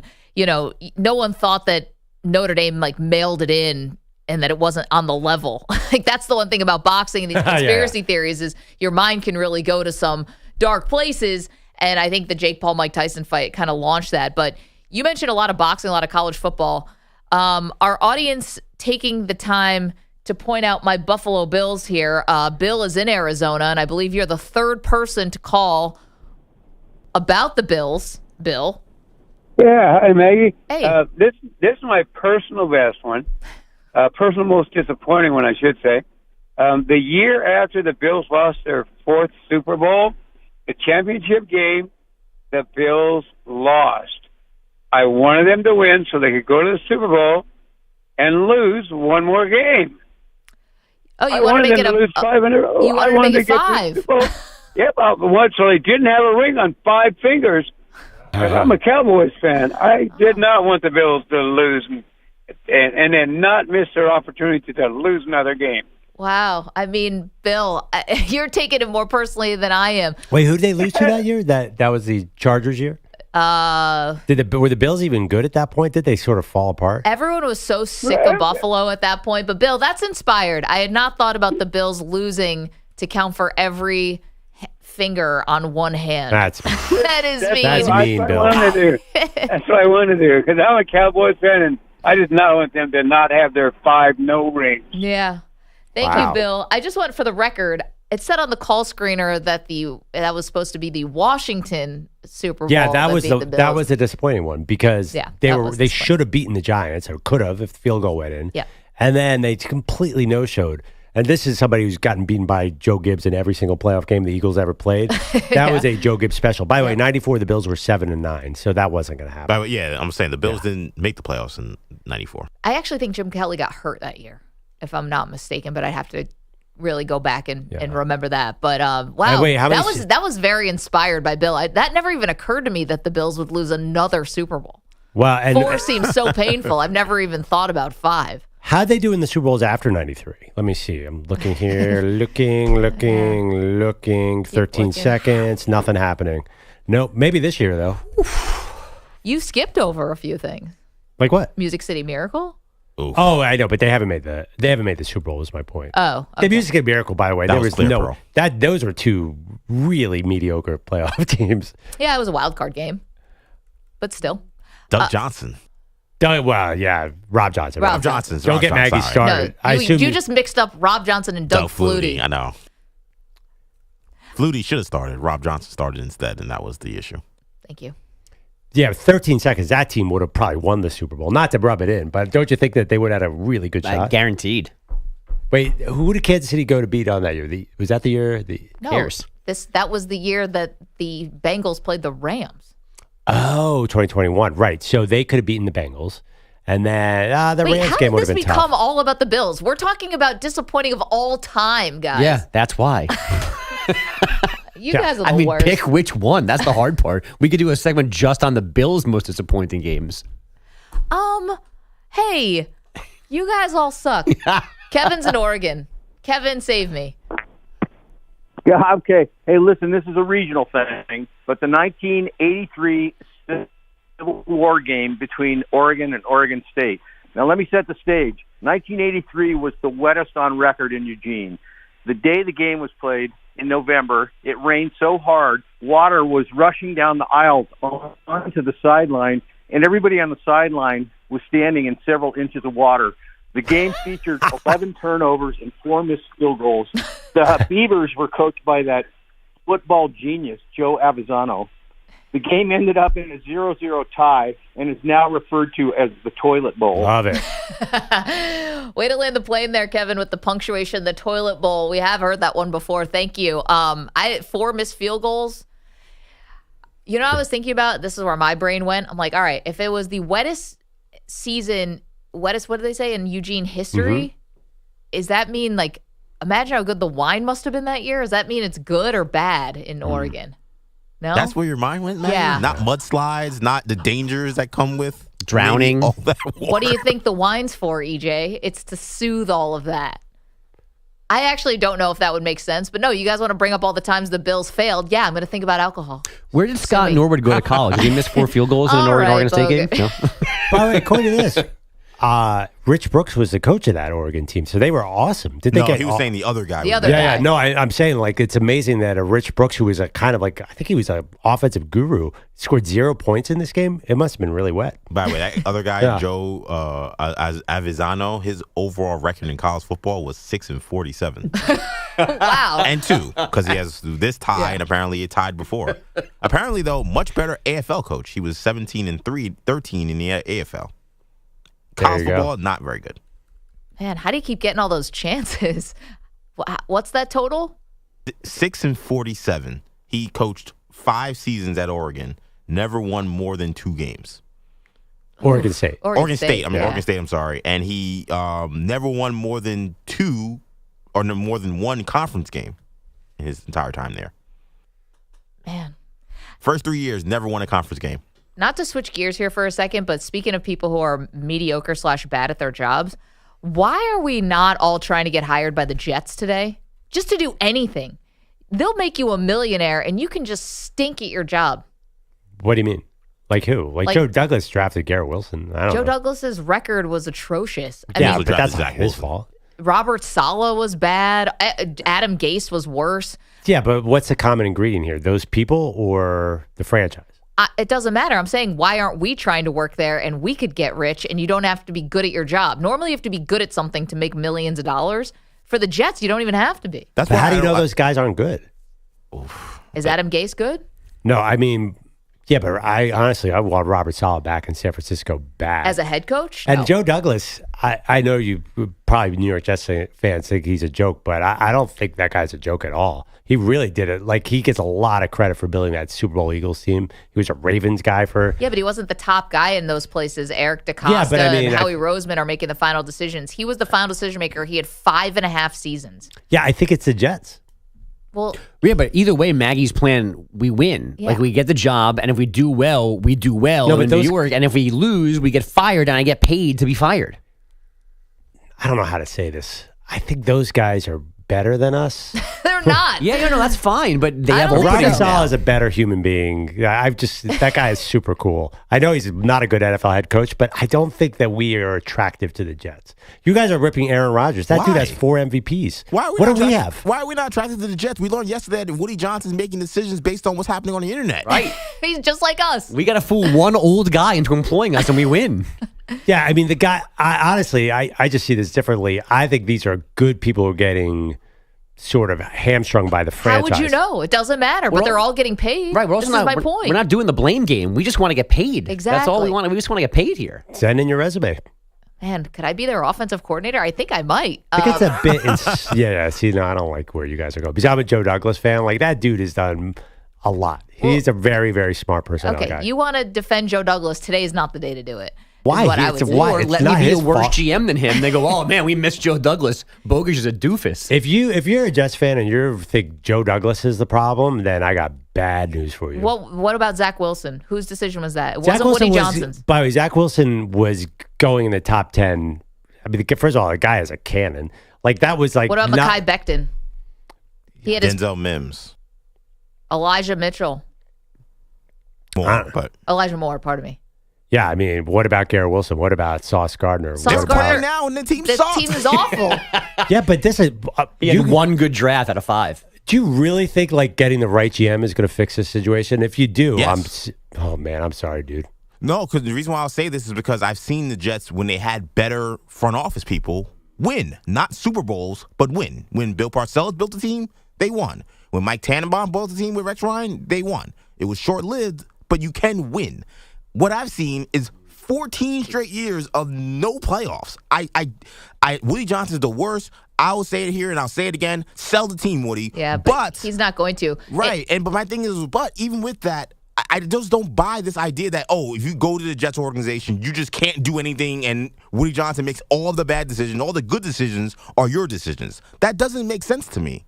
I don't understand this Joe Douglas defense. I don't either. I listen, everyone, you'd hope you'd have a couple good draft picks out of here, but there just haven't been nearly enough. What happened with Hassan Reddick? What happened with all of this stuff? It just, some of it's self-inflicted. A lot of the offensive line stuff has not worked out. The free agent stuff hasn't worked out. The best thing he did 2 good things. The Jamal Adams trade and the Sam Darnold trade. But now Sam looks like he's rebounded and found his niche. So He did a really good job of compiling assets, and whatever happened in terms of why the assets they then used them on sucked, maybe that is a Jets thing, Pearl. Maybe that's fair. Wait, also, too, when the Jets signed Aaron Rodgers, you guys all said this is going to be a disaster. As I recall, that's not exactly how the conversations went down. I kept saying that if Aaron Rodgers plays the way he did in Green Bay, the Jets will suck, and that is exactly what happened. You weren't excited. I'm going to say what I said again. If Aaron Rodgers plays the way he played in Green Bay, this will not go well. That's exactly what I said. Well, I think Dude, you were so fired up for when that. Your most disappointing thing is his first game as a Jet. You were fired up just like everybody else. He wouldn't play this bad. My point, though, is that it was on the table. EJ did try to warn. And by the way, Maggie, when Devontae Adams came here, this was 3 weeks ago. You said Devontae Adams is going to turn this team around. I thought so too, but you know what? Here's the thing. That doesn't negate my original thesis, which is we should try to get hired by the Jets because you can be good or bad. It doesn't matter. You're going to get paid. And this is the guy to fool. Clearly. I mean, like, he's probably listening to this show, Pearl. Like, he's Totally probably disagree. taking 3 great ideas from you just now. I think Joe Douglas is pretty good. I think he's a good personnel guy from everything I've heard. I think I've heard things the too, franchise from ruined people it. who worked with Joe. So I think heard the franchise same ruined this dude. Yeah, and they would ruin and we want us. to be ruined by him too. Like you're missing our point. This is a money grab. Deal. He got probably $40 million. Yeah, I mean, You're missing the point. Yeah, I think you guys are missing the point that we're not Joe Douglas. No, that it's guy our proved point. a We lot. can't miss it. Proved a lot. Okay, Bogus, quickly, some headlines. Headline sponsored Progressive Insurance. Protect your home and auto. Save when you bundle. Get a quote at progressive.com. It is all Kansas's fault for now. The Jayhawks gave BYU their first loss last weekend, dropping the Cougars from 6th to 14th in this week's CFP rankings. But BYU still leads the Big 12, so it gets a spot in the actual bracket at the expense of number 11 Tennessee. BYU would go to Ohio State in round 1. There'd also be Notre Dame, Alabama, Penn State, Georgia, and Indiana, Ole Miss. Number 12 Boise State is the 4th highest ranked conference leader this week, so the Broncos would get a first round bye alongside Oregon, Texas, and Miami. The Pro Football Hall of Fame just released its 25 semifinalists for enshrinement next summer. There are 6 first-year candidates still alive: Luke Kuechly, Eli Manning, Terrell Suggs, Earl Thomas, Adam Vinatieri, and Marshall Yanda. This group eventually gets cut to 15. That's the group the voters actually consider during Super Bowl week. And I quote, Dalton connects for 3 was heard around our newsroom this morning after Laker rookie Dalton Knecht drilled 9 threes, scored 37 points in a 124-116 home win over the Jazz. He had 21 points in a 3.5-minute span late in the third quarter and gave an MJ shrug along the way. I mean, I don't know. Rui was talking to me about I need to get a 3-point celebration, so I didn't know what to do, so I just gave the shrug. The 9 threes tying the single-game rookie record. The win extended the Laker win streak to 6. The Cavs finally lose, now 15-1, courtesy of a 120-117 final in Boston. Jason Tatum, 33 points, 12 rebounds, and 7 assists. Men's number 1 Kansas took care of UNC Wilmington, 84-66. Bill Self celebrating career win number 800, while Dan Hurley not celebrating at all after second-ranked UConn only beat East Texas A&M 81-46. When you've established such a level of play in our program, and we work so hard at what we do as a program, you can have bad shooting nights, but you can't play like that. That's not acceptable. Again, the final score was 81-46. Hurley called his team's rebounding and ball security comically bad. His team missed 17 of 24 threes and committed 19 turnovers. When Dan Hurley speaks in a very calm voice, it actually makes me more nervous. Like, he's the kind of guy where, he talks to you like it's a caged animal. Like, it's like Silence of the Lambs. Yeah, yeah. When you play a team, what was it? East Texas? A&M. Like, he's at any moment, he's about to just explode. Like, this is the calm before it. It's his calm voice is scary to me. There was a video, I'm sure EJ and Manny saw it, bouncing around like during the preseason for them, where it's like a behind-the-scenes practice video. If you watched it not knowing who he was, you would think that he hated basketball and humans. He is so miserable during this cut-up of practice that I wanted to ask him why he keeps doing this. No, I bet he's probably like, what? I love it. Like, just go home, dude. I've been to practices that his dad was running for high school kids. Yes. Intense, man. Intense. All high school basketball coaches in New Jersey, New York are lunatics. All of them. Crazy. I don't think it's geographically specific. I think that's just the country. I think in this area specifically, it is worse. I don't know. I think you get yelled at in the Midwest. Yeah. In California. Okay. I'm sure they're yelling. But it was, I was like, oh, man, this is, I feel uncomfortable. Kids seem like they're having a good time, though. Bogush, thank you so much. See you guys on the phones. The most disappointing sporting event of all time. And we also had a weird report yesterday. One teammate calling out another. But why? We'll get to it next. You're in a 5-minute break.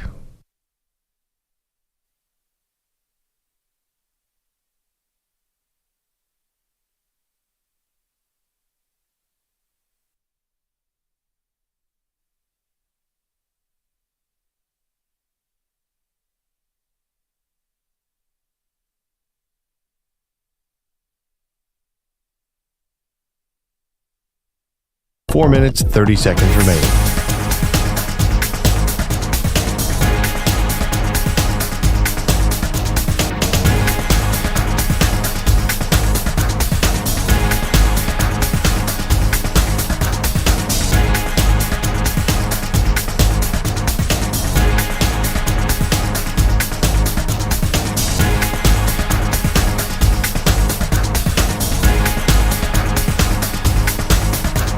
4 minutes remaining.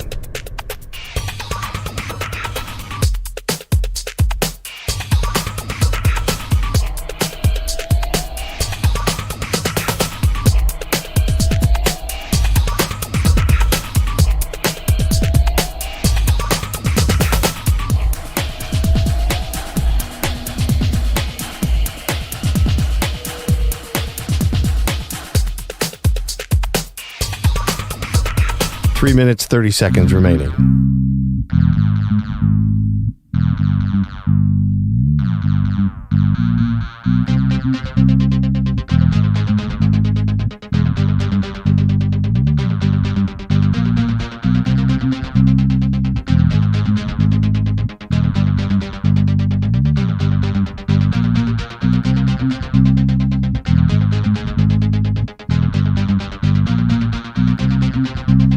Three minutes remaining.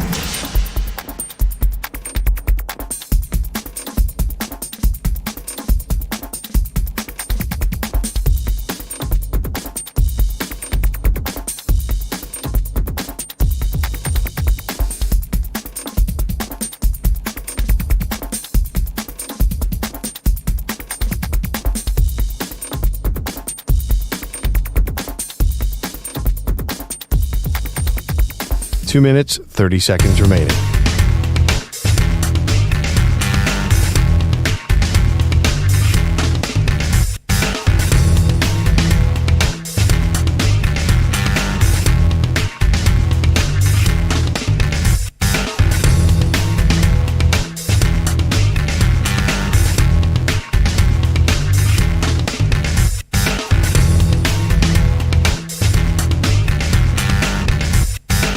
Two minutes remaining.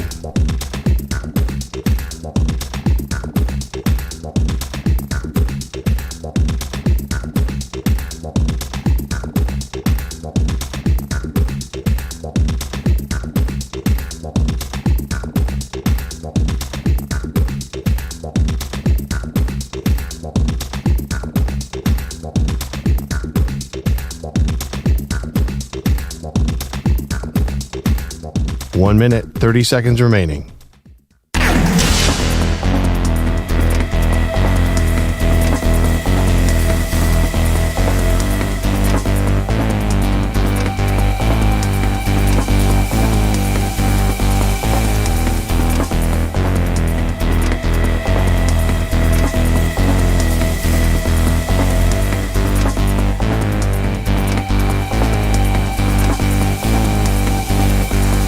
One minute remaining.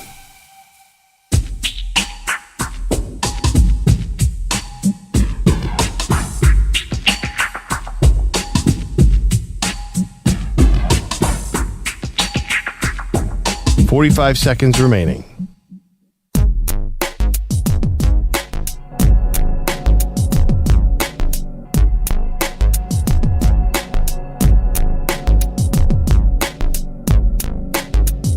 .30 seconds remaining.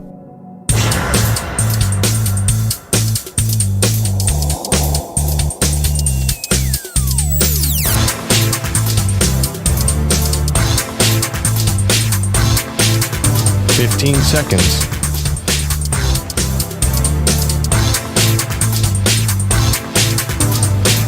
Break ends in 5 seconds.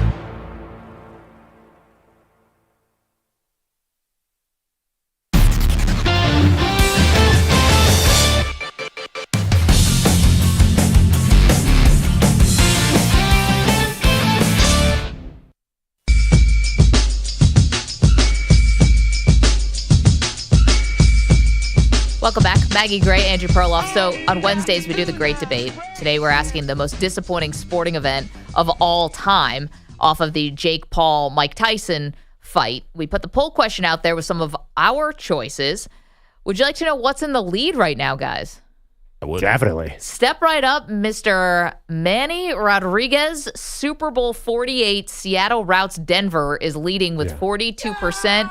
EJ's selection of Aaron Rodgers' Monday Night Football debut with the Jets is at 34%. My Alabama Notre Dame flop of the BCS championship game is 13%. And Bogish's 07 Mets collapse is at 11%. Perloff, you decided on. Of course, I went with the game of the century, which was 1946 Army Notre Dame throw out the record book 0-0 tie. I think people just can't recall it. Wait, it didn't even make the bowl. It did not. Probably would have beaten that Alabama Notre Dame game. I wanted to put it in the poll. You told me not to put it in. So No. I just don't think anyone remembers that game. Apparently, you guys you've never heard of Doc Blanchard, Johnny Lujack? No. The nothing? other game of the century, though, do you remember Alabama LSU? And the final score was like 9-6, right? Very similar. I found that quite disappointing. That was the different century, but yeah. Yeah, different century. More recent. Andy is in Pittsburgh, has one we have not mentioned yet. Hey, Andy. Hey, I think the worst is when the Seahawks were cheated by the Steelers in Super Bowl 40 by the refs and everything, and that Manny Rodriguez saying that his is the 48 with the cold weather Super Bowl. That was the best for me because that's when the Seahawks won their first Super Bowl. And it was never in doubt, Andy. It was never in doubt. That one, from the moment that snap went over Peyton Manning's head and it was a safety, it was going to be a weird game. I don't remember the ref so much from that Super Bowl. I remember it just everything being about Jerome Bettis. Being home. Yeah. Yep. I remember in Detroit. I've never seen a more nervous quarterback than Ben Roethlisberger in that Super Bowl because he was fire in that playoffs. He was amazing on the playoff games leading up to that. He completely, I don't know if he just played badly or he panicked. I mean, Hines Ward won the MVP. He was the only one who threw a nice pass the whole day. Yeah. It's true. Final score was 21-10. But you're right. I always remember that. I totally remember Jerome Bettis in Detroit. That was like Matthew Stafford and Clayton Kershaw were high school teammates. Like certain storylines are just hammered home. Ryan Fitzpatrick went to Harvard. Like enough. We know Bettis is from Detroit. Quickly before the show is over today, I want to make sure we get to this because I don't think we'll get to it tomorrow or the rest of the week. What the heck is going on with your 76ers, Perloff? There was a team meeting where Tyrese Maxey was calling out Joel Embiid, the former MVP, for being late to meetings. And apparently Embiid accepted the criticism, and it's okay, but Embiid also said that sometimes he's confused about what the 76ers are attempting to execute on the court. He's the focal point of the team when he plays. How can he be confused about what they're doing? What the hell is going on? I have some numbers. Do you know that Terry McLaurin ran 20 routes against Quinyon Mitchell and got 0 targets? No, it's not Eagles time. I asked about the 76ers. Do you know that Zach Bone is now going to be a Pro Bowl middle linebacker, former defensive edge? No, you can't turn the page on the 76ers season when you're wearing the 76ers hat. I wore this intentionally. I'm like, this is the last day before they just go through. They're talking about maybe being the worst team in NBA history. Joel Embiid's knee is shot. I mean, what do you want to say? And his attitude has always been garbage, and he's never going to show up in the playoffs. I knew this. I desperately wanted him to be traded to the Knicks years ago, just so he could disappoint there. Well, I don't think your dream's coming true here, Pearl. And this is like, I there's don't know so about much that, going on here with the 76ers, and it's all bad. How did it get bad so fast? I think they're doing a service to their fans by being totally irrelevant. Honestly, like they have no chance. I know I'm kind of half joking, but it almost doesn't hurt because it's such a joke, right? Like that Tyrese Maxey is calling out an MVP and it doesn't sound weird. It doesn't. I kind of like, everyone loves Maxey, and I feel like I love him a little bit more now because he's calling out Joel Embiid for being late. He's not setting the tone at all. Embiid is not. And I think Maxey just went up a notch in everyone's book. Well, yes, but I don't think anyone cares about the Sixers, certainly not nationally. I think locally it's starting to fall apart because... Oh, we love laughing at the Sixers. You mistake us. We love laughing at the Jets. We love laughing at the Sixers. Definitely love laughing at Embiid. We love laughing at the Dallas Cowboys when we get the opportunity, and Jerry Jones. Nobody loves laughing at... People do not care about the 76ers. I really don't think. Even when they're good, how many playoffs in a row have they been? They feel totally irrelevant. And this is just... The funny thing is like nobody's surprised by any of this, right? Like it doesn't feel like a shock. They're one of the worst teams in the league, and somehow even with Embiid, it's like, oh yeah, it kind of makes sense. Don't you feel that way? Or I picked him to come out of the East. I feel like a dope. Talking about disappointing things of all time. I can't believe that Joel Embiid can't show up because you can't have it both ways here if you're a superstar. Either you don't show up and you're late, but you're so good on the court that people can't nitpick with you, because you're just so talented, or you try to make up for that lack of, talent or production by being the team guy and trying to set the tone in other ways. And Embiid's got neither of these things. I mean, if you watch him play, he's clearly a finely tuned athlete who's 40 pounds overweight consistently. Like, doesn't that speak to work ethic? Yeah, I guess so. I don't know. I thought Look at LeBron. Like, I know. But there's only one LeBron. To hold everyone to the LeBron standard sometimes feels not fair. Well, Embiid's foe, Jokic, he lost a lot of weight. He dedicated himself to basketball. Embiid just has no interest. He has never had any interest. But my brother, who's in Philadelphia, tells me, people say they see him at fast food restaurants. I don't know if that's true. Like what, hiding behind a mountain of hamburgers? No, you can't hide. I don't know if that's true, but in Philadelphia, people are really down on his attitude. I mean, this is why the drive-thru exists. Joel Embiid and that Alaska bear. I don't know if that's true, by the way. Thank you, Manny. EJ, thank you, Alex Bogush, Kaplan.